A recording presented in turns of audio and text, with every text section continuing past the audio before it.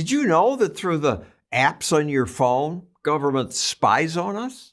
You should worry about that, says privacy advocate Naomi Brockwell. When you downloaded this app, you gave the app permission to access your camera. In this previous video, Brockwell told me, I've foolishly given up my privacy to tech companies and the government. You've probably given location permission, you've given microphone permission. In that short video, I didn't have time to include some of her good points. Let me have a look at your phone. I want to see what apps you have on your phone. What she saw made her say, if I were you, I would delete almost all of these apps. First of all, because I like them. I know you like them, but you're taking your phone around with you everywhere you go. It's an intensely personal device that sees where you're going. It sees every person that's in the room with you, every person you've connected with. It has a microphone, a camera. What should I delete? Right off the bat, Google Chrome. This is a terrible app for privacy. Google Chrome is notorious for just collecting every single thing that they can about you. Chrome is a browser, which means it's kind of like your gateway to the internet. Yeah, I like that. Well, you like having a gateway to the internet, but do you like all of that information being collected and then broadcast to thousands of different companies? Because Google is not really a search engine, the same way that we used to think of it as like Google, we can search the web. It's an advertising company. So Chrome is collecting every single thing that it can about you, and it is broadcasting that to thousands of people to see like who wants to bid on the opportunity to, be in front of this man here. Google is auctioning off your eyeballs, essentially, to advertisers. But it's not just advertisers who are collecting this information. There are thousands of shell companies, of shady companies, of data brokers who are also collecting it and in turn selling it. So the run-on effect from using something like Chrome is huge because it means that so many people then get access to your data. I would delete it. You don't need it.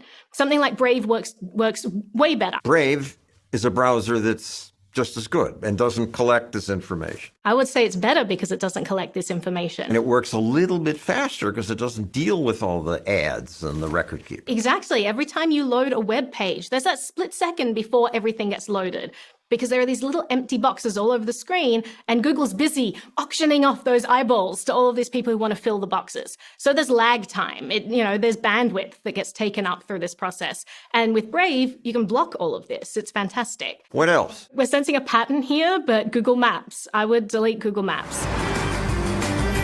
But I need Google Maps. So you don't. You actually have an iPhone here and you have Apple Maps on there. So Apple and Google both collect a lot of data, but sometimes one is better than the other. I like having both. Well, Apple is way better when it comes to privacy. Google is tracking what's better at finding where I'm trying to go? Well, Apple is actually, I say, on par with Google now. It didn't used to be. It used to be kind of bad. But in the last couple of years, So just have fewer of these. Have fewer of them. But Apple actually goes out of its way to try to anonymize your data. It doesn't store in its databases your exact locations. It uses this technique called fuzzing. Good. What else?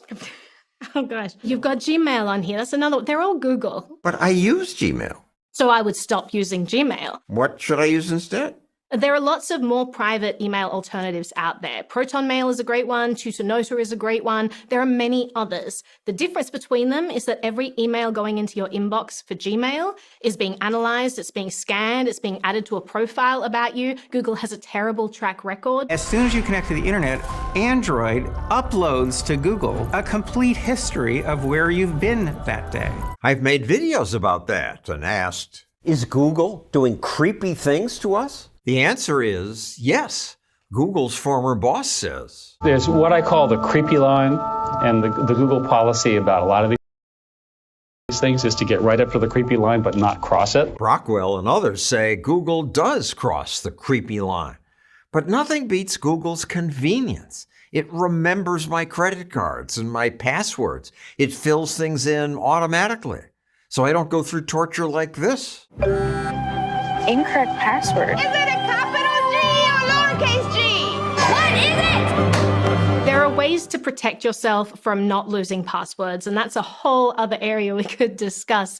But I do understand the trade-off between that. If you put your data outside the control of a company, you have to take responsibility for that data, and that is a trade-off. But I say it's absolutely worth it. Email is so personal.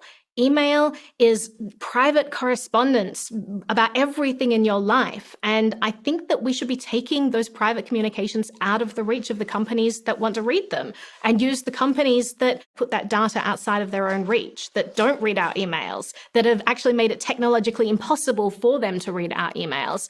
And I think that using those services is also a vote for privacy, to tell the market, give a market signal that we think privacy is important. That's the only way we're going to get more privacy and for it to become easy. The list of apps she says I should delete didn't stop at Google. There are many more. Why do you need an app for Shell? Why do you need it? Why do you need this? You would go buy gas at a station, you need an app to somehow facilitate? Yeah, I don't have to get out of the car. I press a button, it's all ready, it's easy. So you do have to get out of the car because your fuel tank is accessible from the outside. Right, so what are you okay. gaining from using this app? Somehow it's faster and easier. It's not, John. Just put in a card. Just put in a card. We think that we need an app for every single interaction we do with the business. And we don't realize what we're giving up as a result. All we're being told are the upsides, the conveniences of this. And most people are oblivious to the fact that they're really undermining their privacy. Brockwell showed me what my Shell app tracks on my phone. This long list is publicly visible on the App Store. I never bother to look at any of this stuff, but do they really need Your purchase history, your contact information, your physical address, your email address, your name, your phone number, your product interaction, purchase history, search history, user ID, product interaction, crash data, performance data, precise location, course location, the scrolling goes on. They're collecting so much information. The first step before downloading an app, take a look at their permissions. Google and Shell? Any others there? I would delete everything here. I don't think that you need an app for half of these things. You've got apps here. I'm not going to tell people what apps you've got on your device. Tell them. I don't care. No, you should care. I'm here to tell you why you should care about this stuff. You've got a New York City COVID app. Why do you need a New York City COVID app right now? Because maybe there'll be a time again I have to prove I'm vaccinated to go to some store. Great. And if that happens, think about downloading it. But before you do, look at the privacy implications of doing so. All right, you can delete that. I can delete an app? All right. Okay, remove app, delete, delete. Oh, does that feel good?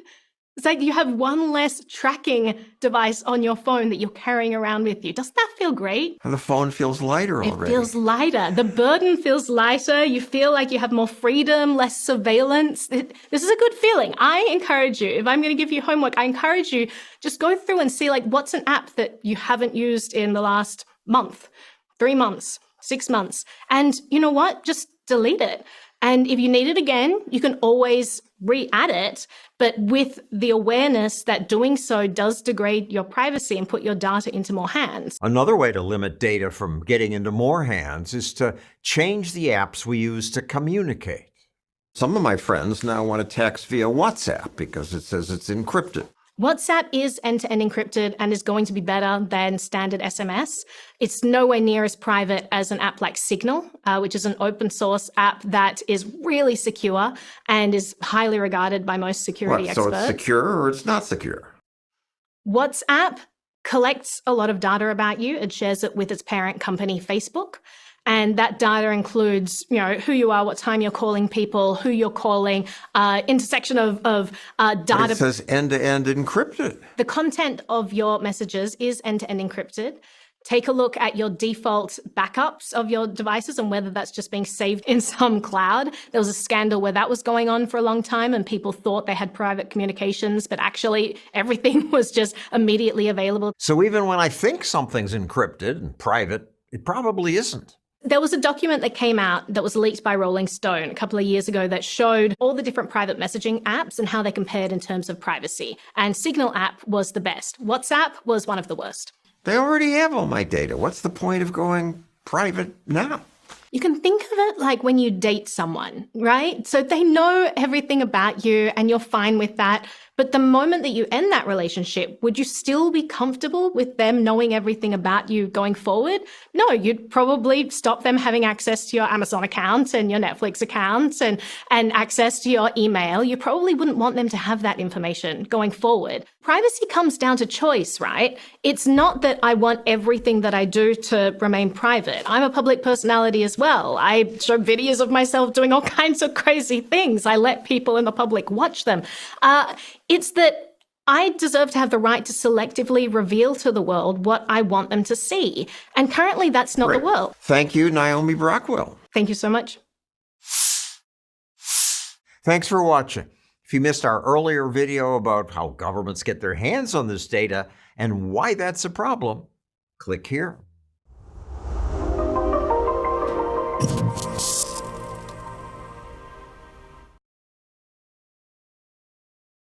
I want to know about everything that everyone is doing. That's unconstitutional. This woman playing both judge and government agent is Naomi Brockwell, who used to work for me. Wait, what are you doing? I'm buying data about everything that everyone is doing. Brockwell's YouTube channel argues that tech companies and government violate the Fourth Amendment. Who are you again? I'm the Fourth Amendment. It gives us the right to be secure against unreasonable searches.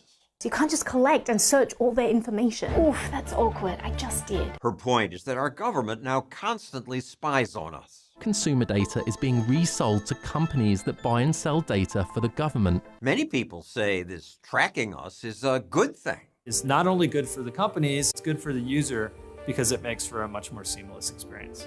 If you've forgotten where you've been or what you've searched for to get there, Google has your back. These make my life easier. Convenience matters. Convenience absolutely matters, but privacy is important. Brockwell's videos are popular. Hundreds of thousands of people are watching them. They presumably are worried about their privacy. What's wrong with me?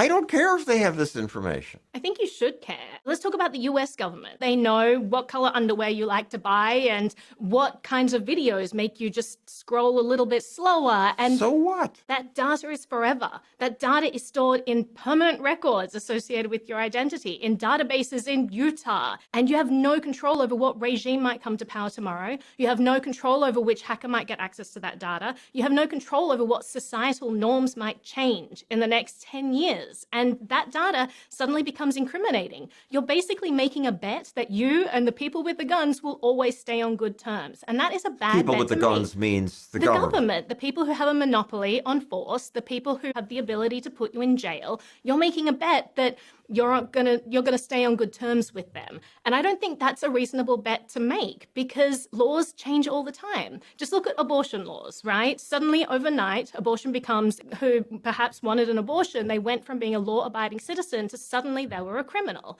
This is a big deal. This is just an example of one law. What if they made cryptocurrency illegal? What if they made guns illegal? And everyone who partakes in that suddenly becomes a criminal. I'm a public person. The government knows I criticize them. Get out of my life. Privacy comes down to choice, right? It's not that I want everything that I do to remain private. It's that I deserve to have the right to selectively reveal to the world what I want them to see. So don't sign in using Google. They don't need this information about you. Privacy is fundamental to a free society. Look at any whistleblower, any NGO worker or human rights activist or a dissident or a journalist who's pushing back against an authoritarian regime. Look at what happened in China, in Hong Kong. The Communist Party has now revealed a plan to bring Hong Kong to heel. Hong Kong used to be a bastion of freedom. When China crushed that freedom, the government used people's phones to track and punish protesters. And they're persecuting them. And now people are too afraid to do anything. Hong Kong's political freedoms have been eroded. It's easy for government to track people because the apps on our phones record where we are and more. I've been watching you. Who gave you permission to record me? You did, boo. When you downloaded this app, you gave the app permission to access your camera. Wait, so just giving an app permission to use the camera means that they can record me whenever they want? But once you grant us technical access, baby, you're just relying on the honor system. Think about all the apps on your phone that you've given permission to access your camera. Facebook was caught activating a phone camera. But here Google's boss reminded Congress it's the customer's choice. If you're using a fitness application, which is detecting the number of steps you walk, You expect it to send that information, but it's a choice users make. You've probably given location permission, you've given microphone permission, camera So permission. they work better. So you're happy with one of these obscure apps where you know nothing about the developers to be able to look through your private photos? I don't think they want to look at my private photos. And that's a but presumption you're making. If they know where I am, they can recommend a car repair shop near me or a restaurant near me. I like that. I think that it's creepy personally, but it goes further than that. These companies have a whole business model of selling that data. You have no idea where it ends up. It could be ending up in the hands of the Chinese government. It could be ending up in the hands of, hackers on the dark web who want to target you with phishing scams. It could be ending up in the hands of political regimes who want to target you with specific content to get you to think in a certain way, to get you to hate certain people. China is trying to interfere in U.S. politics and try to stir up tensions. And you're probably oblivious that any of this stuff is going on. Oblivious unless we notice how specifically they market to us. Target's advanced advertising system even knew about a teenage girl's pregnancy before she could break the news to her own father. The only time I get creeped out is when I suddenly see an ad and it's like, oh my God, were they just listening to me? How did they know to send me this? They know. But they're not listening to me. Did you give them permission to access your microphone? Probably. Probably. They might be listening to you. Let me have a look at your phone. I want to see what apps you have on your phone. We'll take a look. See, I mean, you have so many apps on your phone right here, John. If I were you, I would delete almost all of these apps. First of all, because I like them. I know you like them, but you're taking your phone around with you everywhere you go. It's an intensely personal device. The government is purchasing all this data about us. They're creating records about all of this scary thing. In a future video, I'll show you which apps she told me to delete. And I took some of her suggestions. Maybe you should too. Hope you like our videos. Big tech often doesn't, unfortunately. Sometimes they censor, stop you from seeing them. But if you sign up for our email list, click there, we can get around their censorship and send the videos to you directly. And unlike big tech, we will never share your data.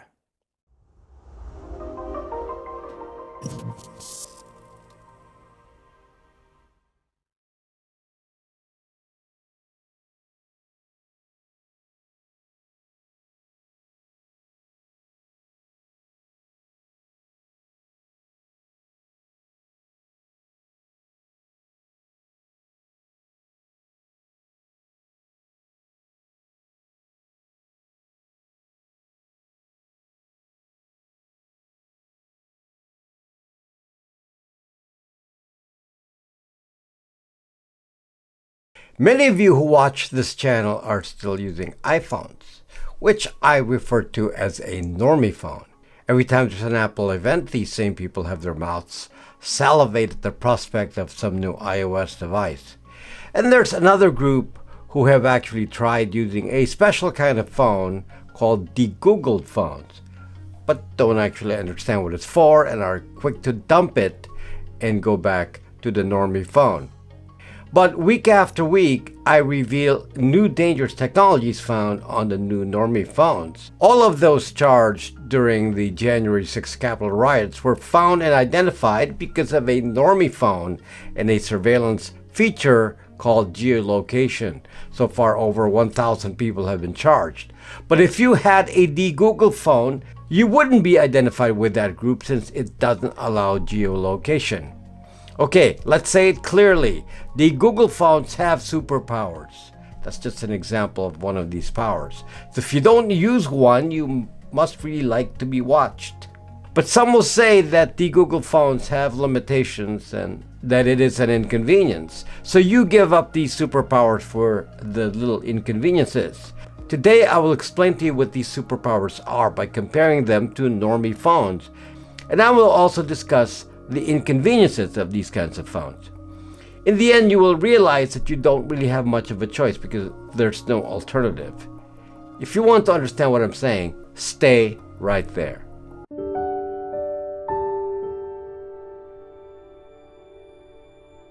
First, let's define terms. What exactly is a de-Googled phone?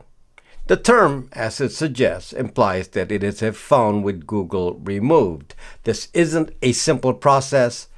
I have very detailed videos explaining how that's done. But in general, a de-Google phone means that the OS is based on the Android Open Source Project, or AOSP. Remember that little detail in the name, open source, and this is based on Linux. This project is actually managed by Google. It is freely available to all, but Google specifically excludes any code that it considers as proprietary to them, which fortunately is good for us. The advantage of this to Google is that hardware makers can quickly test new Android hardware and device drivers without waiting for Google to complete their own proprietary software and coding. Today, 70% of phones built in the world, around 3 billion a year, are actually designed to run Android. Thus, there's a lot of economies of scale and a lot of Android phones share parts. The term de-Google, though, means a variety of operating systems, not just AOSP itself. Most of the popular de-Googled OSs, which are derived from AOSP, have additional features added and are also themselves open source. Examples of popular de-Googled OSs are Lineage OS, Calyx OS, Graphene OS, eFoundation OS, and we have our own, which is Brax OS. Brax OS is a fork of the Lunar OS project. All of these are based on AOSP, as I said. Not every phone can be de-Googled. It takes a lot of work for a developer to customize AOSP for a particular phone model. For example, Calyx OS and Graphene OS focus on Pixel phones. Brax OS is only for Brax phones. Lineage OS supports the most models, including Motorola's, LG, OnePlus, and so on. iPhones are not possible to alter in this way at all. Some manufacturers also make the choice not to allow de-Googling, like Samsung on US models. In general, for what I will discuss here, I'm not going to push you to use any particular de-Googled OS. I personally prefer using Calyx OS on Pixel phones, and of course, I use Brax OS on the Brax phones. I make this choice because of user feedback. These have resulted in the least amount of tech support because they're more fitting for general use and are more user-friendly. But the general benefits are the same if you use these popular ones. In order to explain the unique superpowers of de-Googled phones, I'll talk about the differences between a normie phone and a de-Googled phone. Normie phones are quite attached to their master. There's a hardwired connection, and I'm saying that facetiously, between an iPhone and Apple and between a Google Android and Google. These phones call home constantly, every few seconds. You will see the critical effect of this later. But in contrast, de-Google phones have no home base. There is no corporate master that monitors what happens to the phone. The effect of this is obvious. For example, if a Google Pixel running standard Android has a 1-day battery, a de-Google phone has a 2-day battery. So the communications with Home HQ is 50% of the battery life. Superpower number 1, it has no boss. Normie phones always have a name. The moment you get an iPhone, you give it your Apple ID and then a Google ID. A standard Android phone starts with a Google ID. But it goes beyond a Google or Apple ID. Phones have hardware identifiers like the IMEI, International Mobile Equipment Identity, MAC addresses for each network hardware. It has several. And it has other secret little identifiers embedded into the security chips inside the phone. Since the OS is made by Google and Apple, they can clearly read these identifiers constantly. For example, if you're stupid enough to go rob some Apple store, good luck with that. Those devices you steal are obviously known and will not work. So you better dump them immediately or the next few little features will bite you in the butt. Now, in contrast, a de-Google phone has no Apple ID or Google ID since you never log in to a de-Google phone. In addition, there's no home to call, so no entity is around to transmit identifiers to. Thus, the Google phones cannot be identified by big tech. This will have more importance as we go through more differences between phone types. Superpower number 2, it has no identity. A normie phone is always in critical care. Its vital signs are always being monitored. Blood pressure, heart rate are recorded, and the nurse and doctor will regularly examine it. The normie phone is never actually free to roam. The technical term is telemetry. Every app launch is sent to HQ. Every app downloaded is sent to HQ. Every click is sent to HQ. Every permission is sent to HQ. It is constantly babysitting, or really, spying. There's always some benign excuse by Apple and Google. For example, you might forget where your car is parked. You might forget where you live. You might forget where you go to work every day. So the phone has to remember for you. Little clues about telemetry. Go look at the reports of app usage, even by time, or how much network traffic was consumed by each app, or how much space. This is all sent to Google and Apple. In contrast, there is a complete absence of telemetry on a Google phone. This telemetry is part of what causes that 50% battery life use on normie phones. A Google phone doesn't need to report any activity to any party. Superpower number 3, it doesn't report to anyone. This is one of the most complex subjects in normie phones, and frankly, one that is the most significant threat in my opinion. Normie phones are subject to 24/7 location tracking. Now, many people have been sold on the idea that there's some privacy on a normie phone. Why? Because there are location permissions. Let's be clear on this. Location permissions apply to third-party apps. It does not apply to Apple or Google, both of which track your location in so many ways 24/7. It reports locations to HQ constantly, and it is part of the data telemetry. Google stores this geolocation data in what it calls the Google Sensor Vault. This was the information that was used to charge over 1,000 people in the January 6 riots at the Capitol. I don't know what Apple calls their database. I'm sure they want to keep it quiet. There are many reasons for collecting location information. For example, both companies need it to create a location map for Wi-Fi triangulation. Your locations are actually tracked based on the location of Wi-Fi routers and not GPS, which does not work indoors. So Apple and Google are constantly collecting Wi-Fi router locations near you, which obviously is based also on your location. Next, Apple and Google needs locations for Find My Phone features, which, as you know, is extensively used by parents to keep track of their teenage kids. Apple and Google also need to know locations for trackers like the Apple AirTag, again, based on the locations of phones near it. This is also directly tied to the BLE mesh network that both these devices participate in. Finally, Apple and Google built in contact tracing. This is where Bluetooth devices can see other Bluetooth devices nearby and can report this to HQ. Now, this is an important detail. Location data is accompanied by identity data, so Big Tech can always know where you are at all times. Now, that is a long explanation for location tracking on normie phones, but the short explanation for the Google phones is this. It has none of these. There's absolutely no HQ to report any location data. There's no Wi-Fi triangulation or contact tracing or AirTags or any of this nonsense. So this location telemetry is completely absent. Superpower number 4. It doesn't allow anyone to secretly locate you.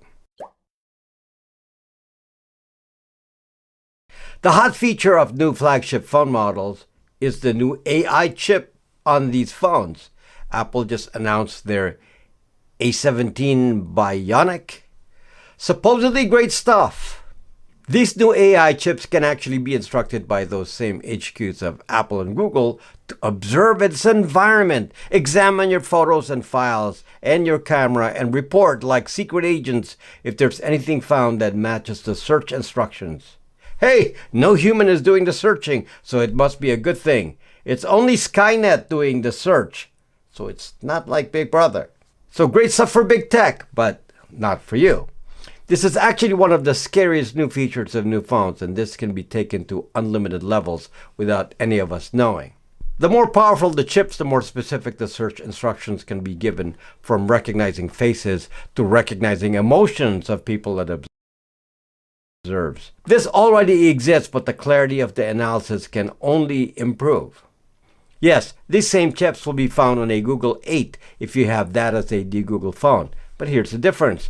There's no one to give instructions to the Google phone AI chip, nor is there any party that can receive the results of the instructions.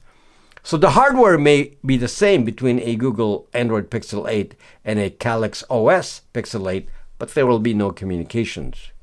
Superpower number 5. It will not allow AI chips to be used against you.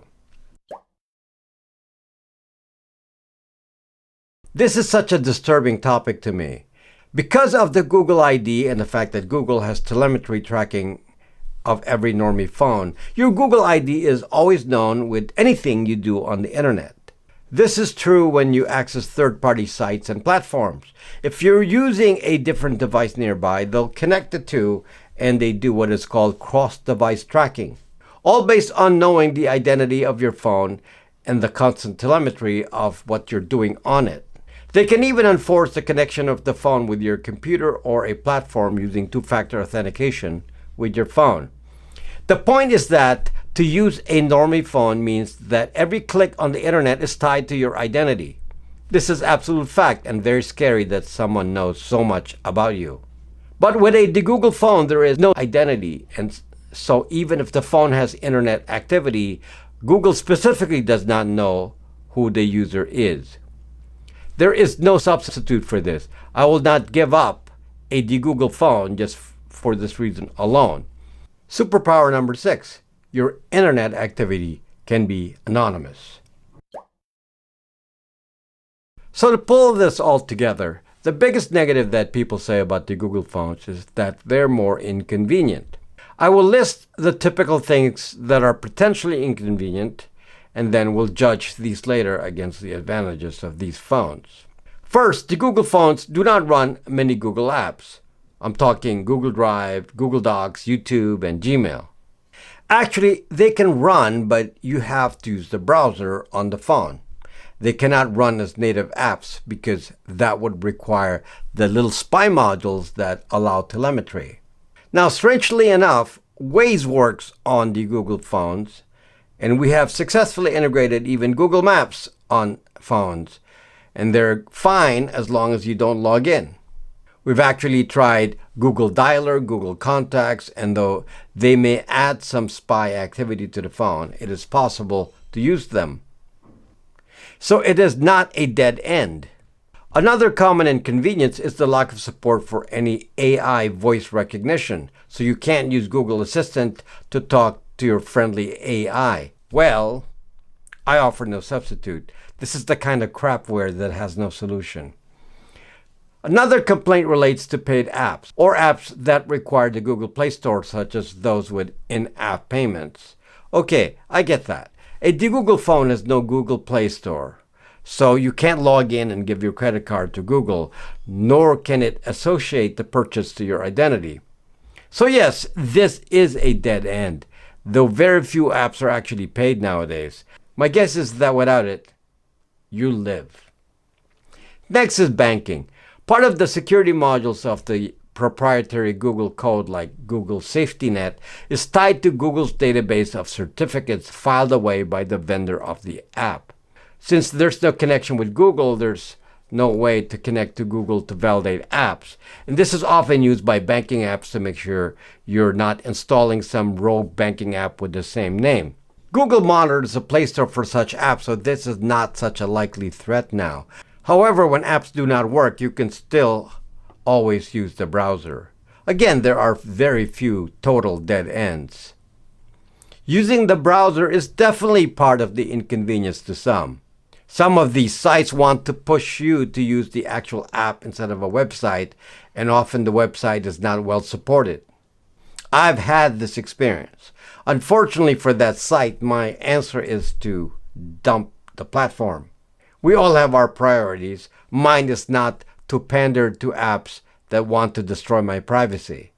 So here's the thing. Yes, I mentioned some of these inconveniences, and there may be more little things, like someone complaining about conference calling or voicemail, which may not operate as seamlessly as an iPhone. Or someone saying the AOSP camera software doesn't use the fancy AI features for editing as the normie version. I get that. But in exchange for some of these inconveniences, you want to be watched 24/7? So we have to weigh the choices. I can understand that sometimes some jobs may require the use of a standard phone. For example, some doctors are required by a hospital to use particular apps so they can be contacted. But these apps do not work on a de-Googled phone for some reason. Or sometimes you need apps like Uber or Lyft because you make money from it, and these are connected to a Google Play Store, so they will not work on a de-Googled phone. I get that. In which case you can do what I do. I have an extra phone. So I do have a Googled Android for testing and for 2FA with Google to maintain my YouTube channel. I have an older iPhone. Both are turned off and in a Faraday bag when not in use, which is 99.999% of the time. Maybe turned on once a year. The point is that because I have a de-Googled phone, I have a choice. If you have no de-Googled phone, you have no choice. God forbid you accidentally run into a situation like a January 6th type of riot or some anti-Israel protest and you don't want to be identified. You have no choice. I always like to have a choice. Frankly, after many years of using the Google phones, I just don't rely on the phone as my primary computing device. I rely on the computer more. The phone to me is a necessity of life, but it doesn't have to dictate what I do. Folks, I do have a store where we sell pre-made de-Google phones. Currently, what we have in stock are Pixels of various models, with most being near $400, and these are flashed with Calyx OS or some other OS of your choice. We will also flash your phones for you as a service. Later on this year, we'll have a new model of Brax 3, but that is still many months away. This new model will be for USA use specifically, and not for Verizon.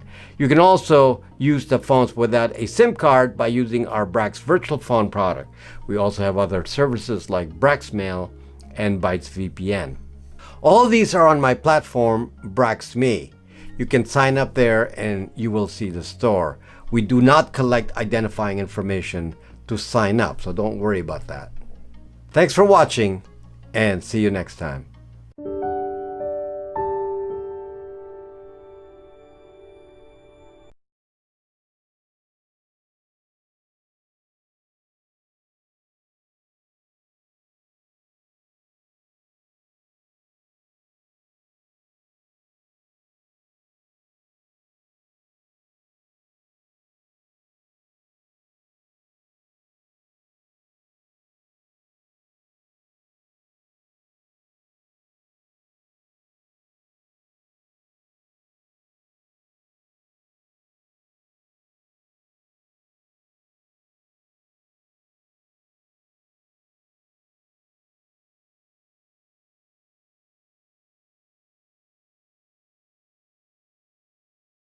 How can you be invisible on the internet? Invisibility means you're still on the internet, but no one can see you there. The problem will be from certain identifiers that accompany you as you surf the interwebs or use apps. In this video, I'll discuss 10 of these identifiers. What I will explain today is how to hide these 10 identifiers so no one can tell who you are. Have I caught your interest? If so, then stay right there.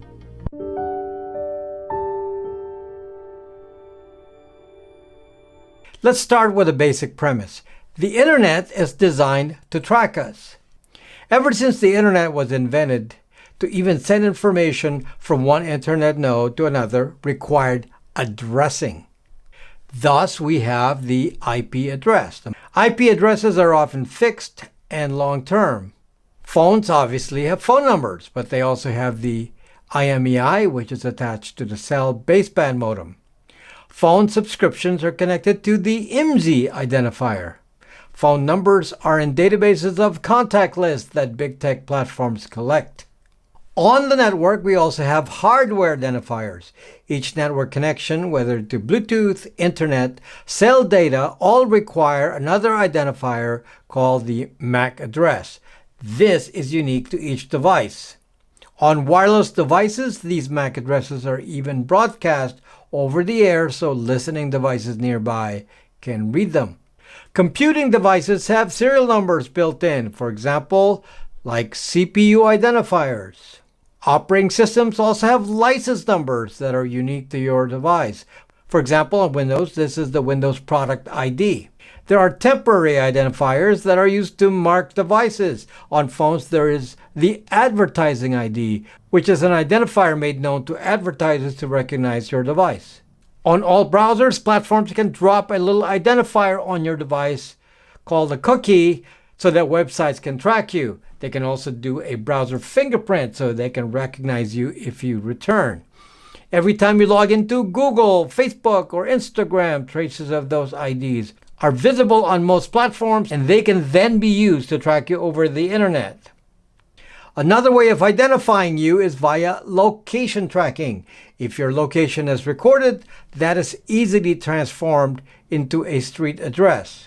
Then, of course, there are plenty of public databases that can convert that to a real name. Finally, you often use an email address to log into various platforms. These email addresses are in contact lists as well as records of the platform itself. The email address is often a direct identifier by itself. Fact: if you do nothing, everything you do on the internet can be attributed to you using some or all of these identifiers. Your goal, if you want to be invisible on the internet, is to eliminate as many of these identifiers from your internet actions. This way you become pseudo-anonymous. You're there, but no one knows who you are exactly. Let's jump into the 10 identifiers that we will try to remove from your internet actions today. I will indicate a threat level with each of these from 1 to 10 so you can prioritize which to work on first. This list is not sorted by threat level, so watch them all. Number 1, IP address. Threat level 10 out of 10. This identifier is the most basic and should be the most feared. You cannot go on the internet and do any kind of data exchange without passing an IP address.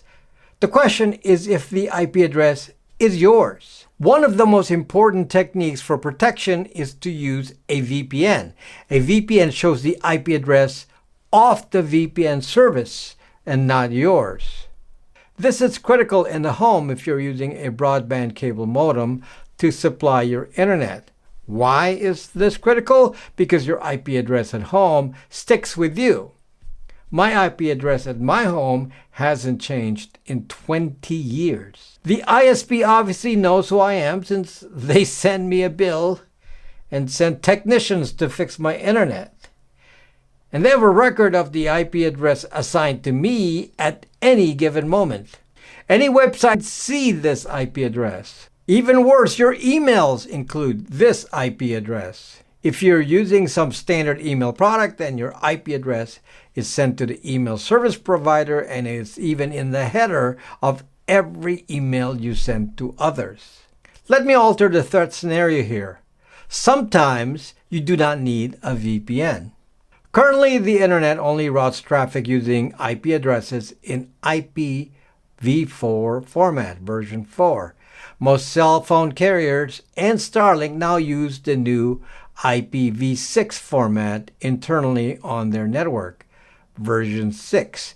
This means that they cannot pass an IPv4 address unique to you to any platform watching your traffic.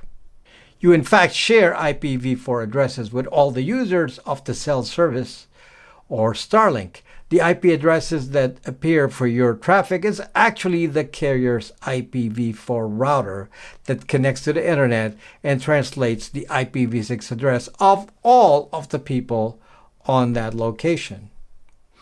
This means that even without a VPN, you are invisible already as long as you're not using your own cable modem on your home network. This gives you another option to protect your IP address without an additional cost. Another option is to use Tor. A Tor browser will anonymize your IP address and is the most invisible of all options, and it is free. However, you will find that many sites now reject Tor connections because hackers tend to use Tor. It is also terribly slow, so this becomes impractical beyond occasional use. Also, think about the email, using email services that don't show your IP address. We, for example, have a Braxmail product that does that. No IP addresses on the header. Number 2, phone numbers. Threat level 8 out of 10.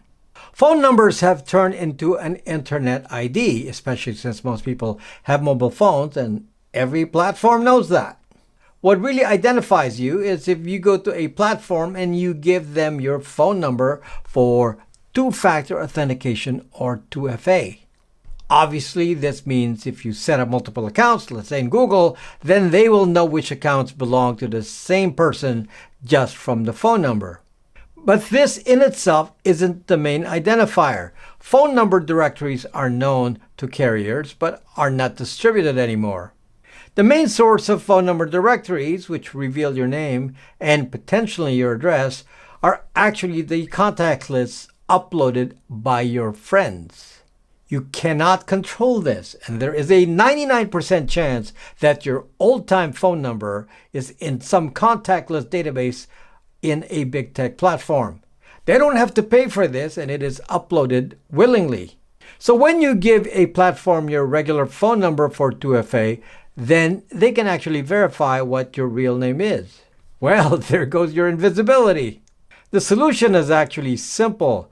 Have a dedicated phone number for 2FA, a second phone number. You can put it on another phone. It will need another SIM card. You must never give this number out to any contact so it doesn't appear on a contact list. The effect is immediate. If a platform seeks to identify you, your phone number will not match to anyone's contact list. You will be invisible. Your main phone number can be the same. Your friends can call you on that, but never use that main phone number for 2FA, with one exception that I make, and that is for banks. Number 3, IMEI and IMSI. Threat level 9 out of 10. Your mobile phone has so many identifiers, so we'll start with these two. The IMSI is attached to your SIM card. When you insert a SIM card, your phone will actually broadcast this IMSI on the airwaves. This is a specific threat when dealing with government, since they can use a device called Stingray to listen for IMSIs. The other identifier is the IMEI, which is permanently attached to your phone hardware. It sticks with you until you change phones. But neither of these are the threat to the internet invisibility. The reason is that a platform cannot see your IMEI or IMSI directly, and governments only look at it if they use it on radio interception. For example, if you go to TikTok, it cannot find your IMEI or IMSI. The real threat is from the phone OS, which is Google Android or Apple iOS. These OSs can identify your device identifiers and store it on their database. So this ruins any plans for invisibility on these devices. You cannot hide from the OS of what I call a normie phone. The best solution for a phone is to use a de-Google phone. This means having a phone with a different OS based on Android Open Source Project or AOSP. These kinds of phones do not have a connection with Google and do not give access to the hardware identifiers. This has a high threat level because these identifiers are used to track you on all other devices with a technique called cross-device tracking. Number 4, MAC addresses. Threat level 2 out of 10. MAC addresses are indirect identifiers. This is a common misconception about the seriousness of a MAC address by many people. The MAC address is not visible to any platform automatically. It is not part of the Internet Protocol. However, some apps intentionally collect the MAC address and then use this in extremely privacy invasive ways. The main culprit here is Meta. These apps actually spy on the MAC addresses of the local area network. These then can be used to verify your identity. It is also used to spot you in other environments. Other ZocBook users can detect your MAC address at a Walmart Wi-Fi, for example, and then Zoc will know you are at Walmart or that you are near other people. The other way that MAC addresses are dangerous is through the listening of Bluetooth MAC address broadcasts, which have been added to iOS and Google Android. This was added to these OSs to do contact tracing during the COVID crisis. Although I can't be certain they collect this data today, the phones have a built-in capability to collect other Bluetooth MAC addresses near it. The solution is to use a de-Googled phone. Not that this can stop others from listening to your MAC address. That will continue. However, the MAC address will not be connected to you since Google will not know it belongs to you. It will just be some random MAC address. And again, I repeat this, a de-Googled phone has no Google ID, so that's why. Secondly, be sure to not use any Zucking Meta platform since they are the primary users of MAC address tracking. Number 5, CPU identifiers and OS license numbers. Threat level 2 out of 10. Let's say you're using Windows. This will have a similar problem to the mobile phone using iOS or Google Android. It would be possible for apps to send the CPU identifier or the Microsoft product ID to the platform. The problem is that this threat is not limited to a Microsoft. Any app could retrieve this information. On Windows, this is available in the Windows registry. If a platform requires access only via an executable rather than a browser, this should alert you to the possibility that this additional information is retrieved. Obviously, any OS can collect this and send it to HQ, but it is more of a threat when it is used with specific knowledge of what you're doing by some app. Let's say you are required to use an app to access some corporate system, then that corporate system could see if you're a valid user by sending the Microsoft product ID from your computer. This can then be used to check that the hardware is validated as well. The problem is any app could do this. The solution is to use a virtual machine on your computer. Nowadays, a virtual machine software is not so slow anymore. On Windows and Linux, the common free virtual machine software is VirtualBox from Oracle. It is free, and the best way is to actually install Linux on the virtual machine. Virtual machines do not have an actual hardware identifier for the CPU, and by using Linux, you eliminate the risk of the OS identifier being sent. Number 6, advertising IDs. Threat level 1 out of 10. Advertising IDs are temporary identifiers used on your devices to track you. Now I say temporary, but likely 99% of you would keep the same advertising ID for the long term because you will not disable this. It's an extra step and many of you don't even know what it is. The advertising ID is a voluntary identifier that is sent with any traffic and retrieved by apps. There's an advertising ID on all operating systems outside of Linux and the Google OSs, both mobile and desktop. The solution to this is to opt out. You can opt out from Google Android, Apple iOS, Mac OS, and Windows. Or if you cannot opt out, you can change the advertising ID frequently in some privacy setting. The OS can generate a new one. This is a threat only from third-party platforms, by the way, and it is not a permanent threat. Google and Apple can track you via other means if you're using their OS. So fortunately, this is a threat with a limited scope. Number 7, cookie trackers and browser fingerprints. Threat level 2 out of 10. Cookie trackers and fingerprinting your browser are alternate ways of identifying you for advertising purposes, similar to the advertising ID. Believe it or not, these are not all that important to your invisibility unless they're connected to your Google ID or some Meta ID. So let's wait to explain a more detailed solution in the next item. Absent the Google ID or Meta ID, these trackers have a very short-term impact. They can identify you temporarily, but it is not permanent. So this is not as important as it would seem, at least until a Google ID is matched to it. For this reason, I don't really do anything special to cookies in general. Sites will always ask you to accept cookies, and I do accept them mostly. There are browsers that will automatically delete cookies after each session, and that really is the only important solution. For example, Brave browser will do this automatically. Clear cookies if you feel this to be a threat in some way. Browser fingerprinting, specifically, can be minimized by making your browser as plain vanilla as possible. Do not use browser extensions and use many browsers as a habit.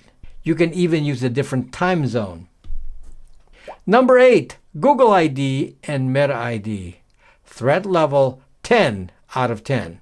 As I just explained, the cookie and browser fingerprint problem isn't that serious until you add the Google ID into the equation. I'll add Meta in here later. The specific threat comes from the Google ID being stored in a cookie. When you are logged into Google on a browser, this Google ID will be in a cookie for sure. The effect of this is that any website with Google Analytics, Google AdSense, will automatically detect this Google ID. Since the majority of all websites have Google Analytics or AdSense, then it is safe to say that Google will know practically every website you visit, and it will be specifically attributed to your Google ID. Meta has their own equivalent like the Facebook like button, which will capture your IDs from Meta properties like Facebook, WhatsApp, and Instagram. The solution is to isolate these to a separate browser. Only use Google on one browser if you're logged in, for example, Chrome. But do not go to any other website on Chrome. Do it from another browser. This way, the Google ID or any Meta ID will not leak anywhere. You can go to Google on another browser as long as you never log in to Google on that browser. I hesitate to give a solution for Meta because of the MAC address tracking I mentioned earlier. Among other things, they also do facial recognition. The best solution is to abstain from Meta. Number 9, location tracking. Threat level 9 out of 10. The risk of location tracking is that if you are cavalier about this piece of data and don't turn off location permissions on everything, at some point some third party will capture your location information with your IP address. This is a frequently sold piece of information by thousands of apps, and unfortunately, once your IP address is recorded with the location, then anyone can do a lookup and find out exactly who you are just by looking at your IP address, either as captured by an app, a website, or through your email. The result will be that you will be in a lookup database sorted by IP address, and from there it will show your location. There are many suppliers of this data, including companies like Here.com and Skyhook Wireless. The solution is to always use a VPN because the location information, if accidentally captured, is of value only as a data pair with your IP address. And of course, always turn off location permissions, especially if you're at home. You can never be sure which apps are selling your location and IP address data. One of the most well-known apps that do this is the Weather Channel app, which is owned by IBM.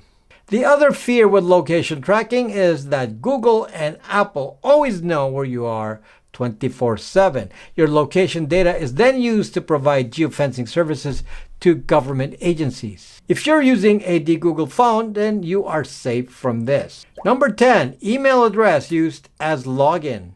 Threat level 6 out of 10. If you use a specific email address to log into a platform, then the platform can check the same contact list where they find your phone number to also see your real name. So in essence, the phone number and email are connected identifiers. The solution here is to use different email addresses for each platform. Some email products can allow an alias like Braxmail. This ensures that your email will not be found in any contact list since you will not give this alias email to your contacts. So there you are, 10 identifiers that you must attempt to hide from the internet at all times. Use the threat level to gauge the importance of these to your privacy actions. Unfortunately, know that you cannot delete data that is already known on the internet. You can only move forward to eliminate future data. Keep that in mind. The sooner you start implementing these actionable items, the better for your privacy. Good luck! Privacy is something we all have to work on. It does not come to us automatically. I try to make it easier by starting a company to help the average person with privacy solutions. The main threat currently is the Google ID, which is on your phone. There are hidden communications between common phones and big tech, which reveal device identifiers and 24/7 location tracking that points to you. We sell various models of the Google phones in our store. These phones are around $400, so they are cheaper than normal phones. We have the Bytes VPN service, which I started a few years ago. As I discussed in this video, a VPN is important to hiding your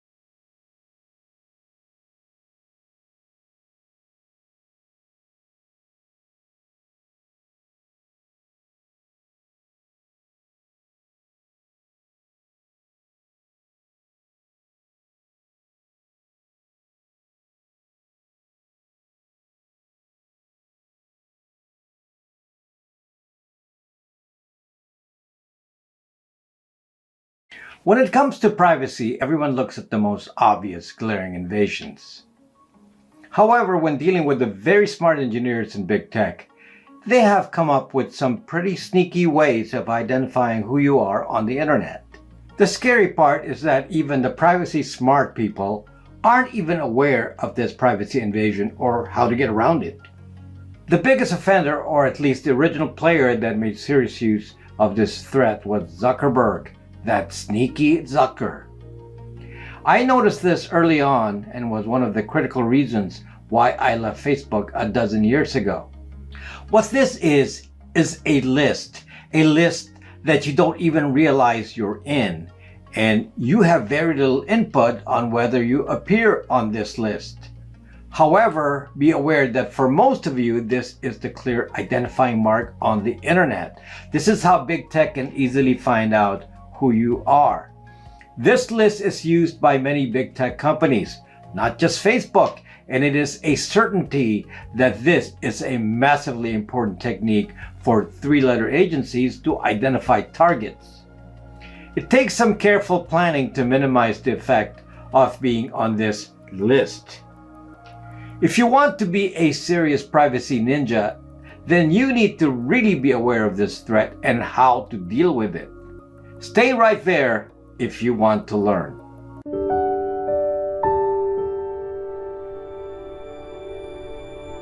Let's first understand a little privacy theory, or have a conceptual understanding of what I will be talking about. If a three-letter agency wants to find out more about you, what is the easiest way to do that? Let's say you're just some quiet-looking dude living in some obscure small apartment in New York City. Now, you could follow this guy around all day or put in surveillance microphones at his apartment, but that would be a very limited source of information. The easiest way, folks, is just to find out his communication methods. Typically, this would be a phone or email. Let's start with the phone. A three-letter agency can effortlessly track every phone call ever made or received, and using the IMSI of the phone, you can then identify who this guy is calling or who's calling him. Similarly, you can do the same with email. Just look at all the emails sent and received and track the various contacts. And to aid in the analysis, you also perform the same research on this person's contacts, again checking these people's call records and email records. You could do this to several degrees of separation, and believe it or not, you can identify circles of communities very easily and connect people in various settings, whether by family, socially, or in business, by doing this kind of tracking. I call this kind of data a relationship map, and the two most obvious sources of this data are phone numbers and email addresses. You can see here that if you're tracking some sort of terrorist, it would be very hard for that terrorist to hide history of relationships that are recorded via phone and email. And today, this is assured by the application of KYC or Know Your Customer laws that require carriers to collect certain identifiers so they know the name of the exact person using a particular phone number. Now enter big tech and social media. I've made many videos of this before, but it is important to actually give you all a plan of action on how to react to this because the environment keeps changing. Unfortunately for all of us, a government does not need to collect data on our phone traffic or our email traffic. Nowadays, this data is willingly given. Not necessarily always by you, but given by people you know. One of the biggest data leaks is the contact list. A large number of people with an NPC kind of attitude, meaning a normie, will just willy-nilly upload a contact list to Facebook. Facebook makes it clear in their data privacy policy that they actually read your contact list every single day and store that information to develop these relationship maps. A very obvious implementation of these relationship maps is when Facebook recommends people as friends because your phone or email shows up in those people's contact lists.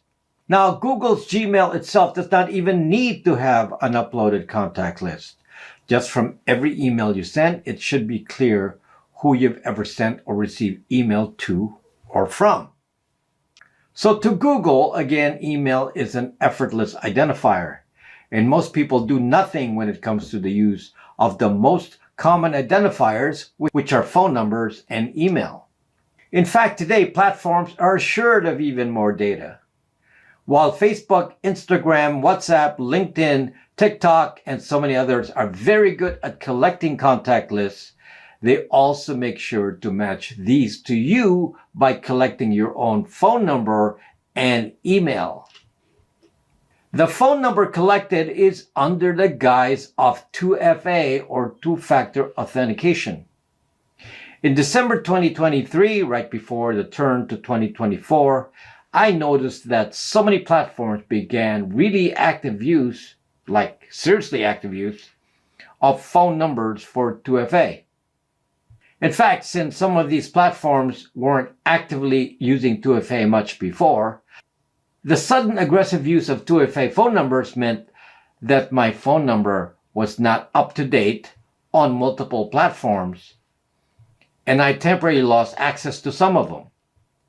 And this is because I personally use a specific method to ensure that I do not fall into this contactless trap. But before I get into that, let me just paint the complete picture here. If you go to social media and create multiple identities because you want some privacy, please use your head and realize that you are not hiding anything if they can match you to a phone number or an email. And once they do, they can retrieve your real name from someone's contact list. Again, understand the problem here. It is not an issue of what you have personally done to destroy your privacy. It is your normie friends and acquaintances that are ruining your privacy, and you have no control over it. For example, you can use a fake name with your email or phone number, but your friends aren't going to use your fake name in their contact lists. Similarly, you have no control over what name is associated with your email address, since it depends on how a sender has addressed you. Also, if you are trying to be sneaky by changing your name on different platforms, like banks, shopping sites, and social media sites, it won't matter if they can just compare all these and identify which ones are correct. And in case you didn't know, your email and phone number will eventually get associated with your credit record, like on Equifax, and that will of course match a real identity with a social security number. Based on what I've said here, it seems like a very daunting problem and one that is hard to find a solution to. However, there is a solution, but it requires careful planning. You need to set up some rules for yourself when going online. It is best to write these rules down for yourself so you don't make a mistake. I'm going to present some of these rules to you today, and if you apply it, then the effect of this relationship mapping will be minimal, if any, and you will be able to maintain some identity protection on the internet. Just note that this advice must be accompanied by other actions to protect your privacy, as I discussed elsewhere. However, these additional ingredients will not spoil your efforts. Number 1, do not ever upload a contact list. Now, this should be obvious based on what I just said previously, but some platforms persist in collecting your contact list, and it is possible that you can accidentally upload it.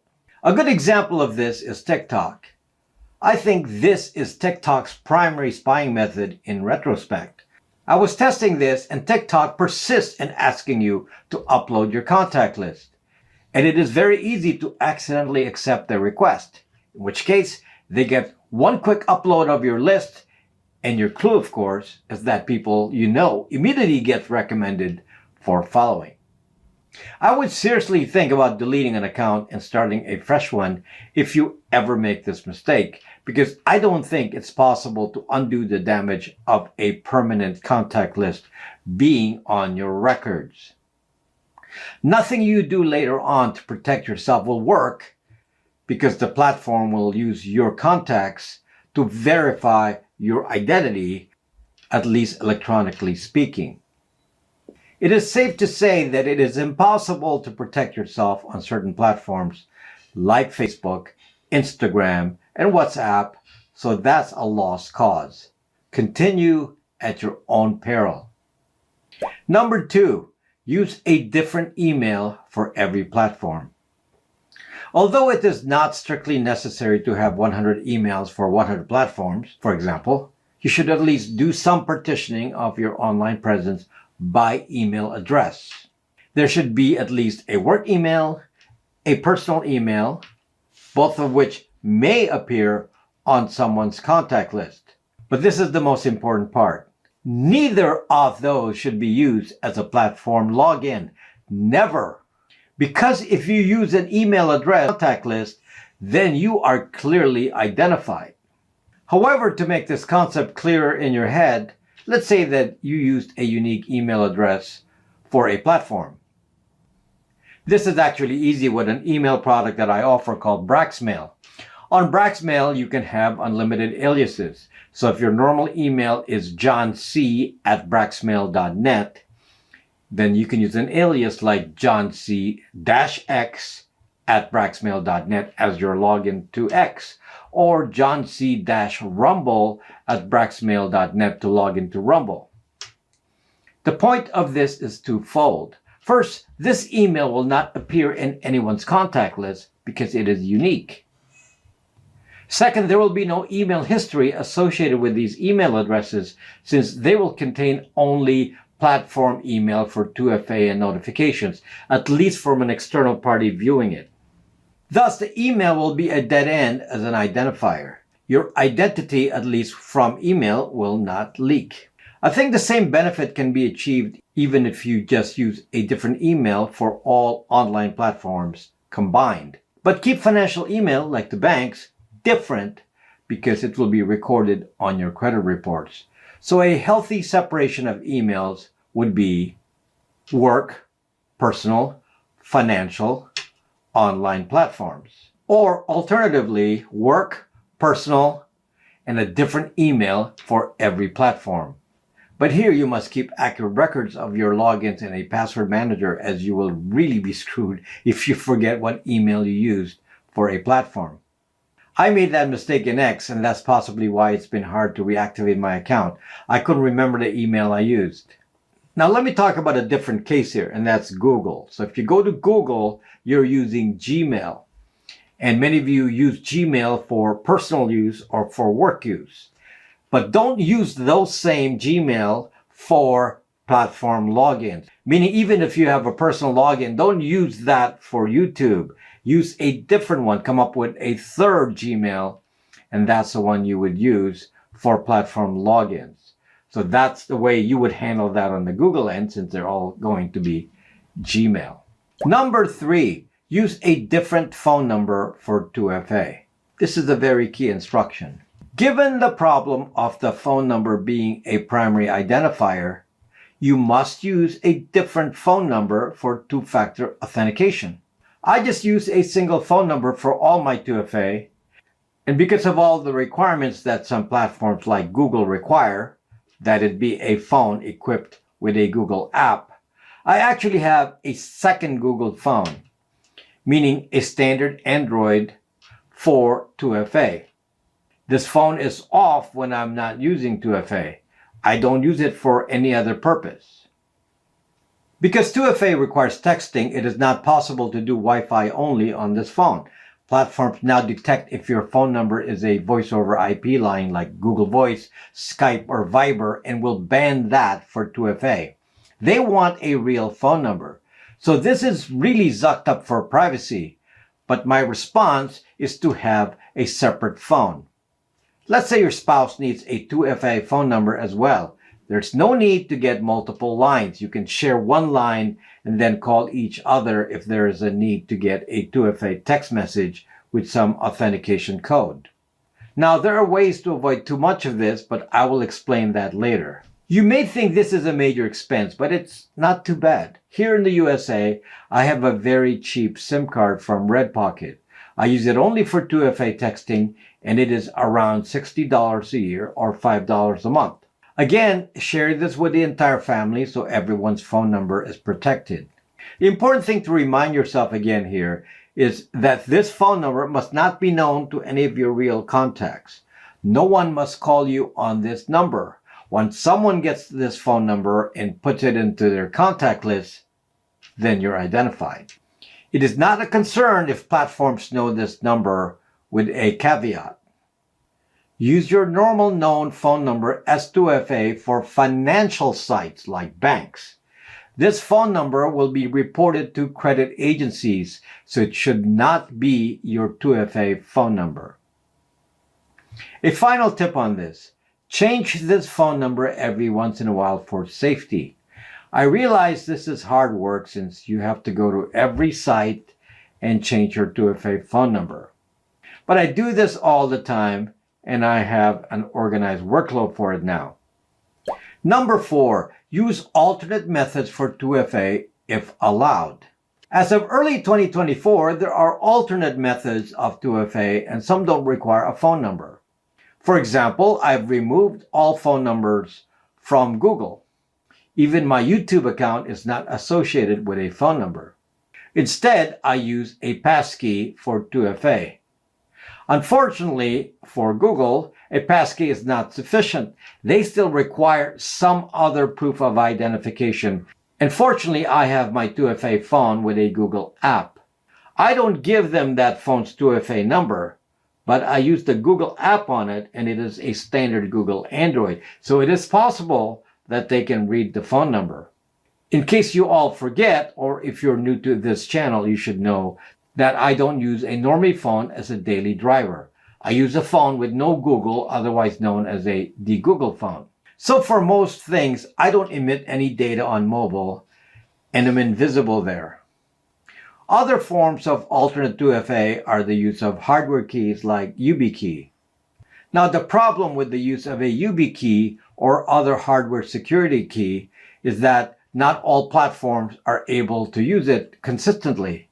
Also, some platforms like Google require you to still use a Google app, so they can actually find your identity through the Google app. So you always have to remember which platform uses what, and that gets extremely complicated. However, because it is hardware-based, it is definitely a much more secure option. In general, I think passkeys are easier to use, and I need to again repeat this because many of you are incorrectly judging passkeys. Passkeys do not pass your biometrics anywhere. The actual exchange with a platform is done by RSA certificates, just like the use of normal internet encryption. So there is nothing to fear about your biometrics being captured in some way. The advantage of a passkey is if a platform accepts it completely instead of 2FA. If a platform like Google wants to use passkeys and then still requires some other 2FA, then it defeats the purpose and its value is questionable. However, in the case of Google, it's still more convenient because they will ask you for passkeys more often than any other method. So far, Google has not required me to use a phone number. They keep asking for it, but have not required it for 2FA. They just require me to use a Google app, and that's been rare. A Google app is pretty bad because I'm logged in with my Google ID all the time. But I mitigate this by leaving that phone off. Due to passkeys, I rarely ever need to use additional 2FA on most sites. Thus, the 2FA phone is turned on only a few times a year. Now, I don't want to give the impression that this is all you have to do and you're safe with your identity on the internet. What I'm trying to explain here is that other measures that I teach, such as protecting your location, your IP address, your platform IDs, are all useless if you don't understand something this basic. All other attempts at privacy will fail if you do not mitigate being on this relationship map. I hope this information has been very helpful. I started a company to provide privacy solutions to the average person instead of just talking about problems. Today, the primary privacy solution is still to use a Google phone.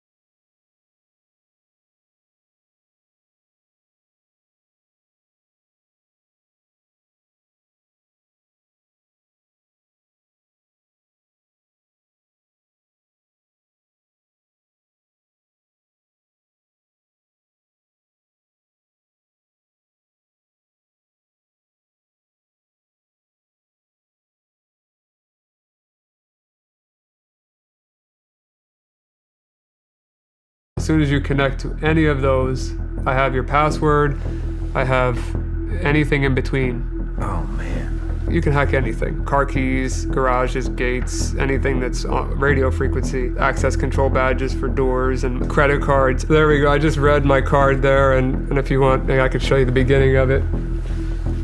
Oh my gosh, dude. This is Ryan Montgomery, known as the ethical hacker. He's demonstrating on camera how easily anyone can be hacked. Please pay close attention to what follows and share it with your family. There are many ways in which anyone can be hacked. I will show you a few methods that you and your family should be aware of, and of course, I will present a few solutions to help you protect yourself, so please stay tuned. Ryan is showing how hackers can trick people using fake Wi-Fi networks. They set up Wi-Fi connections that look real, like the ones you might see at a cafe or airport. So all of these networks here, they probably appear to be legitimate, right? Yeah. But they're not. These are all fake networks? They're all powered by me. So as soon as you connect to any of those, I have your password, I have anything in between. So that's one thing, that's just Wi-Fi. And you just, oh man.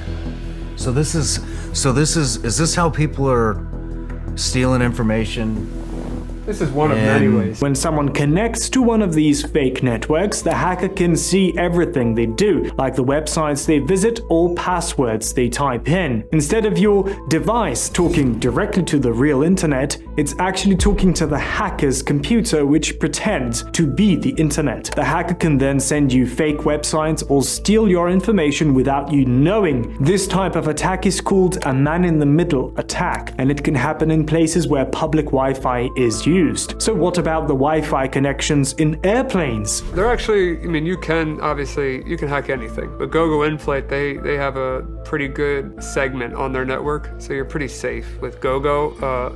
There's a chance of getting hacked, but not the same as like a Starbucks or a here. Like, your network has to be segmented into chunks. Okay. And GoGo segments it pretty well. Although someone can create a fake Wi-Fi network that tricks people into connecting to it, they mentioned that they could easily make a fake Wi-Fi network with a name like GoGo InFlight, which people on an airplane might recognize and connect to, thinking it's legitimate. The attacker can create fake networks with any name they choose, including names that look like the real networks people are used to seeing. Instead of just creating one fake network, the attacker scans the area to find all the real networks around them, and once they know the names of all the nearby networks, they can create fake versions of each one. This way, when people in the area try to connect to Wi-Fi, they might unknowingly connect to the attacker's fake network, thinking it's their normal, trusted one. Once they connect, the attacker gains control of their connection and can steal information. Besides Wi-Fi, the device they're talking about can also exploit wireless devices like mice and keyboards using a technology called NRF24. Some wireless keyboards and mice are vulnerable to attacks where the hacker can remotely take control of them. I'd highly recommend you go back to wired, even though it sounds old school. That's what you should do, because I could control your mouse and keyboard with this device and send keystrokes way faster than you can type them, and take over your computer without even having to see you or it. So I could do that through the wall. Brian Montgomery mentions other types of wireless attacks like this one. This is actually a really good one here. So if you're ever in a business, for example, this is a device that you would plug into USB. And then as you see, there's an Ethernet adapter here. And when this plugs in, this has a mini computer inside of it. So as soon as this thing gets plugged into a computer or to the internet, the first thing it does is try to reach back out to one of my servers. So if I put this in, your closet or where your modem was at, I don't think that you would ever think this is a dangerous device. We're constantly bombarded with spam calls, texts, and marketing emails, making it feel overwhelming. A common question people have is whether simply opening a text message can lead to being hacked. The answer is technically yes. It is possible in some cases. This can happen through what's known as zero-click attacks, which are especially dangerous because they don't require you to click on anything or interact with the message in any way. Government agencies and hackers pay large sums of money for these kinds of exploits because they allow remote access to your phone without you even realizing it. If I open a text, could I be hacked just from opening the text? Technically, yes. There was one going around for quite a long time called Pegasus. And then there was another one called Pegasus 2.0. It didn't require any user interaction from anyone. You would just send to a phone number. They'd have full remote access to your phone. Even without opening the text? Without opening anything. Holy shit. How do you defend against something like that? Yeah. You can't. There's no way to defend yourself. That's why they're so valuable, because there's nothing you can do. Another thing that can be hacked is your credit card. With a simple swipe of radio frequency identification device, they can read the details from a tap-to-pay credit card. This process is so fast that the person can steal your information instantly just by brushing past you. This works best with modern credit cards that use tap-to-pay technology, which includes an RFID chip. Older cards without this feature can't be read by such devices. So there we go, I just read my card. I could show you the beginning of it. Oh my gosh, dude. Yeah, so it's that easy to steal your credit card number. This is just a proof of concept device. There's devices out there that could do this from further away. How fast could you just brush by somebody and... Instantly. Instantly. Yeah, there's no delay there. The solution? You should be using an RFID blocking wallet to protect yourself from this type of theft. If you can't afford an RFID blocking wallet, a quick fix is to wrap a layer of tinfoil around your wallet. This will stop devices from being able to read your card. Even though new credit cards have a security chip, the introduction of the RFID tap-to-pay feature has made them more vulnerable to this type of theft than older, non-tap cards. It's surprising and a bit of weird because the RFID feature was supposed to make payments more convenient but ended up introducing new security risks. Another scary thing is that your car key can be hacked easily. First, they use a frequency analyzer to find the exact frequency that the car's key fob operates on. Modern key fobs are a controlling code system for security. This means that each time you press the unlock button within range of your car, the code changes and the previous code expires. But if you press the button while out of range, for example, while you're inside your house, the codes remain valid and could be used later to unlock the car. Here's how it works. Most cars are going to be in the 315, 433 megahertz range, but on this case I'll do the frequency analyzer so I can see exactly what that frequency is. So I'll press the lock button, I see that this is 314.999. So that tells me that most likely this is going to be a 315 key. So now I'm going to record, and as I hit unlock, unlock, unlock, unlock, stop. So now I have 4 captures here that will work, because how these work, these use a rolling code. So every time I press this unlock button and the car is within range, that code expires. If I'm out of range of the car, then these are valid codes. So if I went back to to my house and I pressed send and I went and transmitted like I'm doing now, if I transmitted these signals, it would unlock the car 4 times. He explains how a roll jam attack can be used to steal your car by intercepting and jamming the signals from a key fob. He describes how an attacker uses a device to send static on the key's frequency, blocking the signal from reaching the car while simultaneously capturing it. So you would get another device like the device I showed you with a big antenna. Yeah. I'd get that device, I would jam, so I'd send a bunch of scattered frequencies on 315 megahertz, because I know that's what this key is. I'd send a bunch of static on 315, and then while I'm standing at the store or wherever the person I want to steal something from their car is, I would be listening on 315. So now I'm closer to you listening, and then the jammer is closer to your car. So your car is not going to receive the signal because of the static, but I'm going to receive the signal clear as day from this device. So now my combinations are valid. So when I go to open your car later, mine will work. That device can do a lot more than just radio-related tasks.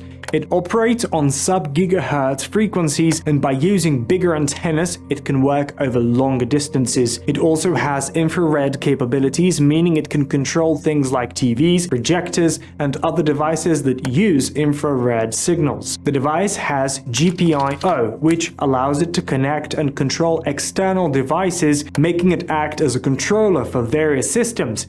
It also has a feature called iButton, a type of authentication that uses small metal prongs like a key. Additionally, it includes a bad USB, which imitates a keyboard and can type thousands of words per minute for quickly inputting data. Besides hacking-related uses, the device can also generate 2-factor authentication codes without needing an internet connection, making it useful for security purposes. You thought that was all? What about all the electronics manufactured in China? Ryan mentions a vacuum mop he purchased, which connects to a Chinese cloud server to send and receive information. Do you think we need to worry about what they're putting in our electronics? Yeah, I mean, I'll give you one example. I bought this awesome all-in-one vacuum mop called Tinico, and it completely connects to a Chinese server to transmit and receive information. I can control that with my computer through a Chinese cloud server. There's no reason that vacuum and mop should connect to a Chinese cloud.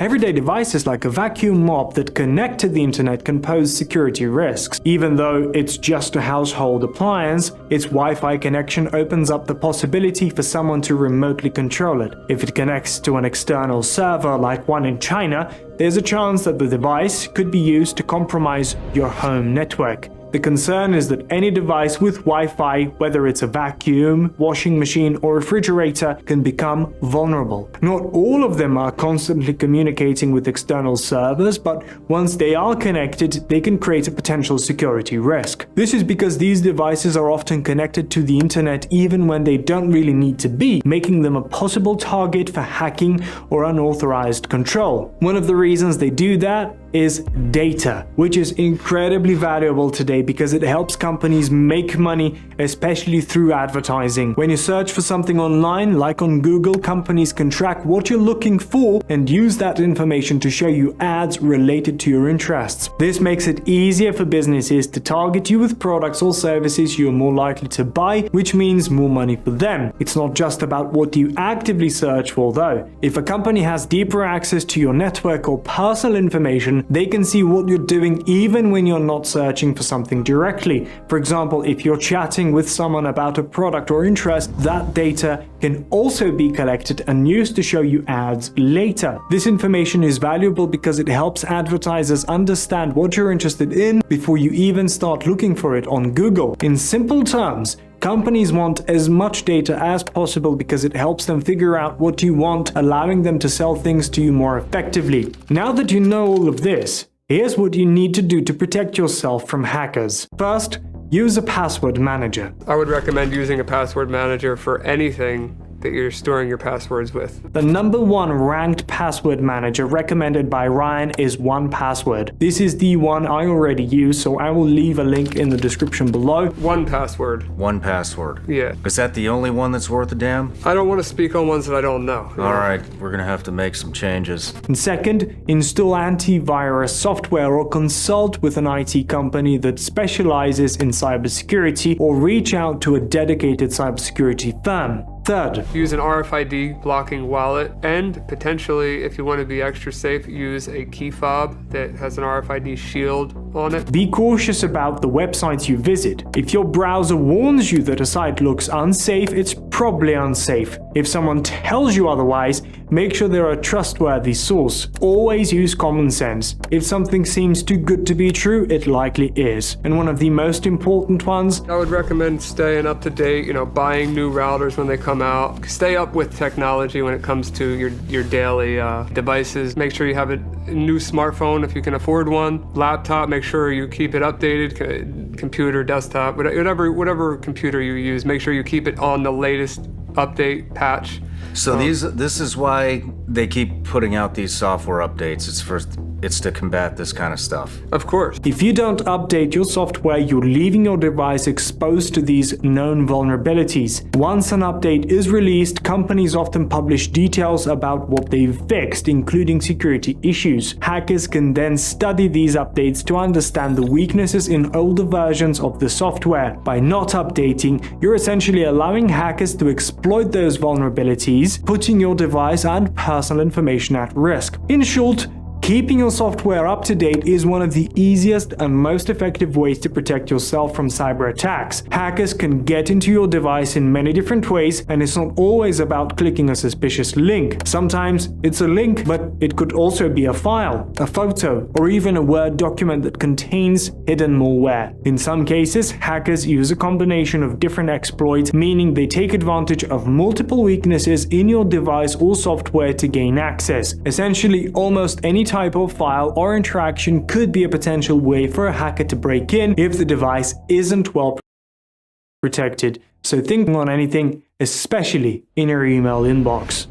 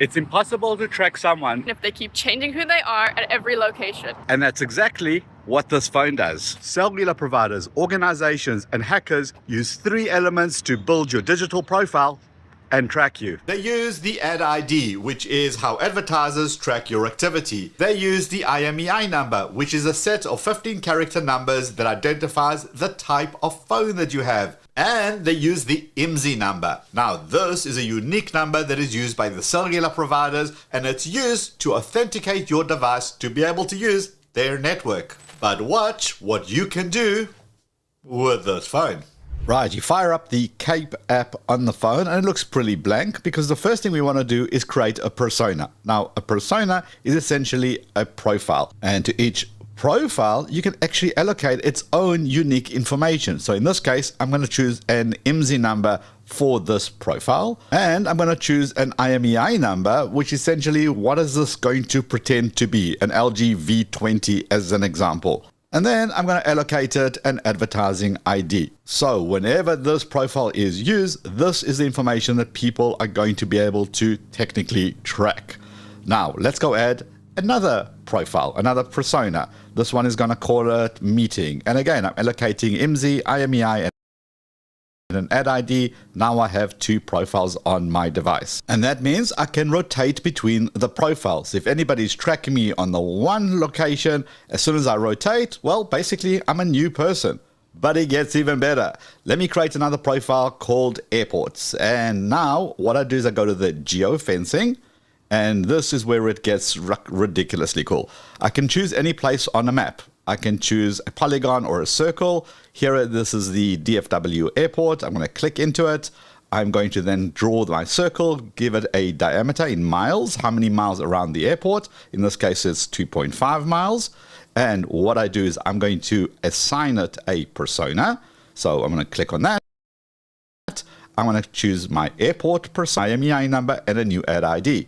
Then I'm just going to simply give it a name, something that I'll recognize for later on, DFW Airport as an example, and I click on the save button and confirm it. So if somebody's tracking my location, as soon as I hit within the 2.5 mile radius of the DFW Airport, I'll automatically get a new IMSI number, a new IMEI number, and a new ad ID. So I'm going to be seen as a completely different person and no longer be able to get tracked. And I can repeat this multiple times, creating multiple geolocations based on where I'm going and what I'm doing. Okay, but how do we know that it actually works and just doesn't show you pretty graphics on the screen? Well, there's actually a way to test it. So here I have my persistent persona, which is basically the one that I use constantly. I can go to my phone information, and then you can see the IMEI number is 9519 and the IMSI number ends in 2623. Now, let's go back to the Cape app. Let's switch the persona and let it kind of reset and rotate. And then let's go back to the phone information. You can see, there we go. IMEI number has been updated to 6792 and the IMSI number is now 2853. So it works. This is some next level anti-tracking privacy stuff. This device is specifically made for those in governments or those high-profile individuals who may be targeted or under surveillance. But let's be honest, that is not 95% of us. So, how do we get something that is close to this level of protection? Well, the company that provides this device is called Cape, and they built an entire mobile carrier that prioritizes privacy and security. And they're also the sponsors of today's video.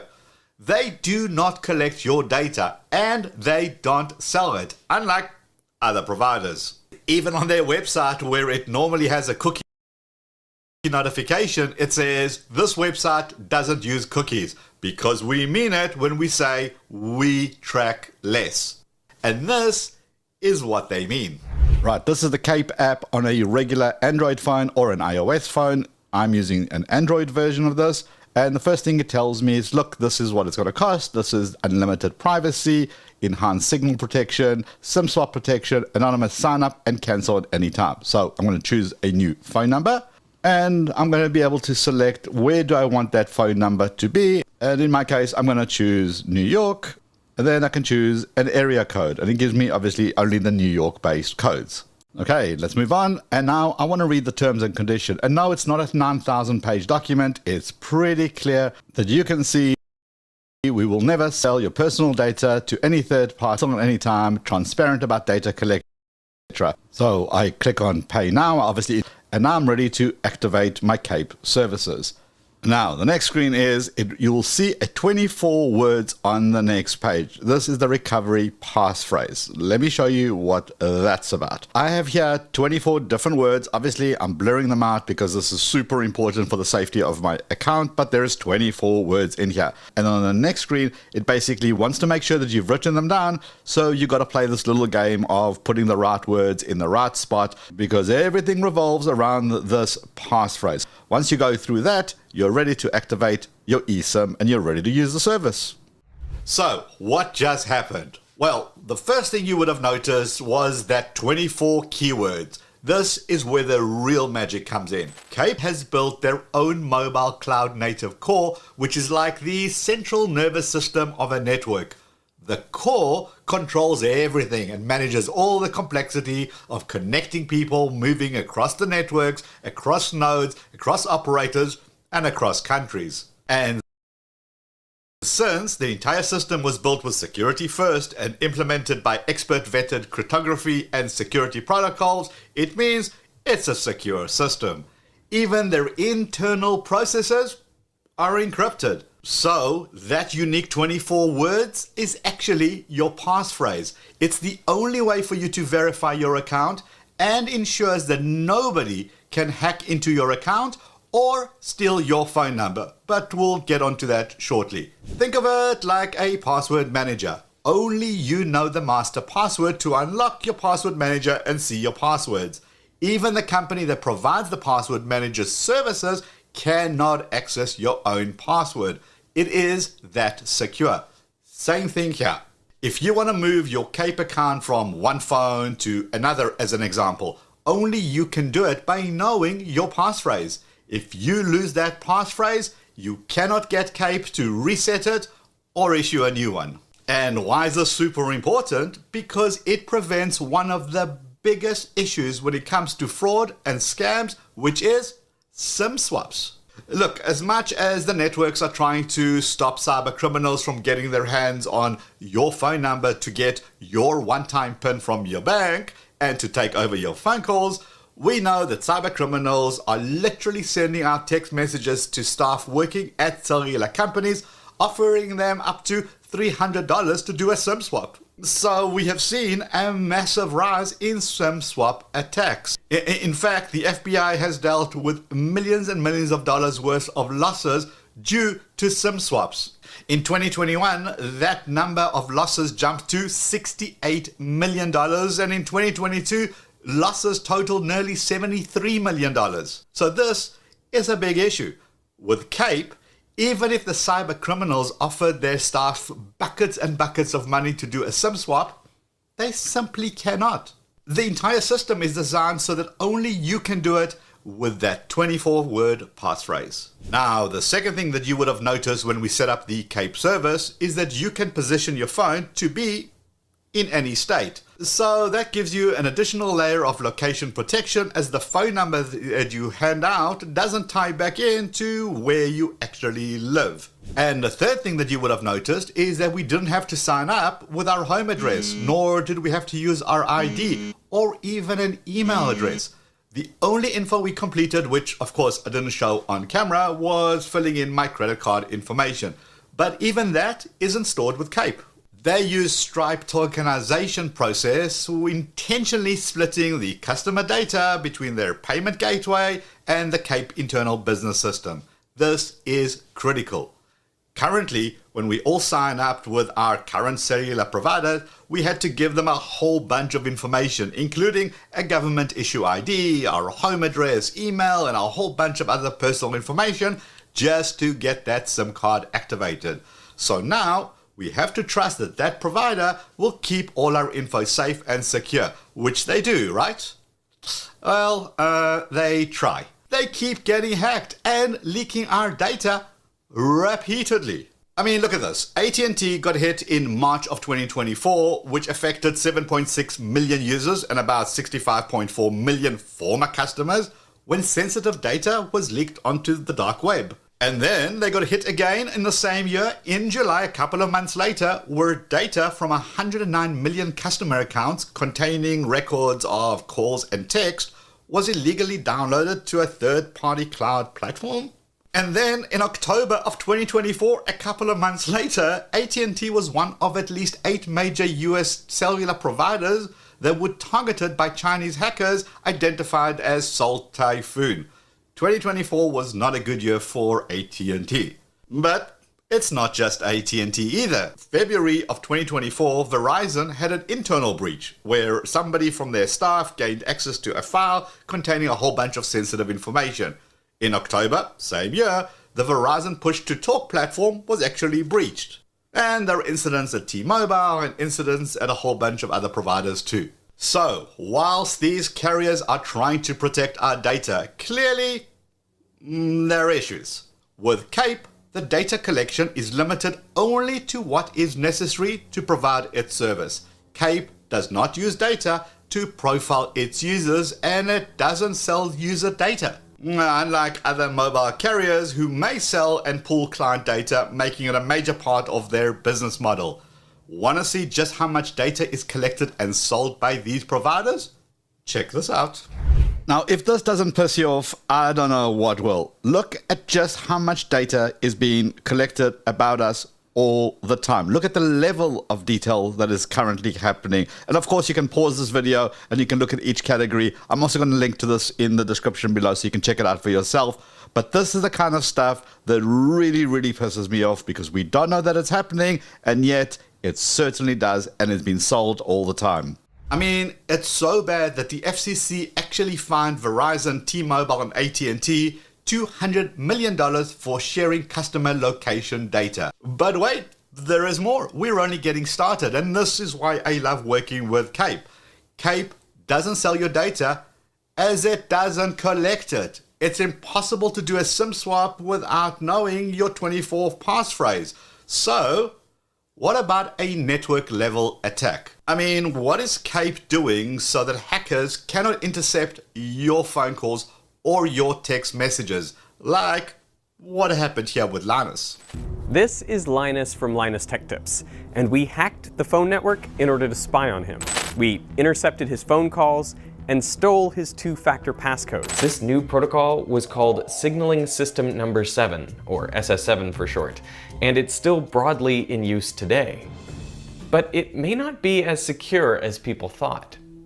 What's crazy is that we exploited these vulnerabilities, and I'm just a YouTuber, but I'm surprised at how easy it all is. Now imagine if I had the backing of a government. Now, I'm going to have a link to the video below. It's definitely worth checking out. You see, we have to remember that cellular providers grew over years by buying out smaller companies and integrating their technology. As an example, T-Mobile bought Sprint and Metro PCS, and more recently they bought Mint Mobile. So they had to deal with all that legacy tech and make it all kind of work together. But what's exciting is what CAPE has done to mitigate against this is remove the legacy 2G and 3G architecture. So the footprint is much, much smaller.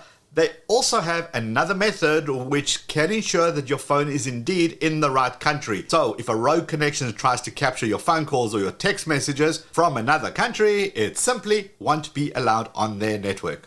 Now, to be very, very clear, CAPE doesn't protect you at the phone level. In other words, it cannot stop apps that you install from leaking your data.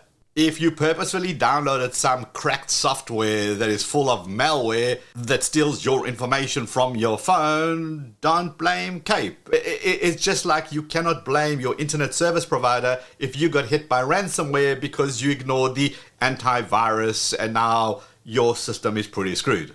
But I will say that CAPE does give you an additional layer of protection because it rotates your IP address and heavily restricts what is shown to others when you land on their webpage or interact with their ads. So I'm using my T-Mobile at the moment. You can see here's my IP address, my location is Dallas, and my service provider is T-Mobile.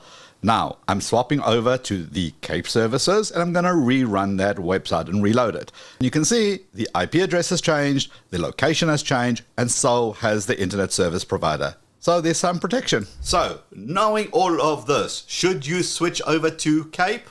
Well, we can all agree that this lack of control over our own privacy and our own data has kind of gotten out of hand. Yes, we can change our email to use a secure email system. Yes, we can use passkeys. Yes, we can use a privacy browser. And yes, we can install Graphene OS, but all of those things are on the device. Up until now, we didn't have an option for a privacy-focused cellular provider, so we lost all control the second our phones connect to the nearest tower. And all of that has now changed thanks to Cape. I have been using Cape service for over a month now and I have not dropped a call once, nor have I lost data connectivity at any time. From a pure user point of view, it's like having any other cellular provider, but with the benefits of having it all based around privacy. No data collected or sold, and because of that passphrase, nobody can do a SIM swap behind my back.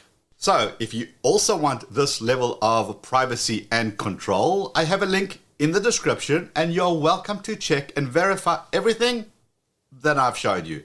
And whilst you're at it, please stop apps from leaking your data.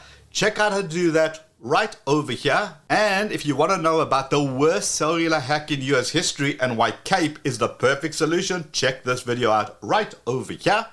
Give the video a quick like before you head out by clicking the thumbs up button, and I'm going to see you in this video, or I'll see you in both. Let's go.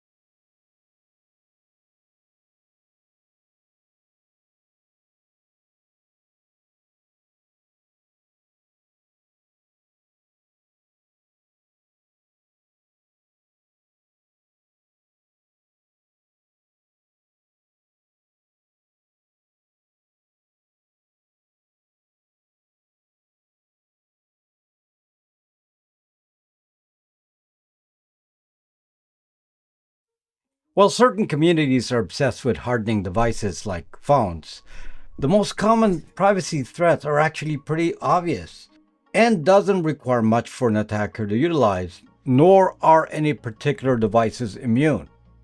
In some cases, it can be done via someone physically inserting this surveillance bomb on your device. In other cases, you're sole a story and you self-hack for the attacker. But this surveillance trick is different because it is very quiet. There's the nastier method, which is a government requiring you to install some app, and that app is then silently inserting the little bomb that allows the surveillance. And even if you remove the app, the little bomb remains. In this video, I'm going to tell you what this surveillance bomb is and how this actually cancels out the protections of any device, whether it's a computer or a phone, hardened or not. You are not exempt. The whole problem is based on the trust model of the internet. You all assume that when big tech says your internet is secure, you believe it. But unfortunately, it is based on a concept of a hierarchy of trust that is easily broken. The biggest sources of this threat are corporations, definitely governments, and entities that can force you to install things on your phone. Dropping this surveillance bomb on your phone is done in an obvious way by oppressive governments. But fear not, your presumed free nation is doing it too, though in surreptitious ways. You really need to be aware of this threat, and it is not an easy one to detect. Stay right there.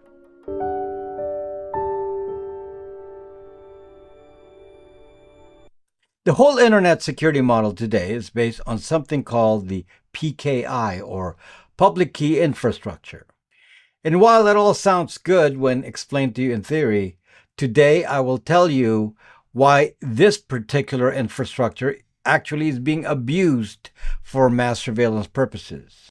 Unfortunately, this is the security model of basically every internet transaction today, and there have been many incidences of discovered security breaches using the flaws of this particular architecture.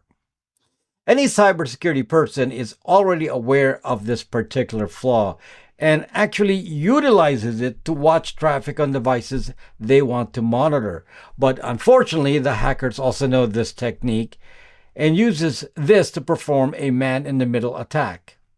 But the worst offenders of this are actually governments, because they can set rules that render any internet encryption that uses this PKI infrastructure null and void. The PKI model.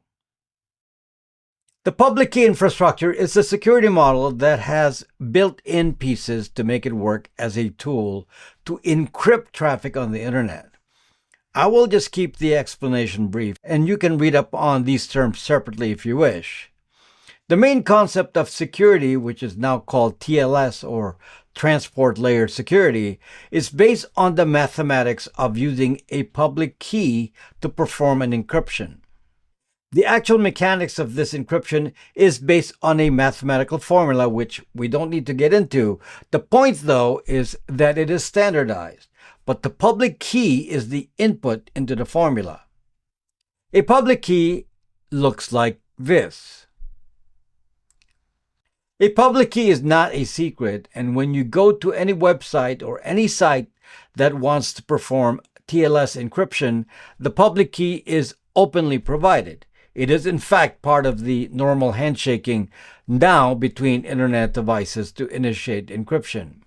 So public keys are used to encrypt, but to decrypt you must have the private key. This is an important point. Again, there's a standard formula used, and the input to decryption is the private key. The result will be plain text of the original message. Now, to make it absolute, that has a private key can decrypt any traffic encrypted with its matching public key. The internet is very complex, and it's basically made to self-run, so to speak. So way back when Mozilla first invented this infrastructure, they called this SSL, or Secure Sockets Layer. Certificate authorities. Having keys isn't enough here. There had to be a distribution system to make sure that anyone can obtain a pair of keys, public plus private. And since the internet is huge, the way this was organized was through centralized entities called certificate authorities, or CA. Then to spread the load, each CA subordinates the authority to other organizations called intermediate certificate authorities. These intermediate CAs are responsible for distributing, or basically selling, certificates to any entity that wants them. Now, to ensure that each CA is on the up and up, there's a financial bond, so to speak, attached to any entity that wishes to function as a CA. In the security world, they're equivalent of a bank, and they report to the next CA up the chain, all the way to the very top, or root level, which is like a central bank. The lower level CAs are typically responsible for distributing TLS certificates for domains. Some of these you pay for, and some are offered free, like the ones from Let's Encrypt, which is what I used. Back in the old days, the original root certificate authority was VeriSign, and this was later sold to Symantec. There's a big Symantec story coming up here, so remember this. VeriSign, being the central bank of certificates, was able to issue root certificates. Root certificates basically empower its holder the ability to create a certificate for any domain it wishes. So obviously this is tightly controlled so that only entities verified to own a domain may get a certificate for it. When a public key is used on the internet, browsers will not just use the public key to encrypt, but they will follow the chain of distribution of certificates until they encounter the root certificate which validates that domain's public key.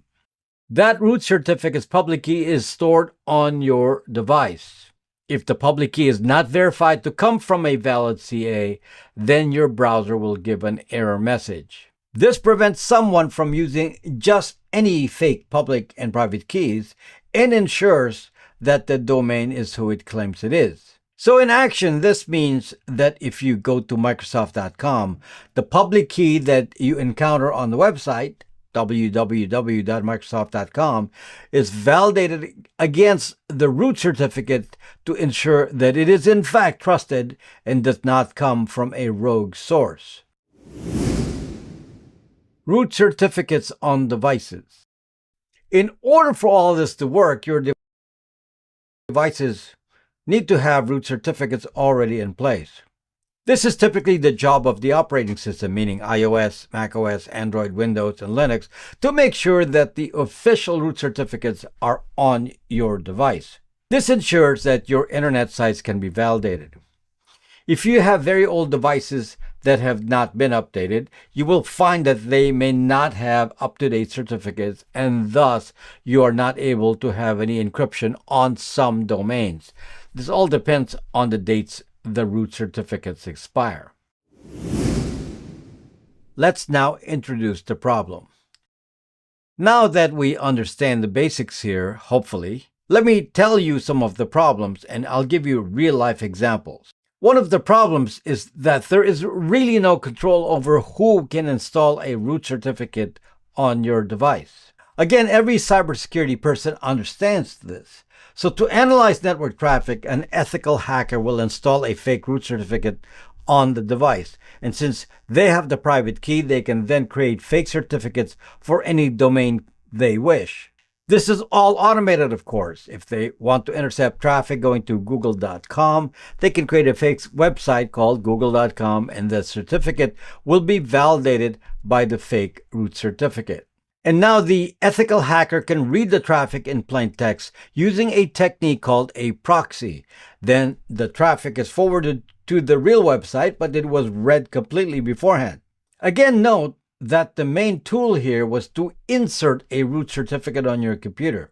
This is very easy to do. In Windows, it involves writing to the registry. In Linux-like systems like iOS, macOS, Android, it just involves copying the certificate file to the appropriate directory on the machine. For example, here's the contents of the certificate folder on Linux.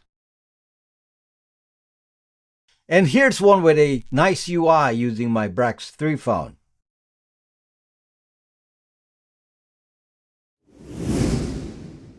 Dropping the bomb. Inserting root certificates is pretty simple, and after it's done, no further action is necessary on the device. It's a one-time act. In some countries, some apps are required to access government services or banking services. For example, there's China's WeChat app, which is also the common payment method there. An app like that, which is government-controlled, could very easily insert a root certificate on the device.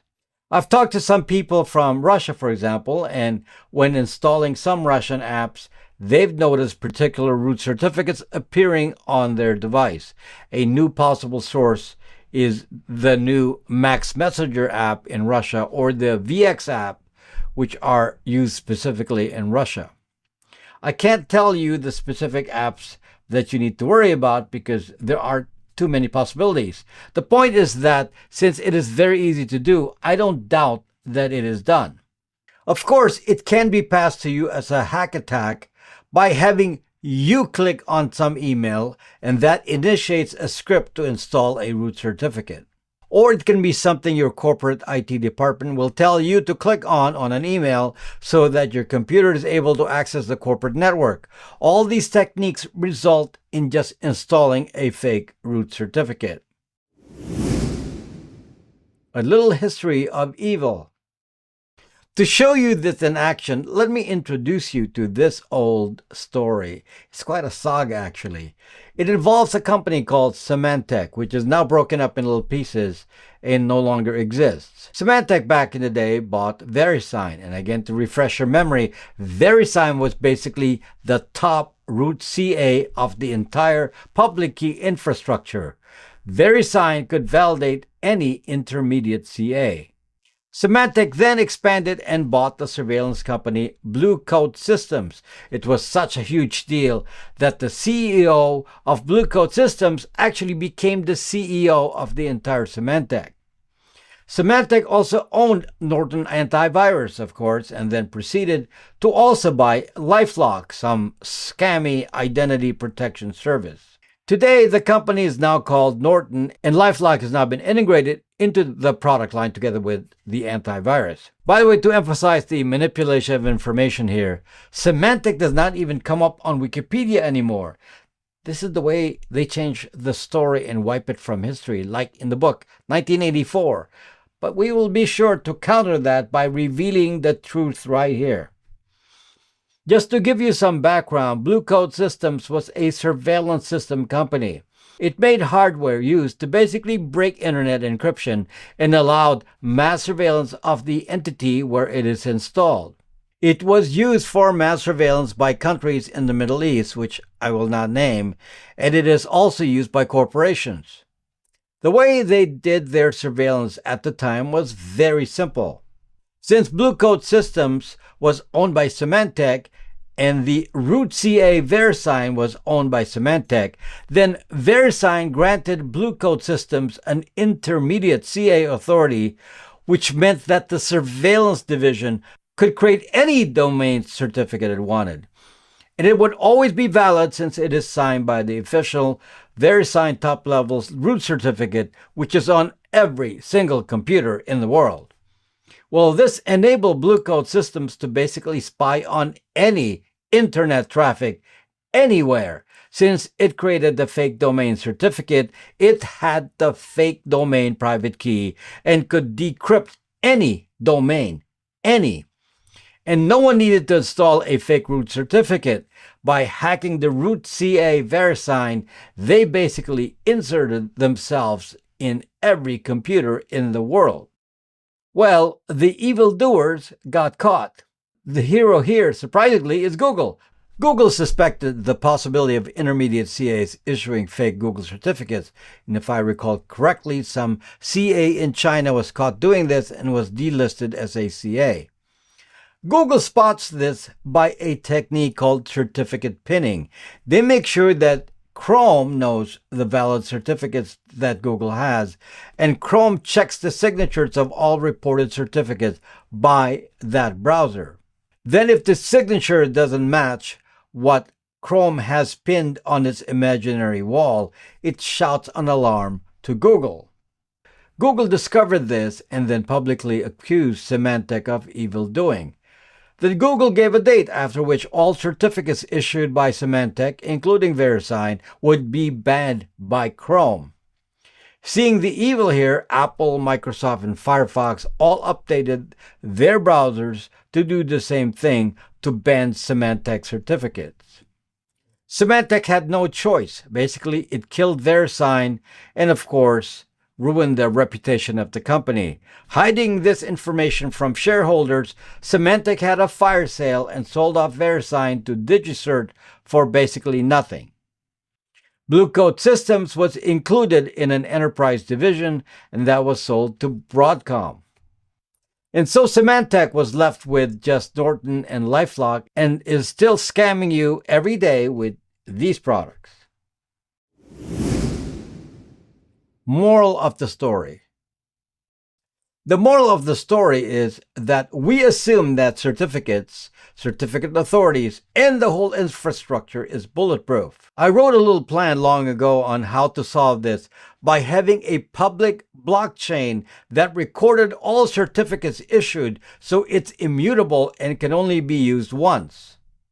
But of course, who will listen to me? I'm just that guy who's the archenemy of the graphene community, therefore I must know nothing. This is a bigger problem though. Even legit organizations can decrypt certificates if they have the private key. Private keys can be stolen. Some insider at some company could copy the private key and bring it to a 3-letter agency.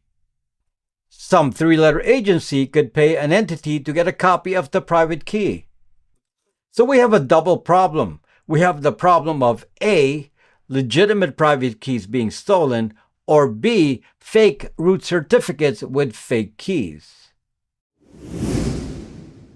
Avast Antivirus. If you want to see the fake root certificate problem in action live, I'll give you an example process. I want you to install the Avast Antivirus app on a PC. Now look at your root certificates and you will notice that Avast root certificate, which is fake, is now installed on there. Avast is not an official CA, so this is fake. This now allows Avast to watch your internet traffic, and their reasoning is that this is used to identify phishing attacks. Be that as it may, be aware that from here on, anyone in possession of the Avast private key can create fake certificates for any domain. This exercise should show you that all it takes is for an app to quietly install a root certificate like Avast, and instead of intercepting the traffic on device as Avast claims to do, the traffic can be captured at some proxy server like some Apple Internet Relay, as a theoretical, and then all the traffic can be scanned.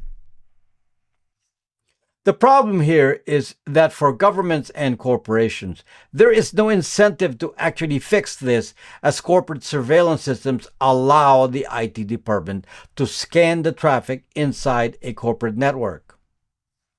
And governments certainly want this capability to continue to be available. It is a surveillance boon for them. Defensive techniques, detecting an MITM. I wrote an app for Android many years ago, and frankly, it has not been updated in a long time, but it still works. It is called Catch Man in the Middle. It is used to detect a man in the middle, meaning it can detect if the certificate is potentially not original, which indicates some entity scanning your network. There are a few exceptions now where this might give a spurious result, and mostly it applies to Google.com, so this is likely not a good domain to check. Anyway, I loaded the app on my Brax 3 phone. I downloaded the app from Aurora Store in my case. I don't know if Google Play still distributes the app, but you can get it on apkpure.com as well. So just to demonstrate this, let's try by typing the domain Brax.me. Let's see what it says. And you will see here that it turns out to be clean. Now let's try it with Google.com. This is an example of a site that does not work with this app, so it will give you a warning. Let's try it out first, and I'll discuss how it actually works and why it doesn't work here. As you can see here, it gives an alert that there's a man in the middle. The way this app works, it compares the certificate of the website as seen by your device, and then it connects to our server, and the server looks at the same website and looks at the certificate as well. Then the two certificates are compared, and if they do not match exactly, then this error comes up. The reason this doesn't work for Google is that they've tricked their systems to Google.com certificates. Google is its own intermediate CA, so they can do this. So what happens is that since multiple certificates exist instead of a single one, then our solution here will likely not find the same exact certificate. A place like Google has many thousands of servers, so this is likely a security measure, since some employee with access could copy a private key. Now, a man-in-the-middle attack is typically global and affects all sites. So searching for a site like Brax.me or a bank is good enough to know that there is no mass surveillance being conducted in between networks. Each certificate has a unique digital fingerprint, and that's what we are comparing here. If both your site and our site is clean, then the fingerprints should match as I show here. Now, just because this doesn't show a problem doesn't mean there's no problem. That's because the man-in-the-middle proxy may not always be in operation. That's the problem here. The interception can be turned on and off by the operator. And remember that the interception point can be a particular network. For example, if you work for some large corporation, it is more than likely that a fake root certificate is on your corporate computer. And if the computer is yours, you may have been asked to install something to access the corporate VPN with something else included, and that is the root certificate. From there, automated systems can record your traffic on the network, and if someone suspects you of doing non-job related stuff or leaking corporate information, then they will have a record of it. There will be an obvious MITM if the surveillance proxy is loaded at a central government location, like in countries like China or Saudi Arabia. Someone is always watching. Defensive techniques advanced. The more difficult problem to solve is if someone is using the authentic certificate of a company, but through back channels like via spies or a company greased with payments, some agency will actually just proxy the real certificate and then use the private key attained on the side to decrypt. Think of this as possible on the back end. Just as a theoretical, think of the largest email provider in the world, like a gmail.com. And while you think you are going direct to the Gmail server, you're actually sending your email traffic to a 3-letter agency server that then forwards it to the actual company server after a scan. In this example I just gave of a backdoor wink wink sharing of a private key, the Catch MITM app would spot nothing since the certificate would be authentic. Now, the app I wrote will catch a casual hacker, and I would definitely check sites like bank sites to make sure those are not compromised, which are the usual targets of hackers. If you fear that someone is intercepting your traffic, run this app to check. And in the absence of an app, ask a friend to give you a screenshot of the certificate of a website and compare it to yours. If there's no man in the middle, both should be the same. But just note this procedure does not work with Google.com, as I said. You can look at certificates on any computer browser like this. Start to understand what certificates look like. Don't just take everyone's word. The other thing I would do if I were worried about more advanced threat is to actually record all the root certificates on my device after a fresh install or factory reset. Then occasionally compare and see if it changes. Now on my device I've blocked all the Chinese CAs as I don't connect to Chinese sites anyway, so there's no reason to increase the attack surface. But be careful here, as blocking certificates will prevent certain services from running. Like blocking Chinese servers may block TikTok, but I don't care about that. If you installed Avast on a computer, I would remove it. In fact, I would remove all antivirus from all computers. They're just adding to the attack footprint. Make sure Avast doesn't leave a root certificate on there. I just checked on Android and Avast did not install a root certificate on mobile. Maybe it's part of their premium service now, I don't know. But don't assume that because you hear it has TLS or HTTPS that you're safe. Depends. Folks, while other channels sustain themselves via sponsorships, we're actively sustained directly by this community, hopefully one that benefits directly from the education we provide. Thank you to those who provide donations to us on this channel. Thank you for watching, and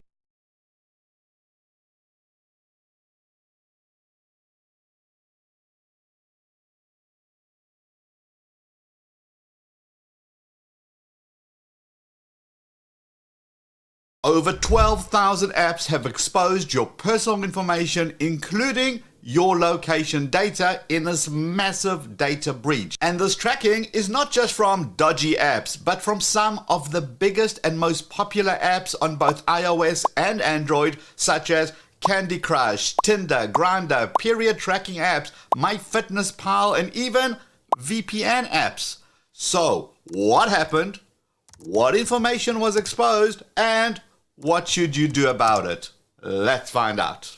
Okay, here is what happened.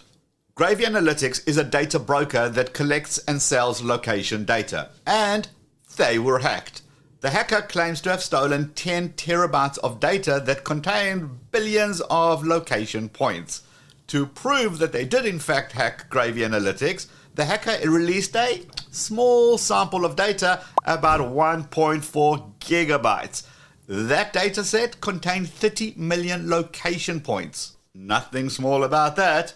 Now, French security researcher Baptiste Robert, I'm sorry, I'm definitely butchering his name. He actually placed these on a map and did a really cool dive on Twitter. Now, seeing this should freak you out, especially when you think that this is just a tiny sample. Want to see all the Tinder users in the UK? Sure. How about sensitive locations such as identifying military personnel in Russia or movements around the White House? No problem. How about this person who was seen at Space Launch Complex 36, went home, stopped at Home Depot, and visited family near Kansas City? It's pretty insane when you see it like this. Now, how did this actually happen? Are these 12,000 apps spying on us? Well, here is where it gets interesting. We know that these apps have ads. When a company wants to place their ad for you to see, they basically fight with other companies who also want to place their ads inside the app for you to see. So they enter into something called real-time bidding. Essentially, it's an auction where they bid against each other and the highest offer wins. So their company gets the space to show their ads. But here is where it gets iffy. When the bidding is actually going on, companies see information about your device, such as the make and model, and a whole bunch of other information. They can also get to see the IP address of your device. And if you allowed for location data to be used inside that app, it's going to give them your precise location. Look, they need this in order to be able to see, so they can only serve you ads in a specific city on a specific device. So if you're in Dallas, you may only see ads of things to do in Dallas. But the moment you land in Vegas, you're going to see Vegas ads. But it gets even worse, because even companies that did not win this bidding auction, they still get your information. So these data brokers can participate and watch these ad auctions going on. They don't win, but they collect all this personal information. Even though these auctions are technically supposed to be anonymous, when these data brokers combine the data that they've just picked up with other source of data that they have about you, they piece it together and they know exactly who you are.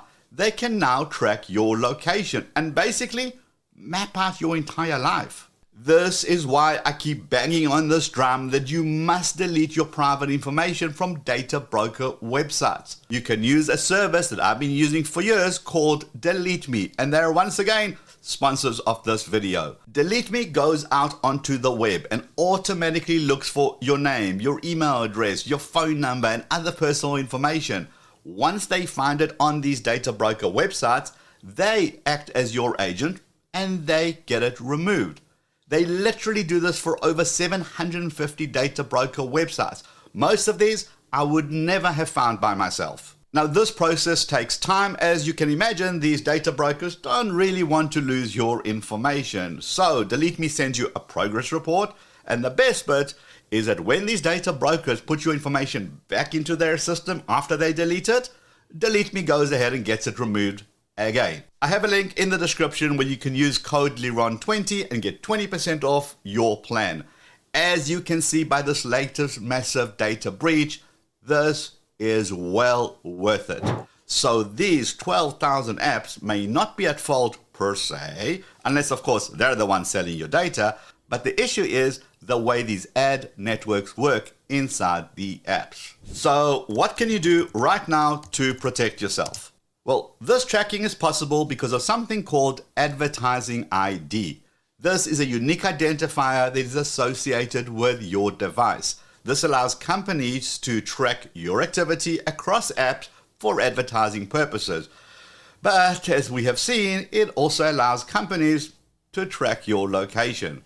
So what you need to do right now is to disable this. And it's very simple to do on both Android and iOS. Right, on your Android phone, go into your settings, scroll down until you see security and privacy. Now scroll down until you see privacy controls. Click on that. And then scroll down until you see ads. So you want to tap on that. Once that opens up, you'll see two options: reset advertising ID and delete advertising ID. Let's start with delete advertising ID. You can read all about it and what it does and how it actually gets used. And just press delete advertising ID. Now, once that's done, go one step back and press on reset advertising ID. Replaces the advertising ID with a new random number. I like to do this every once in a while. Okay, moving along to the iOS phone, go into settings, scroll down until you see privacy and security. On that screen at the very top, you're going to click on tracking. And what you want to do is disable the option to allow apps to request to track. You want to switch that off. Now, once you're there, go one step back. Now scroll all the way down until you see Apple advertising. And here too, I like to disable personalized ads. Now, you can of course install an ad blocker on your phone, and whilst you're at it, you might as well install one on your computer. You should also be very aware that when you install apps, just be aware of what information and what permission you're actually giving these apps. I mean, does a chess app really need to know your location? Yeah, I don't think so. And of course, use Delete Me to get your information removed from these data broker websites. Now, if you want to see a full list of the 12,000 apps that were impacted, check out the link in the description of the Google Docs that Wired actually put together. And check out this video right over here where I show you just how much your phone is communicating with various servers without your knowledge. Give the video a quick thumbs up before you head out. I'm going to see you in this video. Let's go.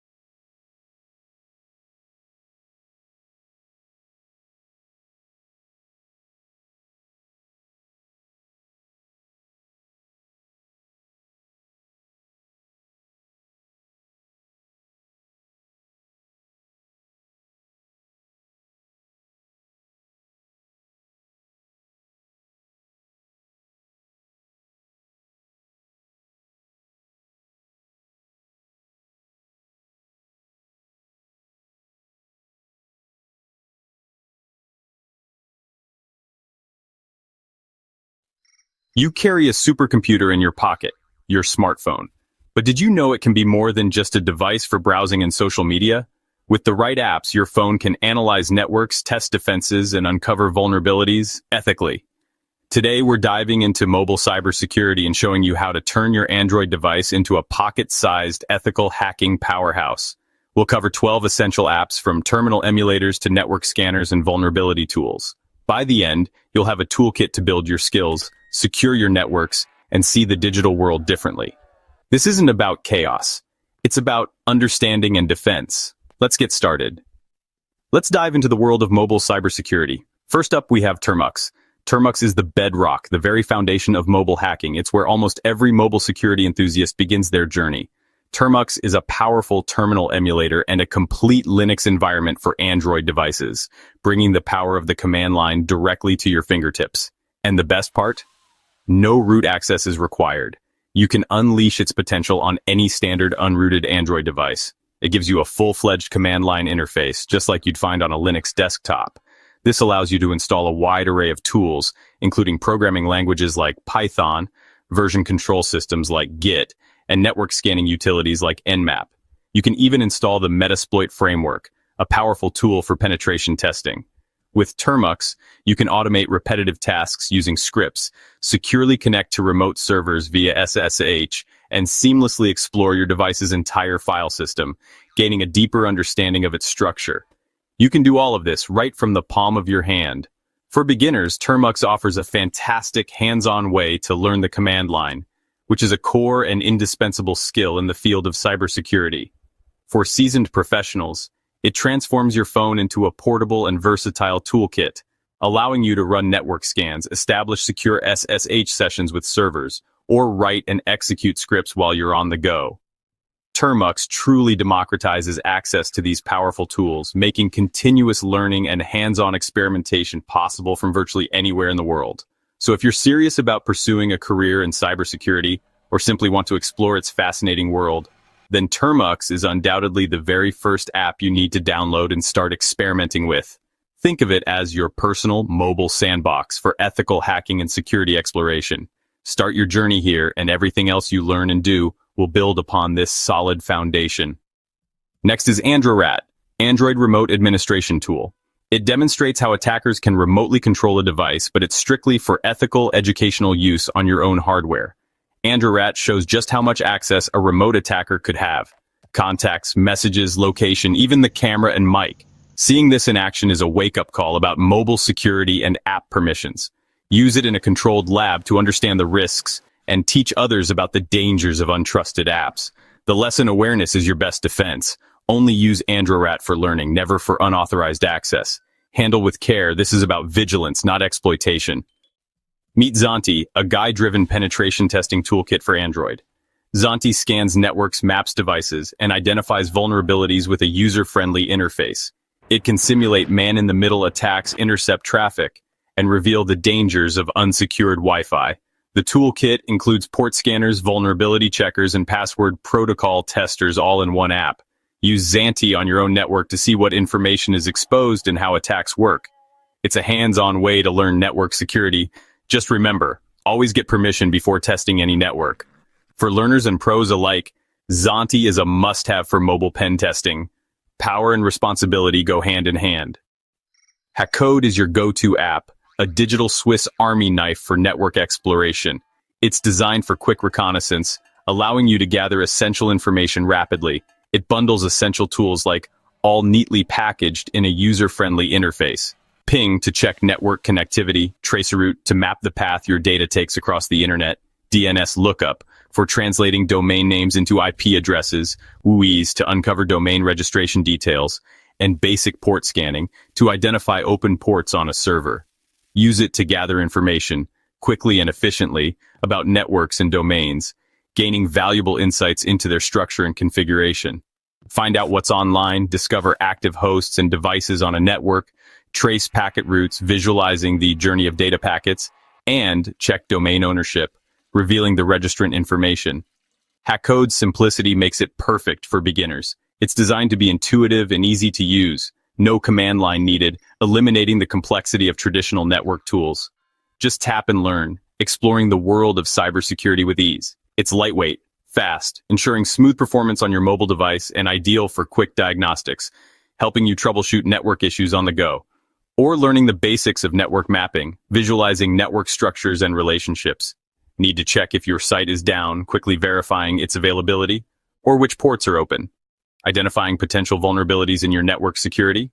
Hackcode has you covered, providing the tools you need for essential network analysis. It's not as deep as Zonti or Csploit, lacking some of the advanced features of those platforms, but it's a great starting point, offering a gentle introduction to cybersecurity concepts. Build your foundation here, mastering the fundamentals of network reconnaissance before moving to more advanced tools, preparing you for more complex cybersecurity challenges. Every cyber pro starts with reconnaissance, and Hackcode is a fantastic tool to begin your journey. Csploit is the advanced professional-grade toolkit for Android. It integrates Metasploit, allowing you to scan, find vulnerabilities, and even exploit them, all from your phone. Sploit maps networks, identifies hosts, and lets you launch exploits or open shell sessions on targets. It includes password crackers, man-in-the-middle tools, and real-time traffic manipulation. This is a full security framework in your pocket, but it requires a rooted device and solid knowledge. For experienced users, Csploit is a portable research lab. It's not for beginners, but if you want to understand the full attack lifecycle, this is your tool. Use it responsibly and only in controlled environments. Push your skills to the next level. Nmap is the gold standard for network scanning and discovery. Thanks to Termux, you can run the full version on Android. Nmap finds devices, scans ports, detects services, and even guesses operating systems. Its scripting engine automates vulnerability checks and advanced tasks. Use Nmap to map your network, find open ports, and understand your attack surface. Learning Nmap's command line flags is a rite of passage for any security professional. It's powerful, flexible, and essential for both beginners and experts. With Nmap on your phone, you have a professional-grade scanner anywhere. Master it, and you'll see networks in a whole new way. Droid Sheep demonstrates session hijacking, how attackers can steal web sessions on open Wi-Fi. It captures session cookies sent in plain text, letting you access sites as another user. No password needed. Use it on a test network to see why HTTPS and VPNs are critical for security. Droid Sheep is outdated, but it's still a powerful teaching tool for understanding session management and the risks of visual lesson in why encryption matters. Never use it on networks you don't own. Learn the risks and protect yourself accordingly. Security starts with awareness. Wi-Fi Analyzer is a must-have for optimizing and securing your wireless network. It visualizes all nearby Wi-Fi signals, showing channel usage and signal strength. Use it to find the best channel for your router, avoid interference, and boost performance. From a security angle, it helps you spot rogue access points and check your encryption settings. See if your network is using outdated protocols like WEP. If so, upgrade immediately. Wi-Fi Analyzer is simple, actionable, and essential for anyone managing a wireless network. Optimize your speed, lock down your security. Sometimes defense is the best offense. Fing lets you see every device connected to your network instantly. It identifies devices by name, type, and manufacturer, making it easy to spot intruders, run port scans, ping devices, and even get alerts when new devices join. Fing is perfect for home users who want to audit their network and keep out unwanted guests. It's a simple way to answer, is there anyone on my network who shouldn't be? Visibility is the first step to security. Use Fing regularly to maintain control over your digital space. Peace of mind right in your pocket. Kali NetHunter is not just a simple port. It brings the full power and versatility of Kali Linux, the industry-standard penetration testing distribution, directly to your Android device. It's a complete and comprehensive penetration testing platform, offering a wide array of tools and capabilities, not just a limited app with a few features. NetHunter runs best and unlocks its true potential on supported devices, ensuring optimal performance and compatibility. With a compatible device, you can unlock advanced features like Wi-Fi injection, allowing for in-depth wireless network analysis, and HID attacks, turning your phone into a powerful tool for human interface device exploitation. The app provides a user-friendly graphical front end, making complex tasks more accessible. For powerful tools like Metasploit, streamlining the exploitation process, password crackers, enabling you to test the strength of passwords and identify vulnerabilities, and man-in-the-middle frameworks, allowing you to intercept and analyze network traffic. There's a rootless version available for most devices, offering limited functionality without requiring root access, but full functionality and access to all features requires root privileges. NetHunter is primarily designed for advanced users with a strong understanding of cybersecurity principles. This is a professional-grade toolkit, not a toy. It enables covert, on-the-go penetration tests, allowing you to assess security posture in real-world scenarios that rival the capabilities of a laptop, providing a truly mobile penetration testing experience. If you're ready to take your cybersecurity skills to the next level and embrace mobile penetration testing, NetHunter is the ultimate mobile hacking suite, providing a comprehensive set of tools in a portable package. Use it responsibly, adhering to ethical hacking principles, and only if you fully understand the potential risks and legal implications involved. This represents the peak of mobile cybersecurity capabilities, putting immense power in the palm of your hand. Orbot routes your phone's traffic through the Tor network, giving you privacy and anonymity. With a tap, all your apps can use Tor, encrypting your data and hiding your IP. This is crucial on public Wi-Fi, where eavesdropping is a real threat. Orbot is essential for researchers and anyone who values privacy. It's easy to use. Just install, connect, and browse anonymously. Protect your identity, mask your location, and keep your activity private. For ethical hackers, Orbot is a key part of operational security. In a world of surveillance, anonymity is power. Before you dive in, remember, with great power comes great responsibility. Every tool here can be used for good or harm. The choice is yours. Never use these apps on networks or devices you don't own or have explicit permission to test. Unauthorized access is illegal and traceable. The goal is to learn how to defend, not attack. Use your skills to secure systems, report vulnerabilities, and help others stay safe. Set up your own lab, experiment responsibly, and always follow the law. Ethics and integrity are the foundation of cybersecurity. Build, protect, and contribute to a safer digital world. Be smart, be safe, and be ethical. There you have it. 12 apps to transform your phone into a portable cybersecurity lab. From Termux to NetHunter, you now have a roadmap to build your own toolkit. The real power comes from responsible, continuous learning. Set up your lab, experiment safely, and dive deep into each tool. Move beyond running tools. Understand the principles behind them. If you found this helpful, like, subscribe, and share with anyone starting their cybersecurity journey. Stay curious and stay secure.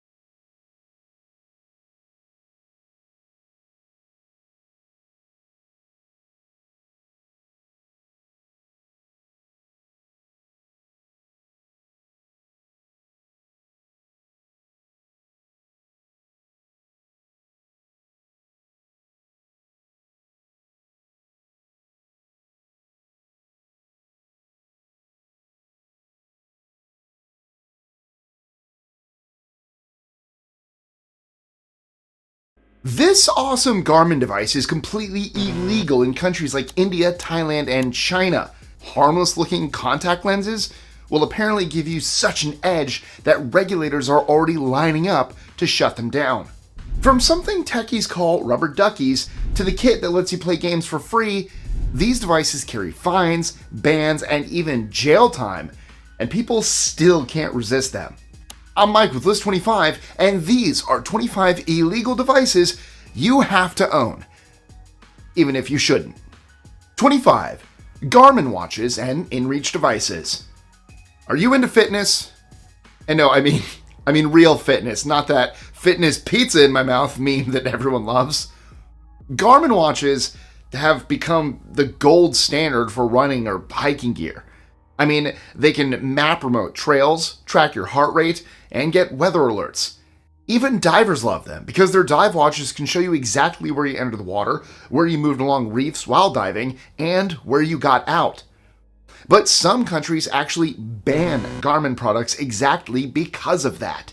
If you're using a Garmin like the Forerunner, you'll be fine since they rely on standard GPS. But once you connect to a satellite communicator or carry a model with built-in satellite messaging, you could face serious problems in countries like India, Thailand, Vietnam, China, or Georgia. India, for example, detained a Scottish hiker called Hiker Heather at Delhi Airport for bringing in inReach, and a Czech cyclist had customs confiscate his Edge 540 in Goa under the Wireless Telegraphy Act. Customs won't let it slide, so check those settings before you pack. 24. The Flipper Zero. But while a Garmin might skate by in the gray area device for most of us, the name Tamagotchi for hackers probably says it all. The Flipper Zero even comes with a little cyber dolphin as a virtual pet, though it does far more than waiting for food and naps. This tiny gadget can scan and copy RFID badges, jam signals, pop open garage doors, and spoof infrared controls just like the stuff you'd see in Hollywood blockbusters. That kind of power is hard to resist, which is exactly why it keeps getting into trouble.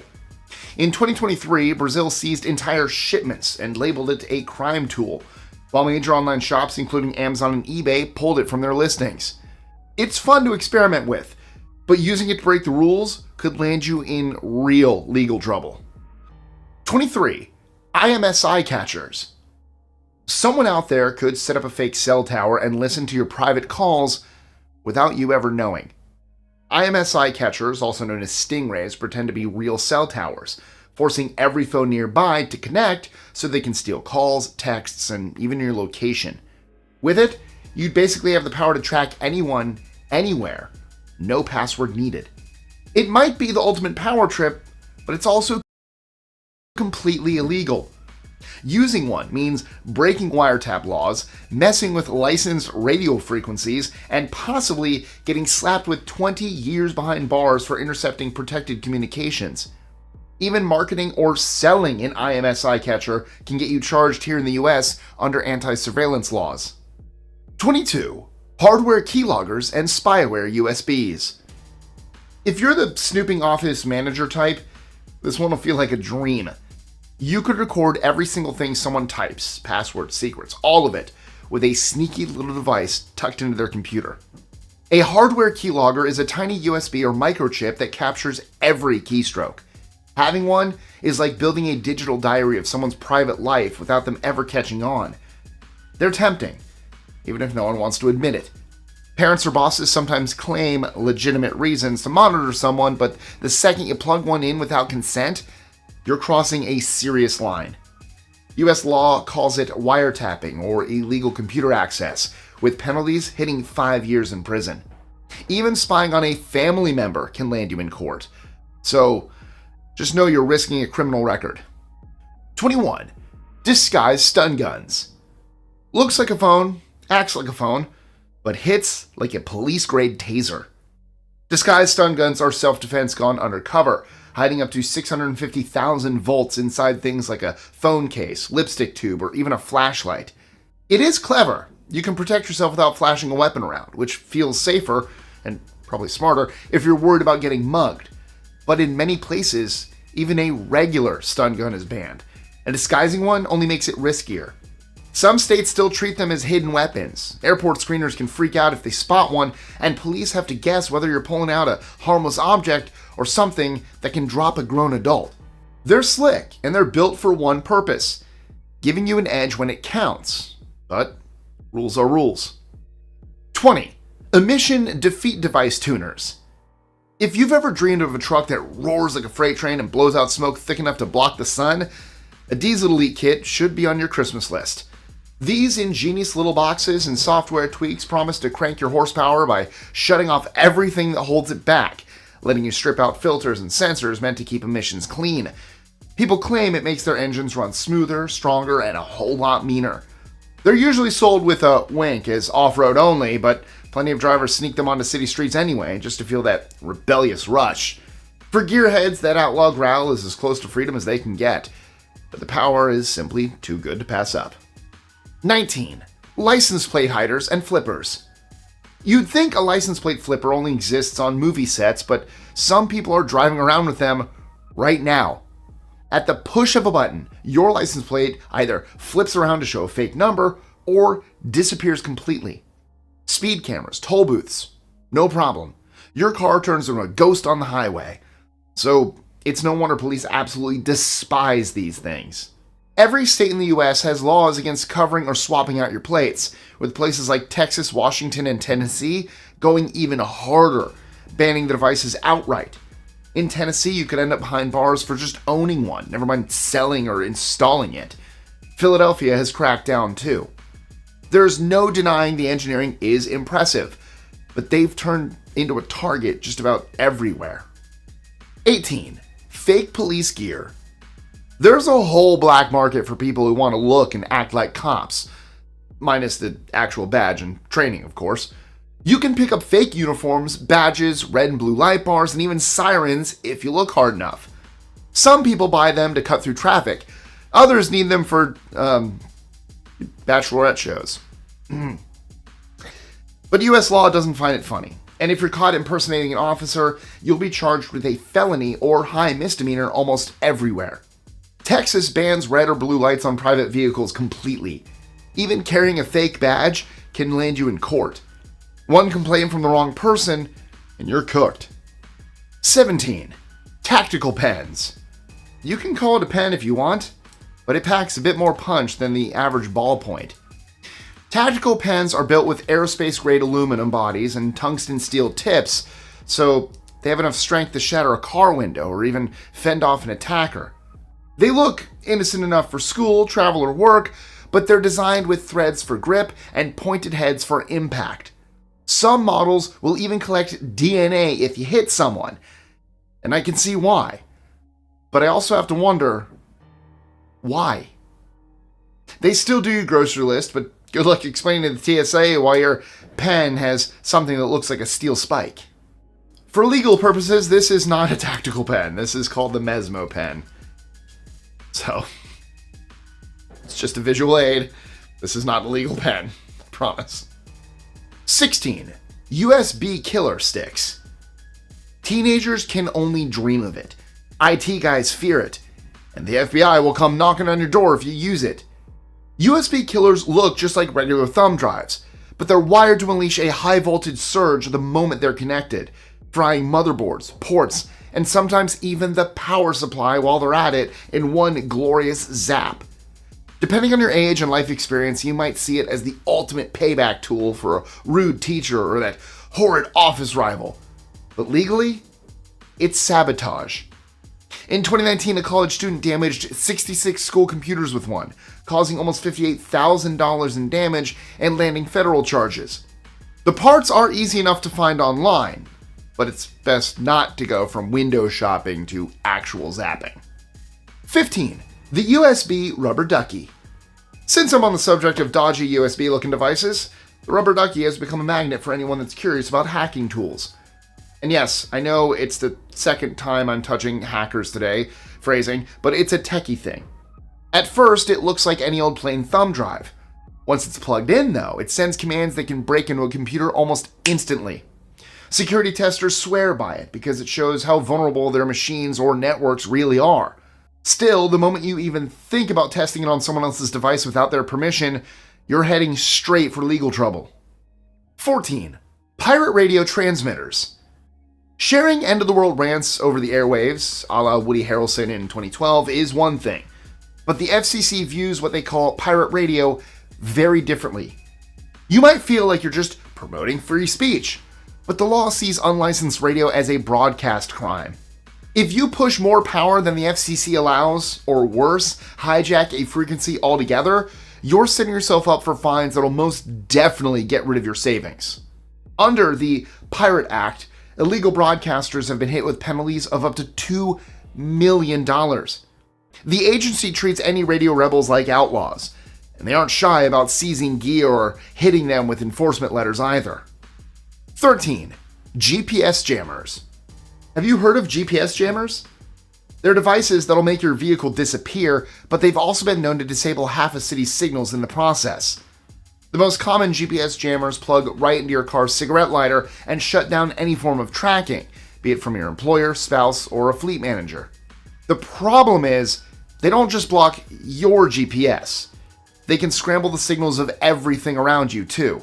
One trucker in New Jersey actually managed to knock out Newark Airport's landing system just by driving past with his jammer on, earning a $32,000 fine from the FCC. Another driver pulled a similar stunt on the turnpike and sparked a 2-year federal hunt.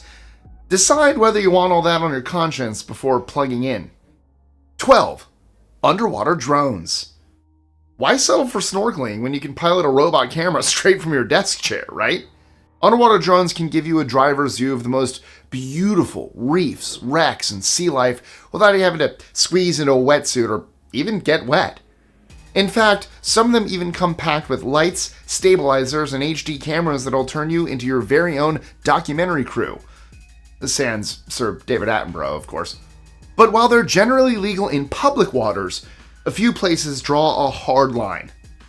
Military harbors, protected marine reserves, and ports often ban them because they've been used for smuggling and spying. China, for example, has banned them near military bases after hobby models were spotted near sensitive naval zones. So they're mostly legal, but be 100% sure of your local laws before you let loose. 11. The vintage radioactive wristwatch. Back in the day, glowing numbers on a wristwatch was the epitome of luxury. Nobody realized that the radium inside would end up being as dangerous as we know it to be today. Before the 70s, watchmakers used radium paint to make the dials glow, since it would be quite a while before we made watch batteries. However, as the paint ages, it can flake or chip off, which makes it very easy to accidentally breathe in radioactive bits. Collectors still love these vintage watches, but in the US, the Nuclear Regulatory Commission has very strict rules when it comes to selling them. Vintage radioactive wristwatch. That kind of sounds like Irish wristwatch. If you want to find a... Go ahead, say Irish wristwatch. Irish wristwatch. She sells seashells by the seashore. Go. Irish wristwatch. It's not that hard. 10. Console mod chips and game copiers. Every gamer's fantasy kicks off with one of these chips. Pop it in your console, and a whole new world opens up. All the old games, custom-made apps, and plenty of titles you'd never think to pay for otherwise. It feels almost unfair that it's illegal, and yet it is. In the US, selling or passing around these mod chips can get you slammed with federal charges. And big names like Nintendo don't mess around. One group, Team Executor, pushed Switch mod chips so hard that a guy named Gary Bowser, and yes, that is his real name, ended up doing more than 3 years in prison and paying millions in fines. 9. Radar and LiDAR jammers. If you see a speed limit as a suggestion, well, you probably already own one of these. Radar and LiDAR jammers promise to scramble police speed guns with radio pulses or infrared bursts, leaving the officer staring at a blank screen or a fake speed reading. It is a dream come true for leadfoot drivers. However, here in the US, radar jammers are banned and can come with 5 years in prison and up to a $50,000 fine. And I think it's time someone said something because most people don't even ask the question, but you should know that the police can usually tell you're jamming them because their gun shows interference, so you're basically holding a neon sign saying, "Pull me over." Use it, don't use it, but you've been warned. 8. Tailgater alert systems. There's a time in everyone's life when a brake light just isn't enough. You know exactly what I'm talking about, especially if you don't move over on the freeway fast enough or you actually stick to the speed limit in a school zone. Trust me, it happens to all of us. So much so that someone saw a business opportunity and created tailgater alert systems. They flash bright warning lights or blast ultrasonic noise at the driver behind you, basically telling them to back off now. A bit of petty revenge definitely feels in order every now and then. But sadly, in Germany, aiming high-frequency noise at other drivers is banned under their traffic code. In California, flashing rear hazard lights outside a true emergency breaks vehicle code 25250. The UK and Australia have rules against anything that might dazzle or distract other drivers, and in most US states, you could still face harassment or unsafe equipment violations, even if there's no law spelling it out by name. So while the idea of giving tailgaters a taste of their own medicine feels satisfying, you might end up being the one paying for it. 7. The Mojo Lens. The future is knocking. I don't have any wood around me. And it wants to stick a tiny microdisplay on your eye. Why does that sound so painful? The Mojo Lens is basically a smart contact lens with a tiny display and sensors built in, showing you information right on your eye. No glancing at a phone required. Think directions, fitness stats, or even messages floating in front of you while you go about your day. Really reminds me of the opening of Mirror's Edge Catalyst. Right now, it's still in testing, and you can't buy one over the counter just yet. However, the FDA has already made Mojo Vision go through medical device approval, and eventually, there will be rules covering privacy, wiretap laws, and health safety. Recording people without their consent or messing with your own eyesight could come with serious legal headaches, and probably physical ones as well. For now, it's one of these days devices that sounds awesome, but it'll have a mountain of red tape to clear before you ever pop one in. 6. Night goggles / night vision. Okay, now I know every male watching this wanted these growing up. I mean, heck, some of the ladies probably did too. Night vision goggles can take the tiniest bit of light and crank it up so you can walk around in the dark. That's it. That's what it does. And if you're a hunter, hiker, camper, or child on your way to the fridge at midnight, you'll get the hype. For most civilians, owning night vision is totally fine. But there's a catch. In countries like Russia and China, high-end Gen 3 or Gen 4 military-grade goggles are banned. And in the US, you can't export them without a special government license, thanks to ITAR rules. A guy in Oklahoma learned that the hard way in 2020 when he shipped Gen 3 units to China and ended up with a 5-year prison sentence. They're an amazing hobby tool if you use them responsibly, but don't get sloppy with the rules. Do they still do them at Animal Kingdom Lodge? You used to get them at night if you did the night safari. That was cool. They might still. I think you used to get them in your rooms, actually, and now they're only the night safari. 5. Smokescreen generators. Your inner DJ might crave a smoke-filled stage at home, but maybe think twice before firing up one of these. Smokescreen generators can pump out a thick fog that's perfectly legal for certified security systems in places like jewelry stores or warehouses. That dense mist can confuse intruders and stop a robbery in seconds. But once you move these machines into public spaces, the legalities change. Under the U.S. Clean Air Act and state nuisance laws like California's Health and Safety Code 41700, you can't release smoke that risks public health or road safety. Fire codes are another headache since thick fog can trigger alarms or cause panic. Bottom line, these gadgets are cool, but only in the right setting. 4. Contact microphones. Isn't it funny that the same gadget that saves your water bill can also ruin your secrets? Contact microphones were originally built to find hidden pipe leaks by picking up vibrations in walls and floors, letting plumbers pinpoint water problems without ripping everything apart. But it didn't take long for the more innovative minds to see the potential.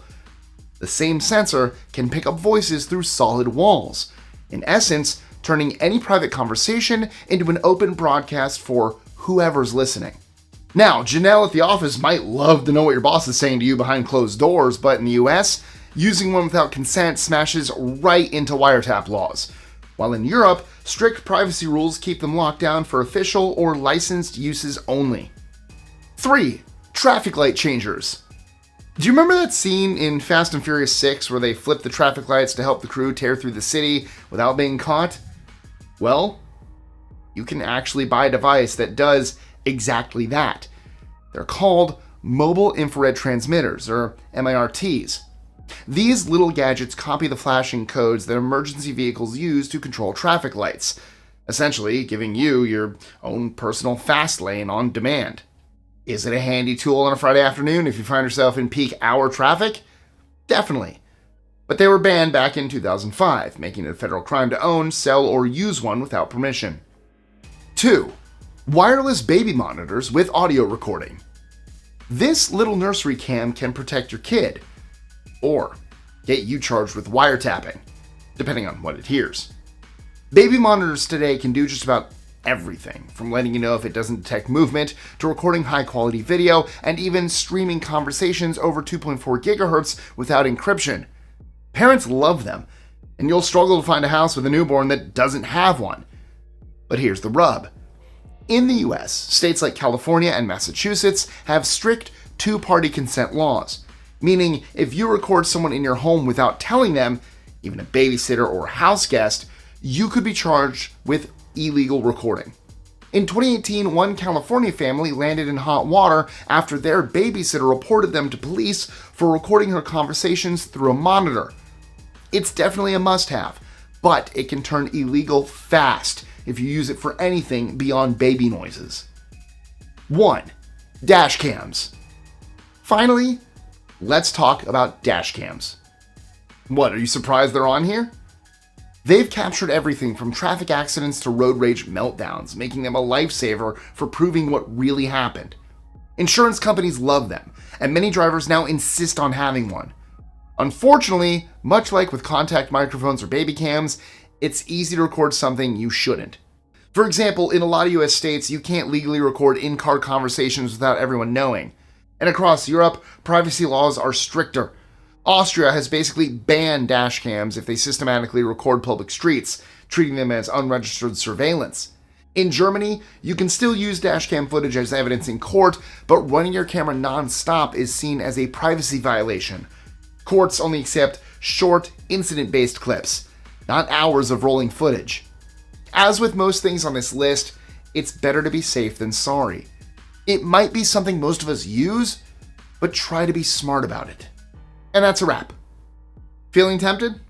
Tell me why in the comments below. I really want to hear this. But hold up, before you go, let's do our quick quiz. Where is underwater drone use usually illegal?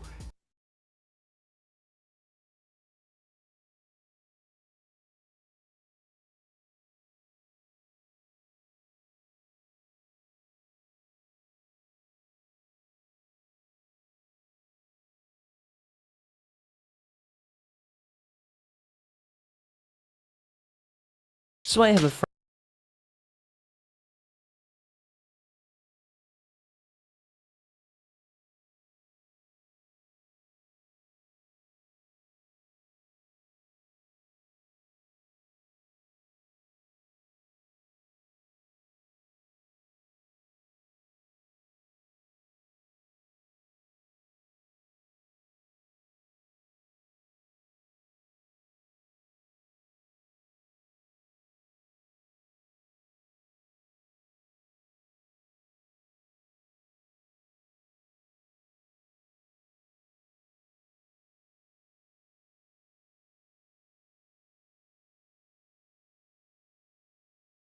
So I have a friend, and we talk maybe about once a month and meet once every few years. She goes to another school. So you know, it's a serious relationship. And this other time we are chatting and I just casually told him I don't actually use a SIM card. And I meant no SIM at all, like no physical card, no eSIM. And I was pretty shocked to see how flabbergasted he was by this. He immediately asked me, how do you make phone calls? And I simply said, I don't. Then he asked, how do you get data? And I said, I don't. The shock was palpable, and it was mutual, to be honest, because in that moment I realized something. I realized that my methods of going about my digital life are very unconventional. This is not what regular people do, but because of my many years of privacy research and investigations, to me it was completely normal. I understand the privacy implications of using a SIM, but to the uninitiated, not using a SIM for data and text is out of this world.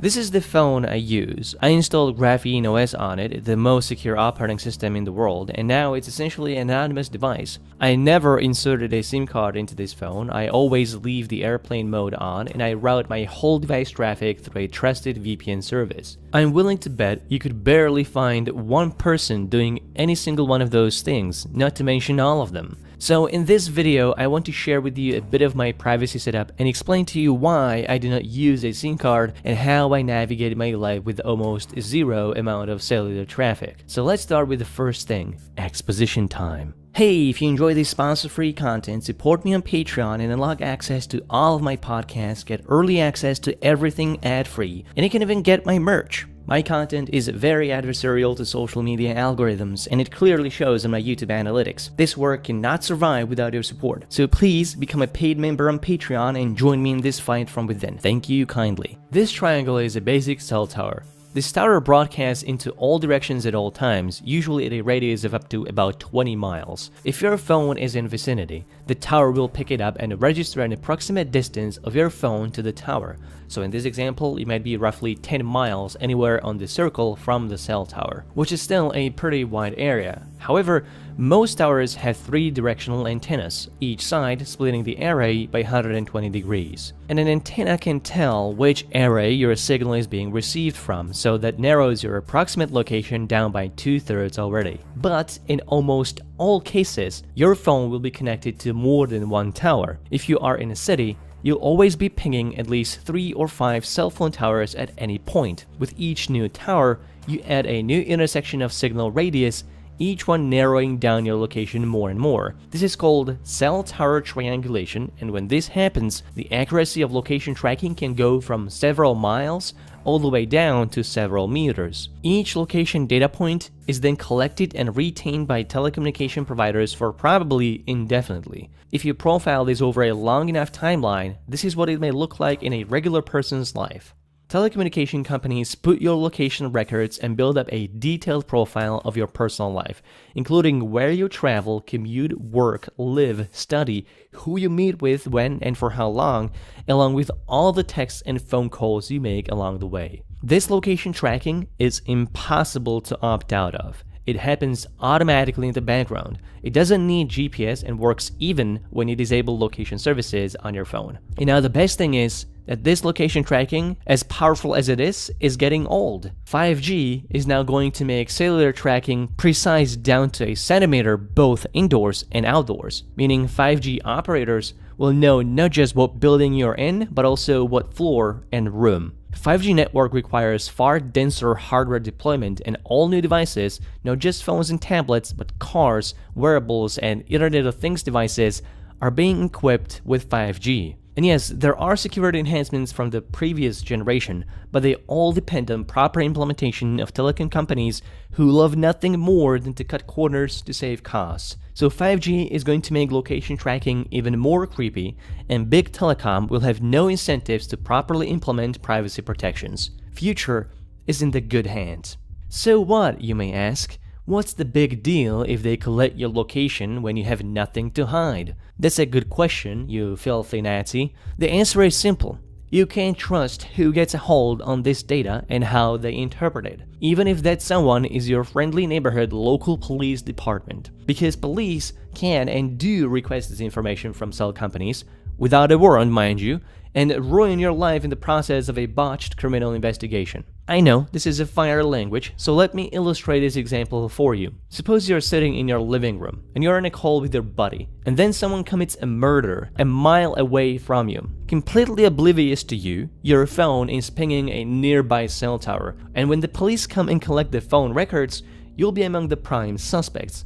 This is not a made-up hypothetical, this is what happens routinely on a daily basis. Because cops are given this technical information without understanding it, because cops are not technical people. And prosecutors, likewise, are presenting these phone records as if they were DNA evidence. You now have to spend thousands on an experienced attorney to get you out of the situation in which the police might flash your headshot to local news, ruining your reputation in the process. Again, this is something that actually happened. This practice has a name, and it's called geofence warrants. It's dragnet surveillance, where law enforcement collect phone records of all devices that were making connections in a given time and location. It's a crazy practice, but it's real. And the problems with the cell networks don't just end there. Telecom companies have all the monetary reasons to sell your location to third parties to make more profit. And they've been caught doing that without your consent and without reasonable protections of your information, allowing your real-time location to fall into the hands of bail-bound companies, bounty hunters, and other shady actors. This is why I don't trust anyone with my location information. This is why I'm not comfortable with perpetually broadcasting my entire life to companies who don't have my safety in their interests. I don't trust the police with it, the marketing companies, the data brokers, the scammers and fraudsters who obtain that info legally or otherwise. Where I am, where I've been, and where I will be is my own business, and I don't trust anyone to hold a permanent record of my location. So I don't use a SIM card in my phone. Being a privacy researcher, it makes perfect sense for me to do this, but it's only a fragment of a broader privacy strategy. The ways I protect my location actually go way beyond just not using a SIM card. And if you're interested in protecting your location to the same extent, this is what else I do. But before I tell you about it, share this video with people you care about, because the more people learn this, the more secure we all get. First things first. Pulling out a SIM card from your device is not enough to completely hide your phone. You also need to enable airplane mode and leave it on at all times, because you need to prevent your phone from making it detectable at all. Modern phones will still beam their signals even if they have no SIM, and they will broadcast your unique device identifiers, which can also be used to track you. So I killed this whole thing with an airplane mode. And don't worry, you can still use Wi-Fi, connect to the internet, and use Bluetooth in airplane mode. The second thing I do is that I disable location services and revoke all location permissions on all of my devices. There is no reason for any app to have any background or precise access to my location. The only exception is my map, and I don't use Google Apps or Apple Maps or any of the proprietary privacy-invasive maps. The ones that I use are organic apps and OSMand. These are free and open source offline navigation apps. I use them to download local maps to use offline only and give them location permission just for when I'm actually using them. The moment I leave them, they lose access to my location. So remember to be vigilant about who you grant what permissions and for how long. And third, I disable Wi-Fi scanning and Bluetooth scanning. They were built for convenience of looking up devices to connect with, but they are also a major privacy risk for your location. Then using Wi-Fi for internet access is safe. However, there is one setting, it's called full MAC address randomization. I enable this. Full randomization is only available on Graphene OS, but Android and iPhone also have some MAC address randomization, so be sure to enable this setting. For me, this means that whenever I reconnect to any Wi-Fi, the network is always gonna think it's an entirely new device each single time, thus keeping my phone anonymous to any network. When using the internet, you need to prevent websites and apps from seeing your IP address because that can reveal your location and be used to track you. I personally use Tor and a VPN. Mulvad and Proton VPN are both very good services, and no, I'm not sponsored by any of them. I wouldn't settle for any other VPN service. In the VPN settings of your phone, make sure to always route your full device traffic through that VPN. Okay, but what about a time when someone needs to call or text me? What then? Well, nothing. For friends and family, I use end-to-end encrypted messaging apps. For me, that's mostly Signal and Matrix. But even the freaking Facebook Messenger is encrypted now. There is no excuse to use unencrypted communication today, and cell communication should get completely deprecated. For the rare instance when I need a phone number, usually for ancient services like a bank or the government, I do have a dumb phone, and that phone is off all the time and is only on when I need to make a call or when I'm expecting a call or a text. I also have a Faraday bag for when I'm feeling extra cautious. For data, well, I don't use data. I use public Wi-Fi. I download some offline entertainment when needed for long routes. Usually, getting a Wi-Fi is not a problem as they are ubiquitous in every city, be it a coffee shop or a shopping mall. So this is why I don't use a SIM and how I go about my life without it. The more people know about this, the more secure we all get. So share this video with those you care about in your life. And become a member of my Patreon page to support me making more videos like this and get access to hundreds of amazing podcast episodes that I've been making for many years now. I get into so much more detail in these episodes about everything I do on this channel and stuff that couldn't make it into my videos. And there's also some merch if you're feeling like it, so support me there and thank you kindly.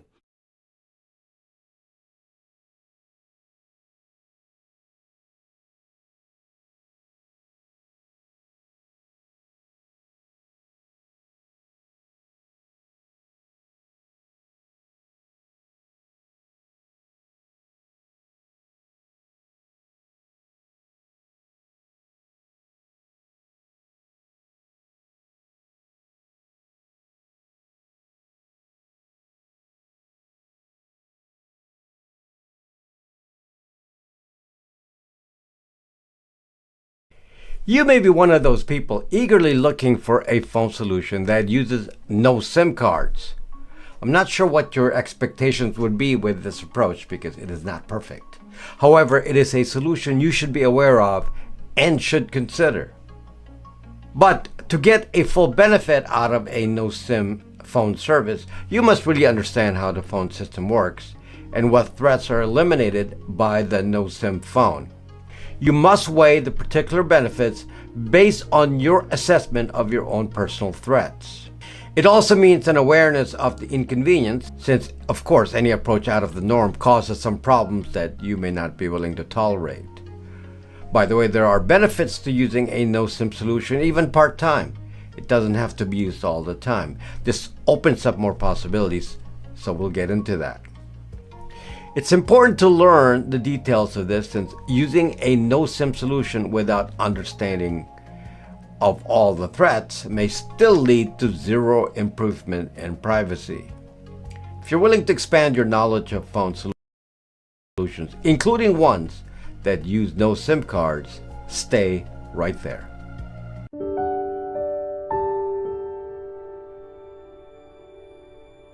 I have to always present the big picture of the phone network, since most people have no real understanding of how it all works and how it fits into the surveillance infrastructure in communications. The phone network, known as the Public Switch Telephone Network, or PSTN, is what allows you to connect to others using a phone number.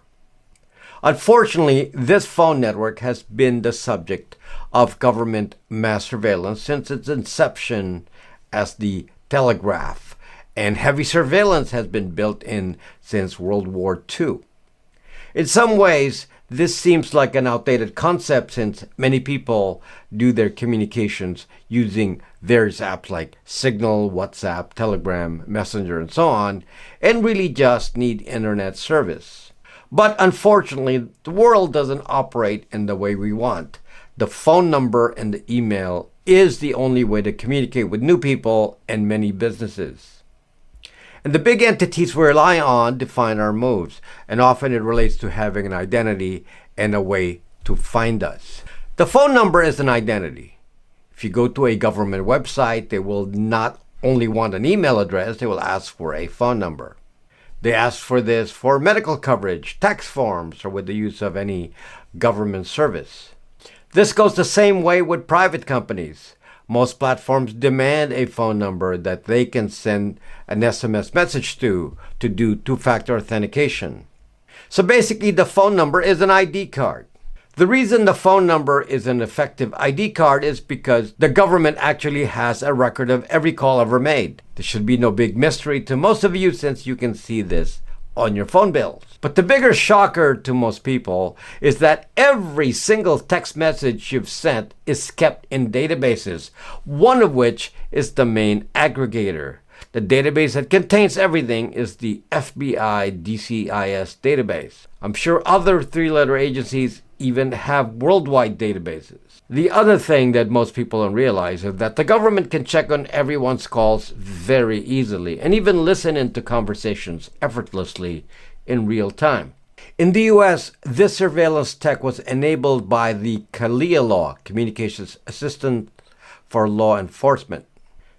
Similarly, Snowden has also clearly revealed that all the same data is being sent to the No Such agency using a program called PRISM, and this has the participation of every single carrier. So to make this clear to you all, it should be apparent that a government is able to see who calls who and is able to establish a clear connection between people, and this is often referred to as a relationship map. The use of the cell network radio communications introduces other risks such as direct radio interception by devices called IMSI catchers. These devices can listen in to call traffic and is used extensively by law enforcement. For example, it was used to wiretap Michael Cohen, Trump's ex-lawyer. And the cell radio communications also include a level of location tracking, not as precise as the Wi-Fi triangulation used by Apple and Google, but enough to isolate your location to within a mile or less. So that is the foundation of the PSTN communications network. We would all like to avoid this and not be part of the data collection of the government. If a government wants to find you, though, and you're a targeted individual, then a no-SIM phone solution is not for you. There are ways to surveil targeted people by watching the people you know. Your approach should be no phone use at all. But for the regular people who are interested in keeping their data private, what exactly is the no SIM solution and how does this help keep our data from the carriers and the state? There are two elements here that are important to understand. One is the identity portion. A phone number with a regular carrier using a normal SIM card is often tied to something called KYC, or Know Your Customer. This is a regulation which forces carriers to know who they're giving phone numbers to, and this is a feature that makes the use of a SIM card or normal phone line bad for privacy, because you have to show ID. All SIM cards have a fixed identifier called an IMSI, or International Mobile Subscriber Identity, and they match that to your identity. Often the caller ID will even have your actual name on it, and so there's no hiding for most people.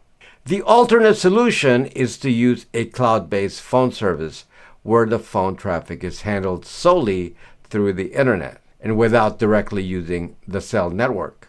This technology is often referred to as voice over IP.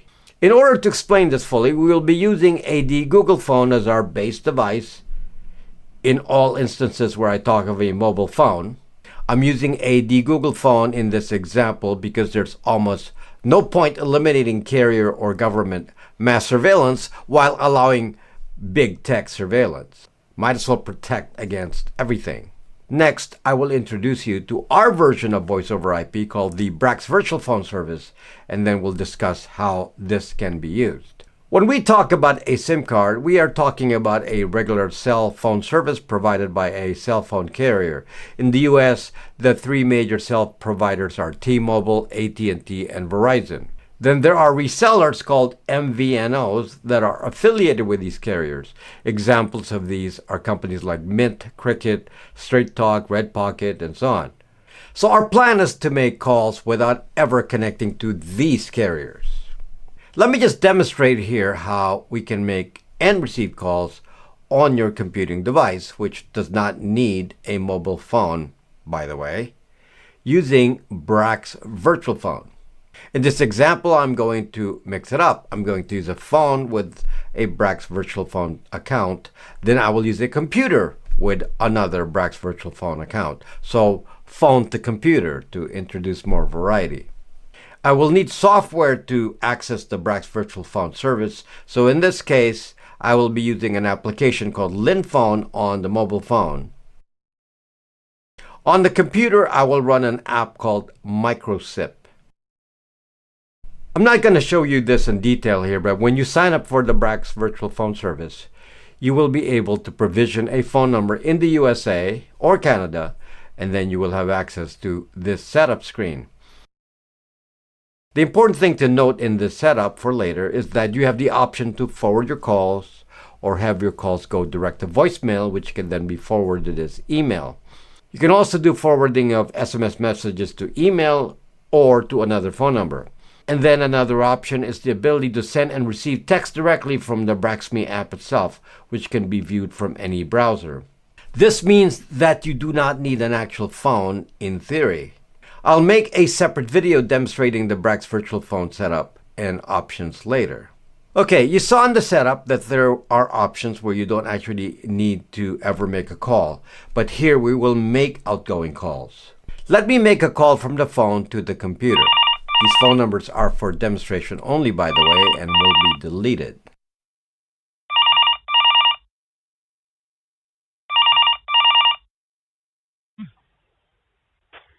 Testing. You can see that connected, and so I will hang up. Then let me do the call in reverse now and use the PC to call the phone.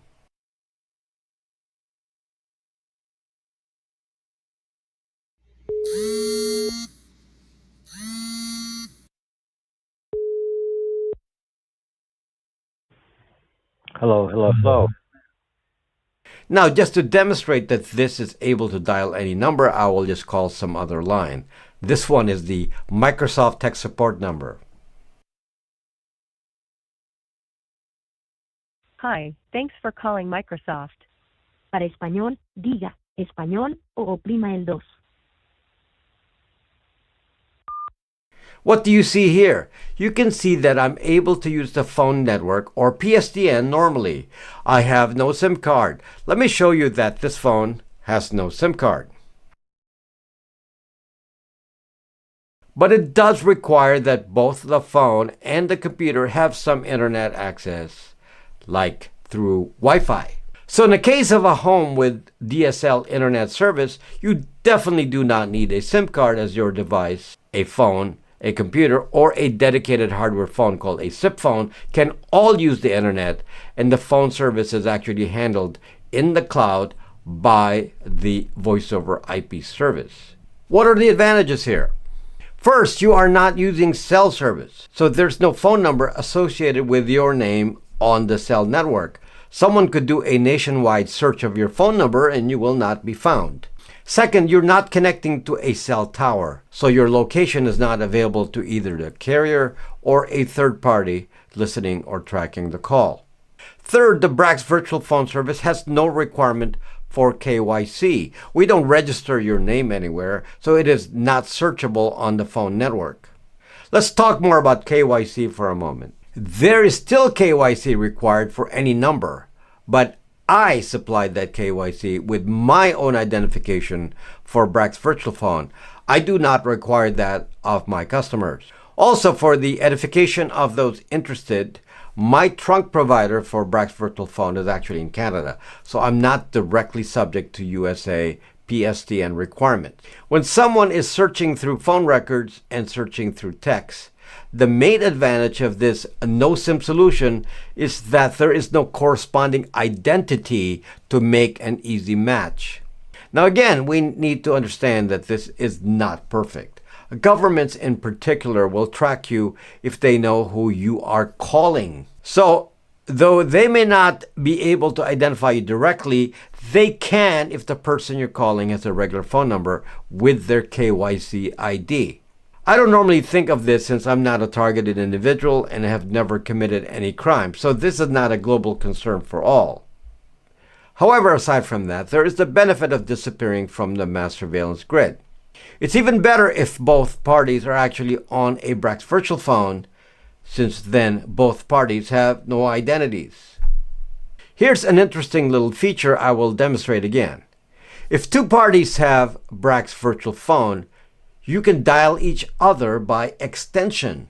When you sign up for Brax virtual phone, you will be given an extension number, and you can call anyone on the same service just with that extension. Let me just demonstrate that extension calling.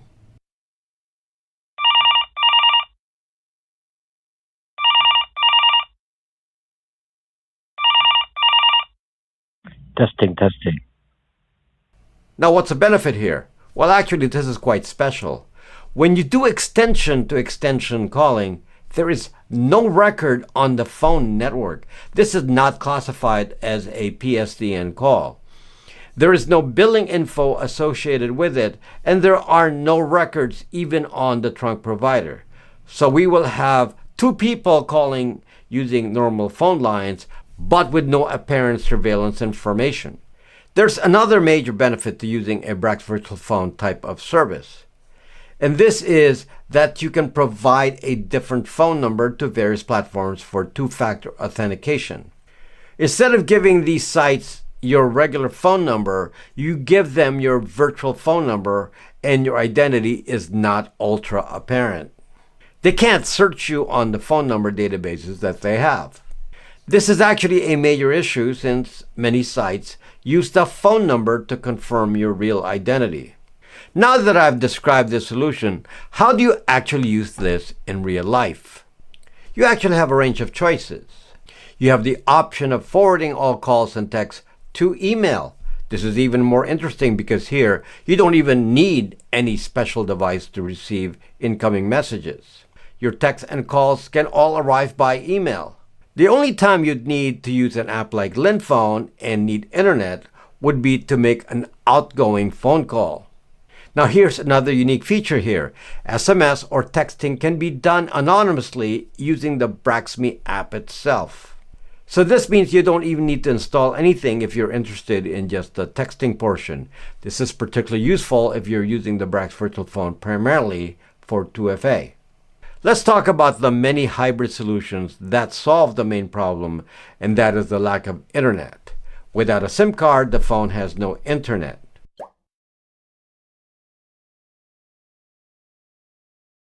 The first option is to use a data-only SIM card. Now, this is hard to get in the US as carriers deliberately block phones from using this if the device is able to make a phone call. But there are hotspot devices, sometimes called MiFi, like this device here from Netgear, which is called an LTE modem. Cell data is all about internet connectivity. Cell data doesn't actually go through the PSTN, so it exists as a separate channel on the phone. Your data traffic gets routed directly to the internet. And you can use the normal internet encryption protocols and VPNs to obscure the traffic all you want. So normally this is a safe solution.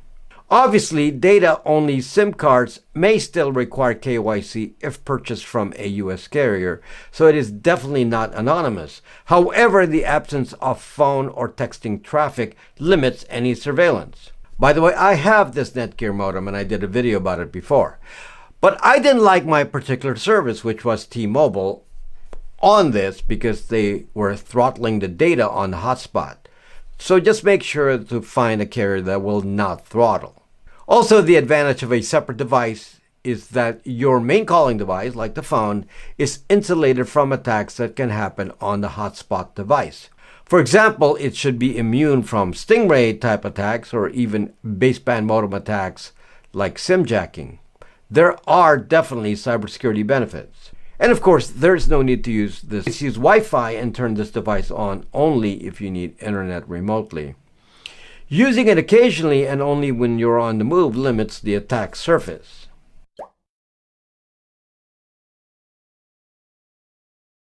The other similar option is to carry another phone and make it a hotspot.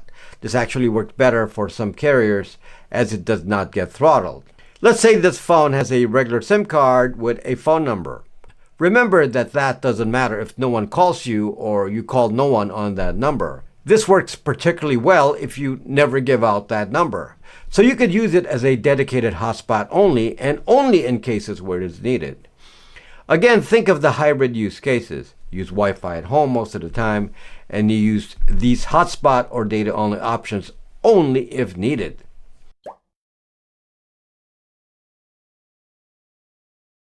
As another example, you can put an actual SIM card on your Google phone that is running Brax Virtual Phone as your normal phone service. But here you have the option to turn off the SIM card when not in use. So that makes it disappear from view and cannot be recognized by a Stingray.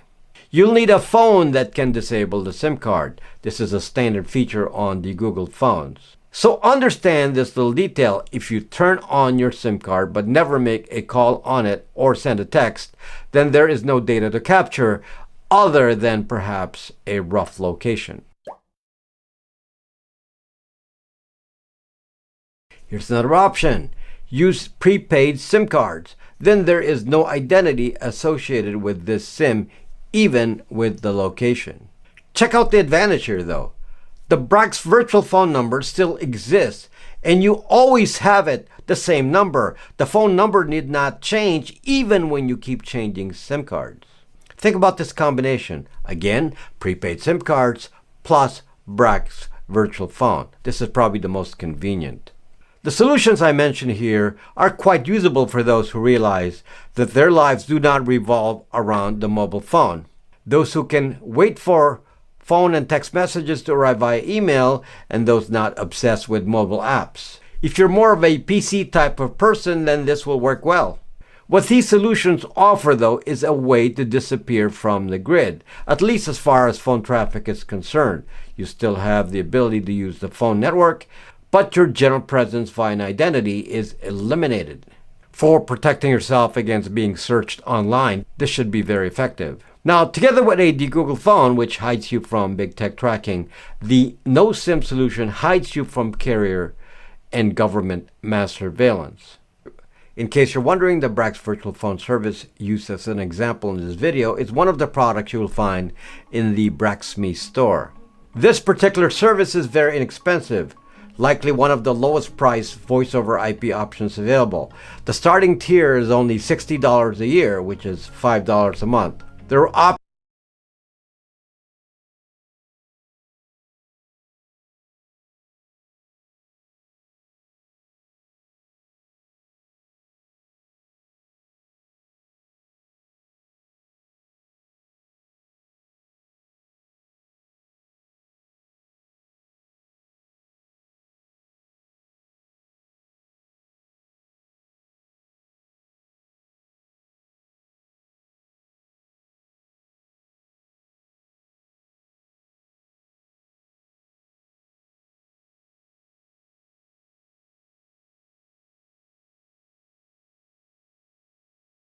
So I have a friend.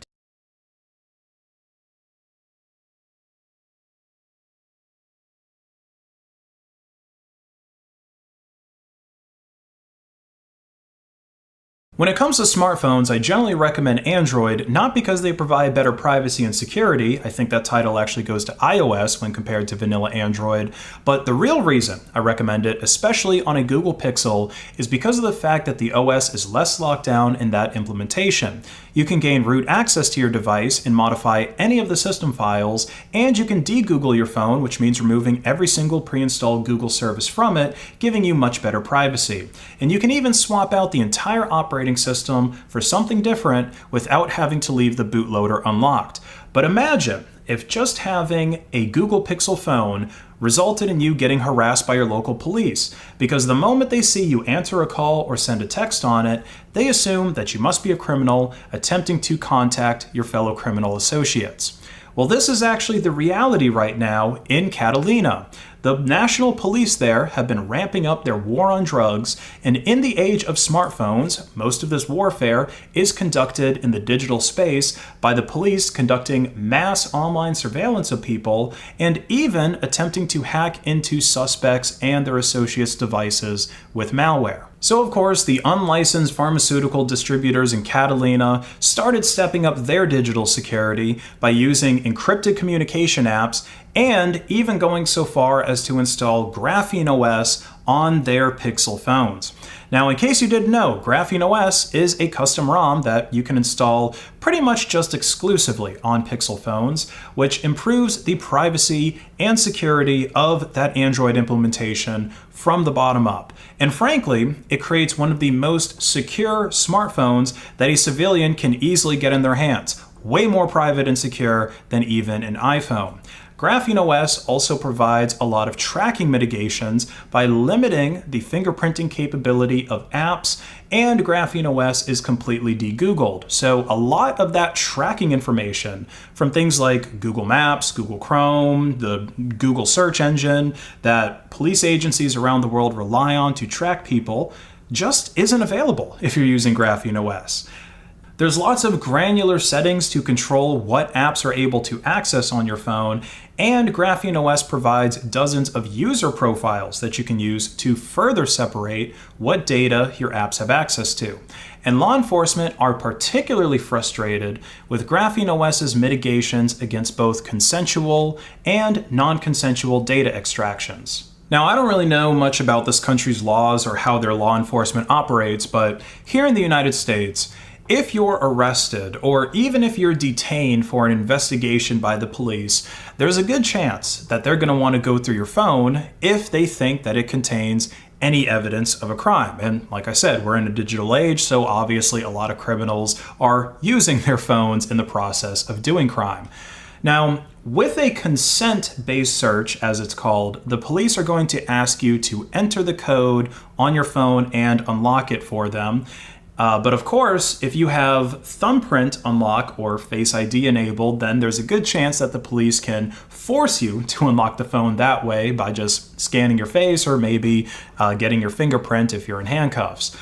But if you don't have biometrics and you refuse to unlock your phone, then the police are going to seize it from you and probably arrest you as well. And back at their headquarters or in a mobile forensic unit, they're going to connect your phone to a device that's going to attempt to hack into it and extract all of the data from your phone, and then they'll be able to see everything that you had on it. Now, the success of this data extraction mostly relies in keeping the phone in its after first unlock or AFU mode. This is the setting that phones are pretty much always in unless you power them off or you reboot the phone. And in this state, in the AFU state, the decryption keys for your phone's file system are saved in its RAM. And so with Cellbrite's hacking tools that they provide to law enforcement, they're able to, most of the time, recover that data from most phone models that are in the AFU mode. But once a device is rebooted, and then before the PIN code is put into it, the phone is in what's called before first unlock or BFU mode. Biometric unlock usually gets disabled in BFU mode, and the encryption keys are not saved into the device's RAM. So the attack surface is much smaller, and typically the only way to reliably get data off a phone in this mode is to guess the PIN. And the secure element that's in more modern smartphones makes that brute forcing process much, much harder. Graphene OS has a feature that automatically reboots your phone every 18 hours enabled by default, which puts it into the before first unlock mode.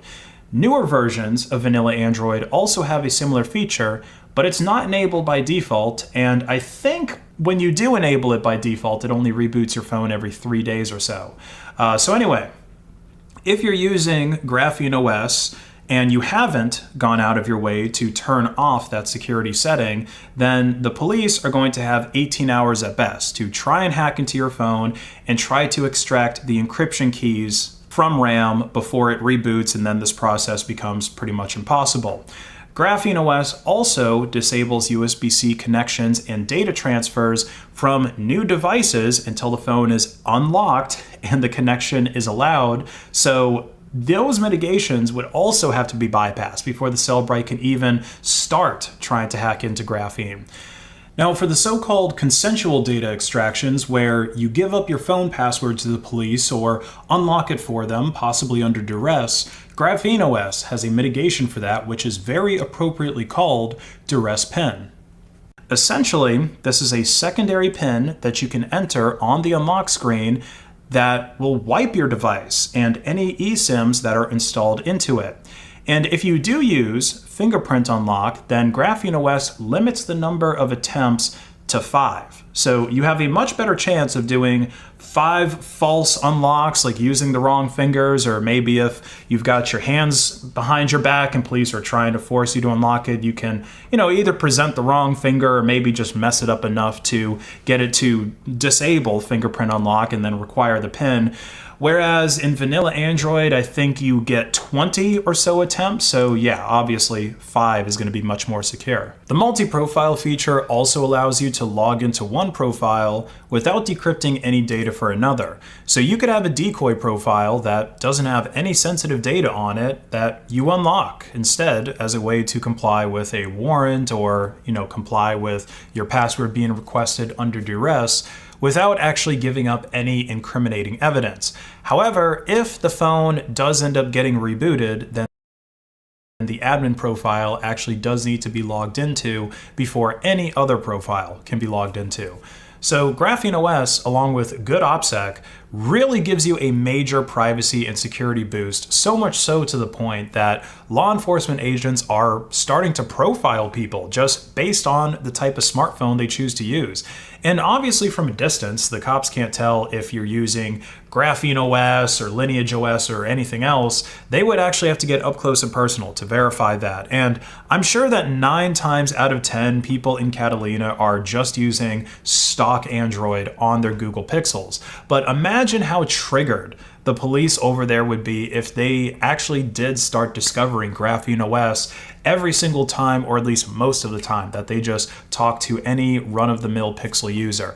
Imagine you have 2 phones and you're trying to do a side-by-side comparison of a regular Pixel phone that's running stock vanilla Android and then one running Graphene OS. The police over there might actually think that you're Pablo Escobar. So I guess that's a great way to troll police who don't want the citizens of their country to have any decent privacy. Get a second Pixel phone and just casually install Graphene OS on it. Use it as like a portable MP3 player or whatever. Just use it. And you know what? If you really want to mess with them, install Signal on it too, and just occasionally text yourself on Signal and give yourself a username on there that sounds like some sort of drug kingpin. That's probably the best way to speedrun going to jail in Catalina. But unironically, you should install Graphene OS on your phone if you want to have better privacy and you just don't want the police to be actively scanning what you're doing and monitoring and tracking you, because they're literally doing that to everybody. It's not even people who are suspects, just tracking where everybody goes, and then they filter out suspects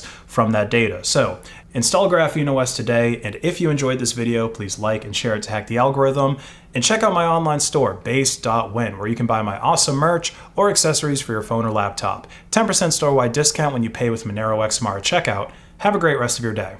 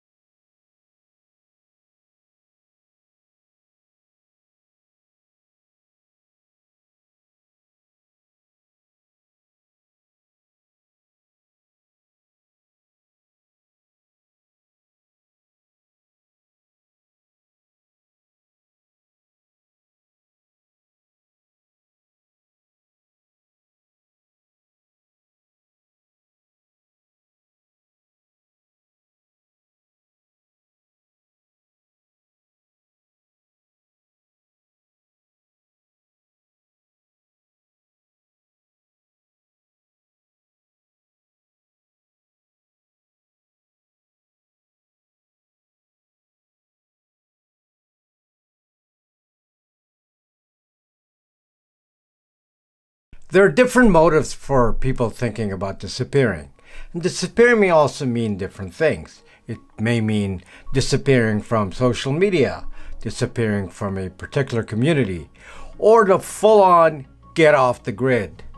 The usual reasons for wanting to disappear are to eliminate fear. Just some typical scenarios are battered women who don't know how to escape from a violent relationship, or those afraid of being stalked, or those being cyber attacked, or those afraid of violent criminals. Or maybe you're a whistleblower, or you're being targeted by a government for your political beliefs. The reasons can vary, but the important thing to understand is that depending on who the threat is and their level of power, then the approach can be dramatically different because of the tools available to the threat source. Okay, spoiler alert. Disappearing successfully can only be done with preparation. You have to prepare people around you, prepare your tools, prepare your methods before you even think about doing this. Doing a panic action of trying to disappear will fail. So this is the irony of it all. In order to have the option to disappear in the future, you must have a plan today before you have a need to ever disappear. We will analyze the problem more from the viewpoint of people looking for you. You will see why when you think only of your own methods without concern for what a smart adversary will look for, that your chances of failure are almost absolute. There are other videos from experts who know about physical evasion, but my particular expertise is tech. Hacking is done. If you want to have the knowledge of how to disappear in case you need it, then stay right there.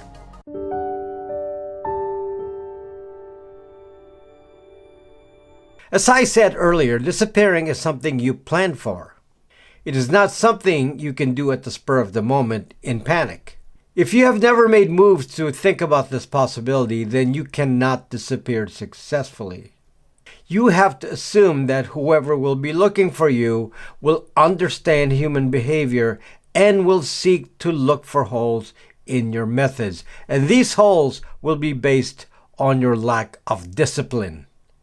You've seen movies where a couple of protagonists are being chased around the city. Let's say a man and a young teenage girl. And the teenage girl cannot help but hide a phone on her person. And for drama, of course, the teenage girl makes a phone call to some friend and exposed. Of course, the more up-to-date tech is that the phone will be tracked anyway, even without making a call.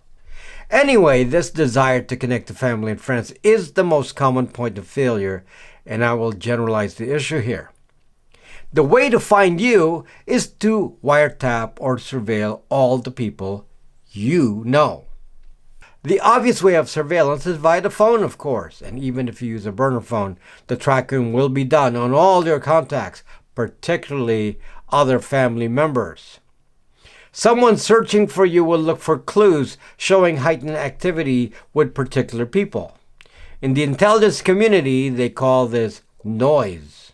Anything out of pattern, like going to the bank more often or making extra calls or unusual behaviors, will indicate that you're trying to contact certain people, and thus you will be found through them. So to set this up to prevent this failure, like a movie scenario, you will need to always plan in advance. And planning includes communicating with contacts and family. That includes a discussion of disappearance strategies. If you intend to disappear, there must be no obvious contact. This is pretty hard to do. And this is the discipline that always causes failure. You must not be weak here. I will tell you how to initiate a planned contact later where it will not be obvious and will not raise alerts to someone looking. But just think about this. No obvious contacts. Let me go through some basic physical preparatory steps that you need to plan for in order to at least get a successful early attempt at disappearing. These are the physical things that are part of your plan. I'm just going to go through these quickly. Later on, I will concentrate on tech things that help with a longer term, like communicating with people, and I will spend more time on those. First of all, you need to have cash. You cannot have any trace. You don't want hotel rooms and car rentals showing up on credit card records. And this is a piece that requires obvious preparation. In today's world, hardly anyone has cash, so you will need to have standby cash at all times in case you have to do something unplanned. Cryptocurrency could be helpful in the long run. However, I caution you against using crypto wallets that have KYC or your ID on it, like a Coinbase. This can easily be tracked like any bank account. Crypto at least gives you a long-term source of money. The problem is that not everyone will take crypto, but at least it's a way of surviving. There are definitely a good number of businesses that take crypto, especially Bitcoin, that can open up avenues of financial access. Still difficult, but at least survivable. The easiest way to track you is via a car. Nowadays, license plate readers are on the freeway. There are many facial recognition machines in intersections triggered by car moving violations. This is a big no-no. Unless you have some secret bug-out vehicle, the only way out from your current location is public transportation. It should be clear here that if you're having to walk and use public transportation, that you really can't be carrying a lot of personal belongings. So you have to have a quick grab bag of things. In fact, you should think about this in advance. What would you need with you? This is obviously hard to do quickly, but in today's tech environment, facial recognition is everywhere and you can easily be found. But facial recognition software often focuses on the eyes, nose, mouth, and facial shape. Things like sunglasses, hats, and facial hair make those fail. Maybe your choice of clothes that you bring with you should reflect this advanced thought of your appearance. Now, this part is hard to generalize, and there has to be a lot of thought given to this. If you can leave the country, you will have a lot more options, and you can show ID and it won't matter once you are in a new country. But if that's not an option, then I recommend going far. And the reason for this is that the further you go, the bigger the population in the search grid and the more of a speck you become. Makes me wonder actually if some of those people who are homeless in big cities are examples of people running away but had no plan, and so they disappear as homeless in the streets. Unless you are going abroad where you have to show your passport, you must never show an ID in any situation. You have to avoid that at all costs. You must think of a different identity and maybe quickly come up with a backstory about where you are from. Something closer to real life is often good because it's harder to forget and harder to be inconsistent. This strategy also includes never using credit cards. In fact, don't bring any. You must stay only in places that accept cash. This clearly leads to being in seedy environments, so that's why a bit of planning is important. Maybe smaller towns will be safer and probably cheaper. Now, this is the part I really want to focus on, and this is really tied to the technology you should be using, if any. You can be completely off the grid and have no computers and phones, but this limits your actions and your ability to communicate when seeking help. So I would plan to be equipped with the right set of tools. My opinion on this has changed recently. Before, I would have said that I would trust a computer primarily and avoid any kind of phone. But after more careful thought, I realized that the Google phones are probably the safest devices of all if it doesn't have a SIM card, just like your computer. The reason I say this is because a Google phone has protections to hide the identity of the device. In fact, without a SIM card, a phone with a Google OS really doesn't emit any identifiers. The device itself is not addressable externally from an outside attack without some way of identifying it, like with an IMSI or IMEI, two elements which are hidden by the Google OS. But a computer, on the other hand, has the hardware identifiers and OS identifiers like the Microsoft Product ID or CPU ID, for example, which are easily seen and detected by some apps. In fact, how can we ever be sure that these aren't recorded by browsers since they are so easily acquired? So a way to make a computer safe is to always use Linux only and then only operate from a virtual machine. This way you can always reset the machine to a known state, as well as hiding device identifiers. Next thing I would think about is how to reach the internet. Frankly, in a dire situation where you want to disappear, I don't think there's a choice but to use only Tor for networking. I'm sure it's something that Snowden would always use. I would imagine that Snowden would use a Linux distro like Tails in a non-persistent state. But I don't think we need to go this far unless the opposition is a three-letter agency. It is extremely important not to use a normie phone like an iPhone or Google Android. Even without a SIM card, these devices will allow someone to track you directly. These devices can reveal your location even when off. And there's where preparation is needed. You should always be using the right kind of phone since you cannot change phone at the last minute. As I said earlier, the threat sources will attempt to find you by looking for elevated noise levels. If the behavior of a person you contact changes and it is someone you have known in the past, then someone will look at that as a clue that this contact is talking to you.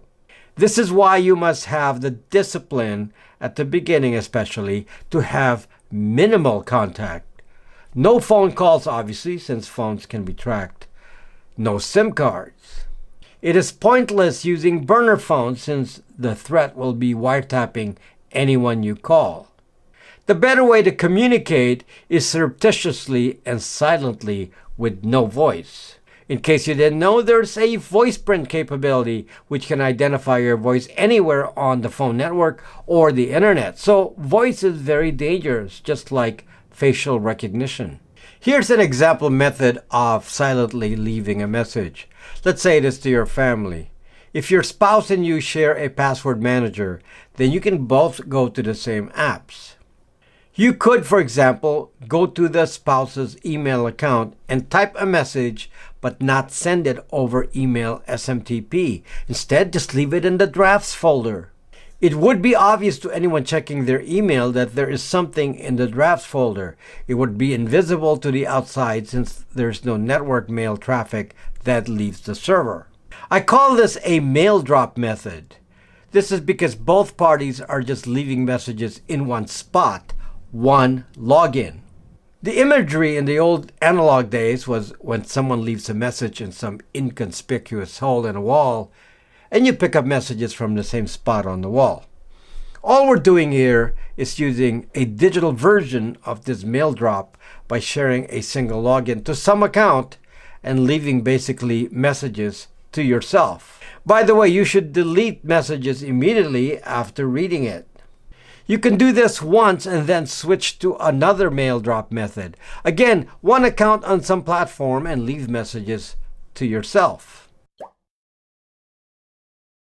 When habits of people change, or when suddenly a bunch of people are switching to secure messaging apps, or suddenly everyone is using Tor or a VPN, the short-term change is noise.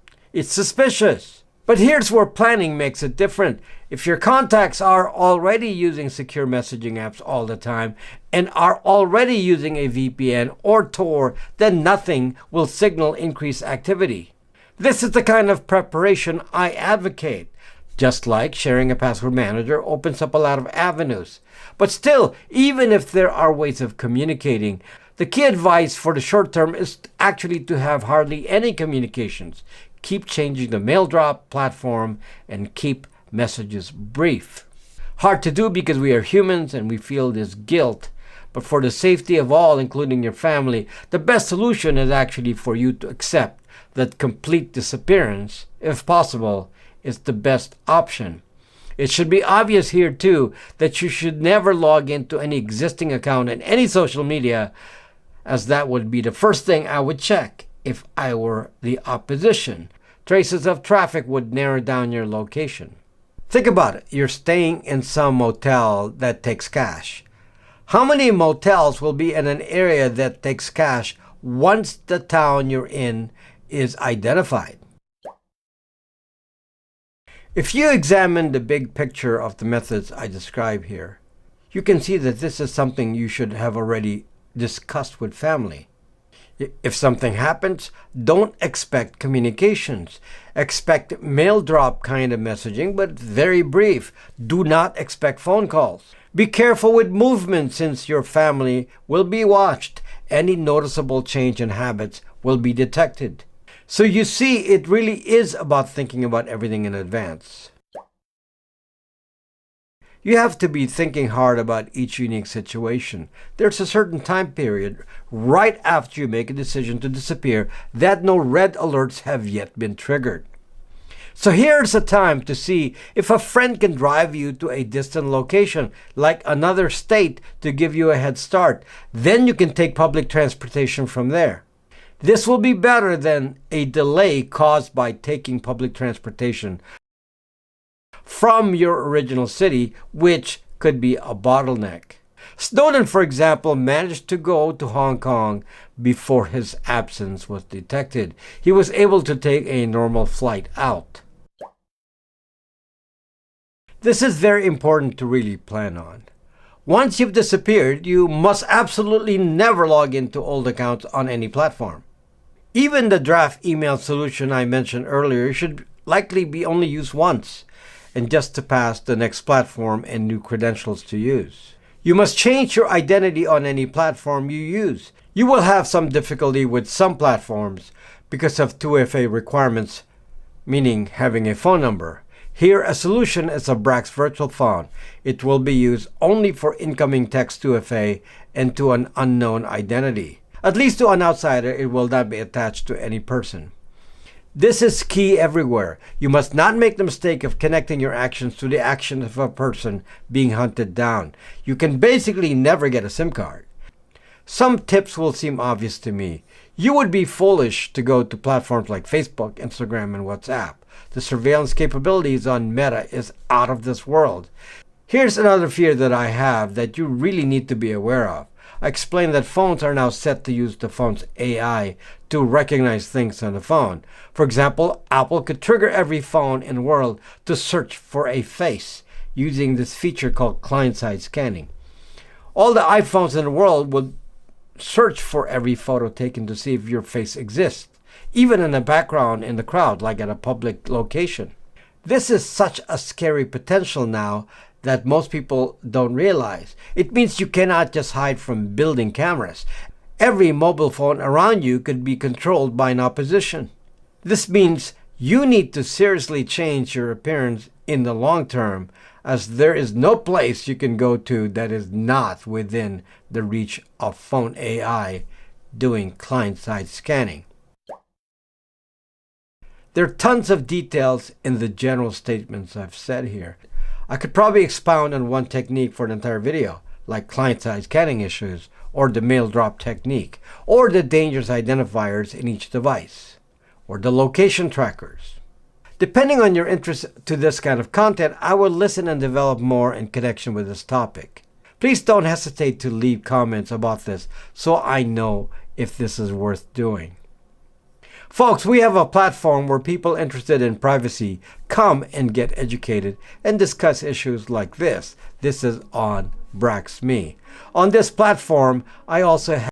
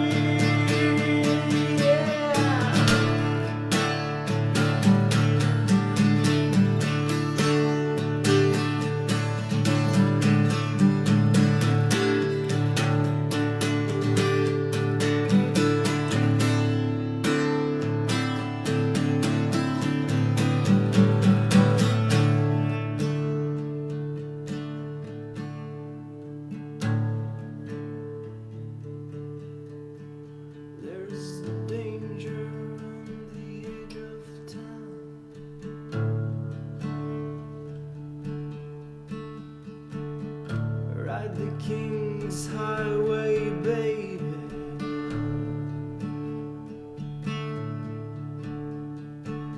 Where it seems inside the gold mine.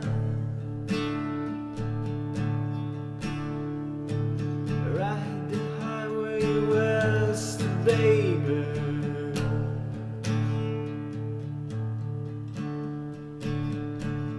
Ride the snake. Ride the snake to the lake, the ancient lake, baby.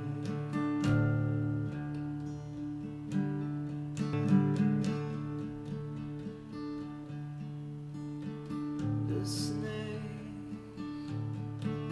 is long, 7 miles. Ride the snake.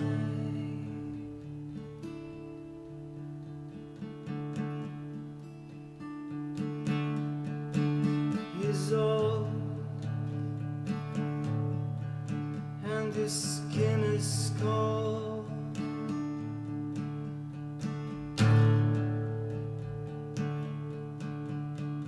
The West is the best.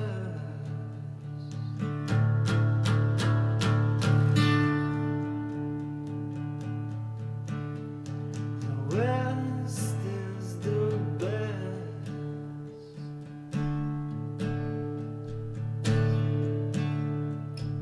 Get here and we'll do the rest.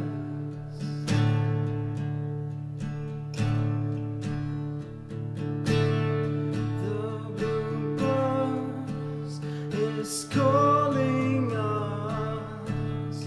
The blue bus is calling us. Driver, where you taking us?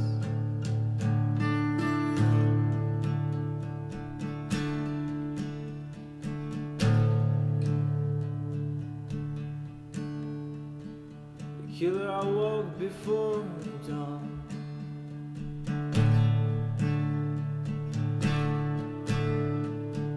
He put his boots on. He took a face from the ancient gallery and he walked on down the hall.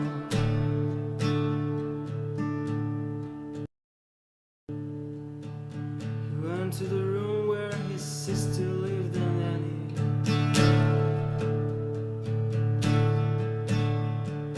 he paid a visit to his brother and then he walked on down the hall.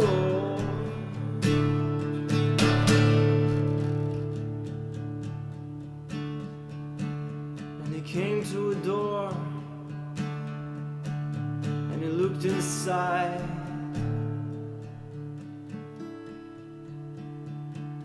Father, yes, son, I want to kill you. Mother, I want to.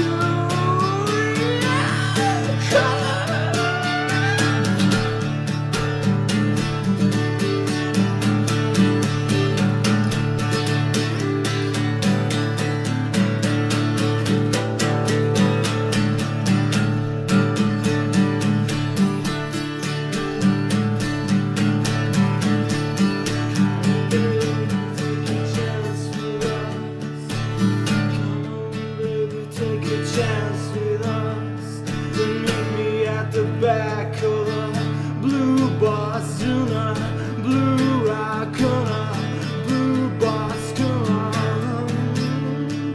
come on, yeah.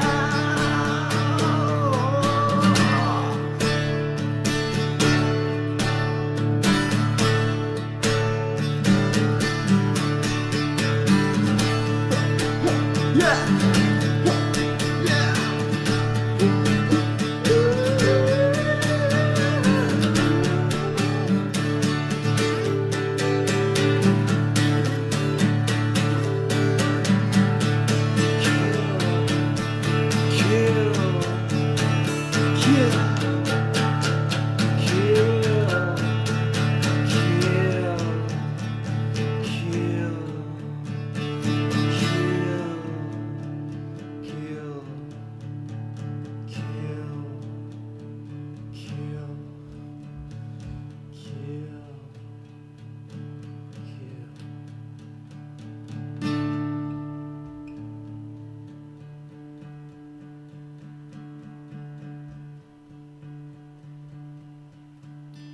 This is the end,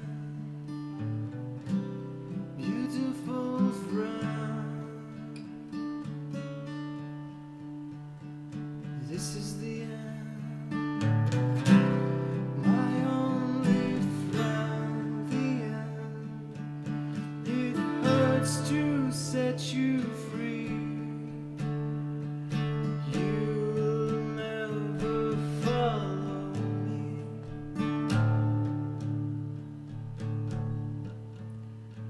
The end of laughter and soft lies.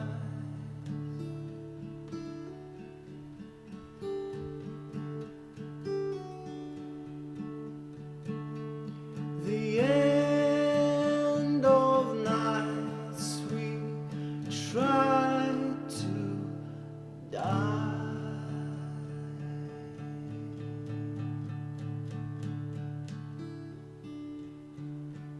This is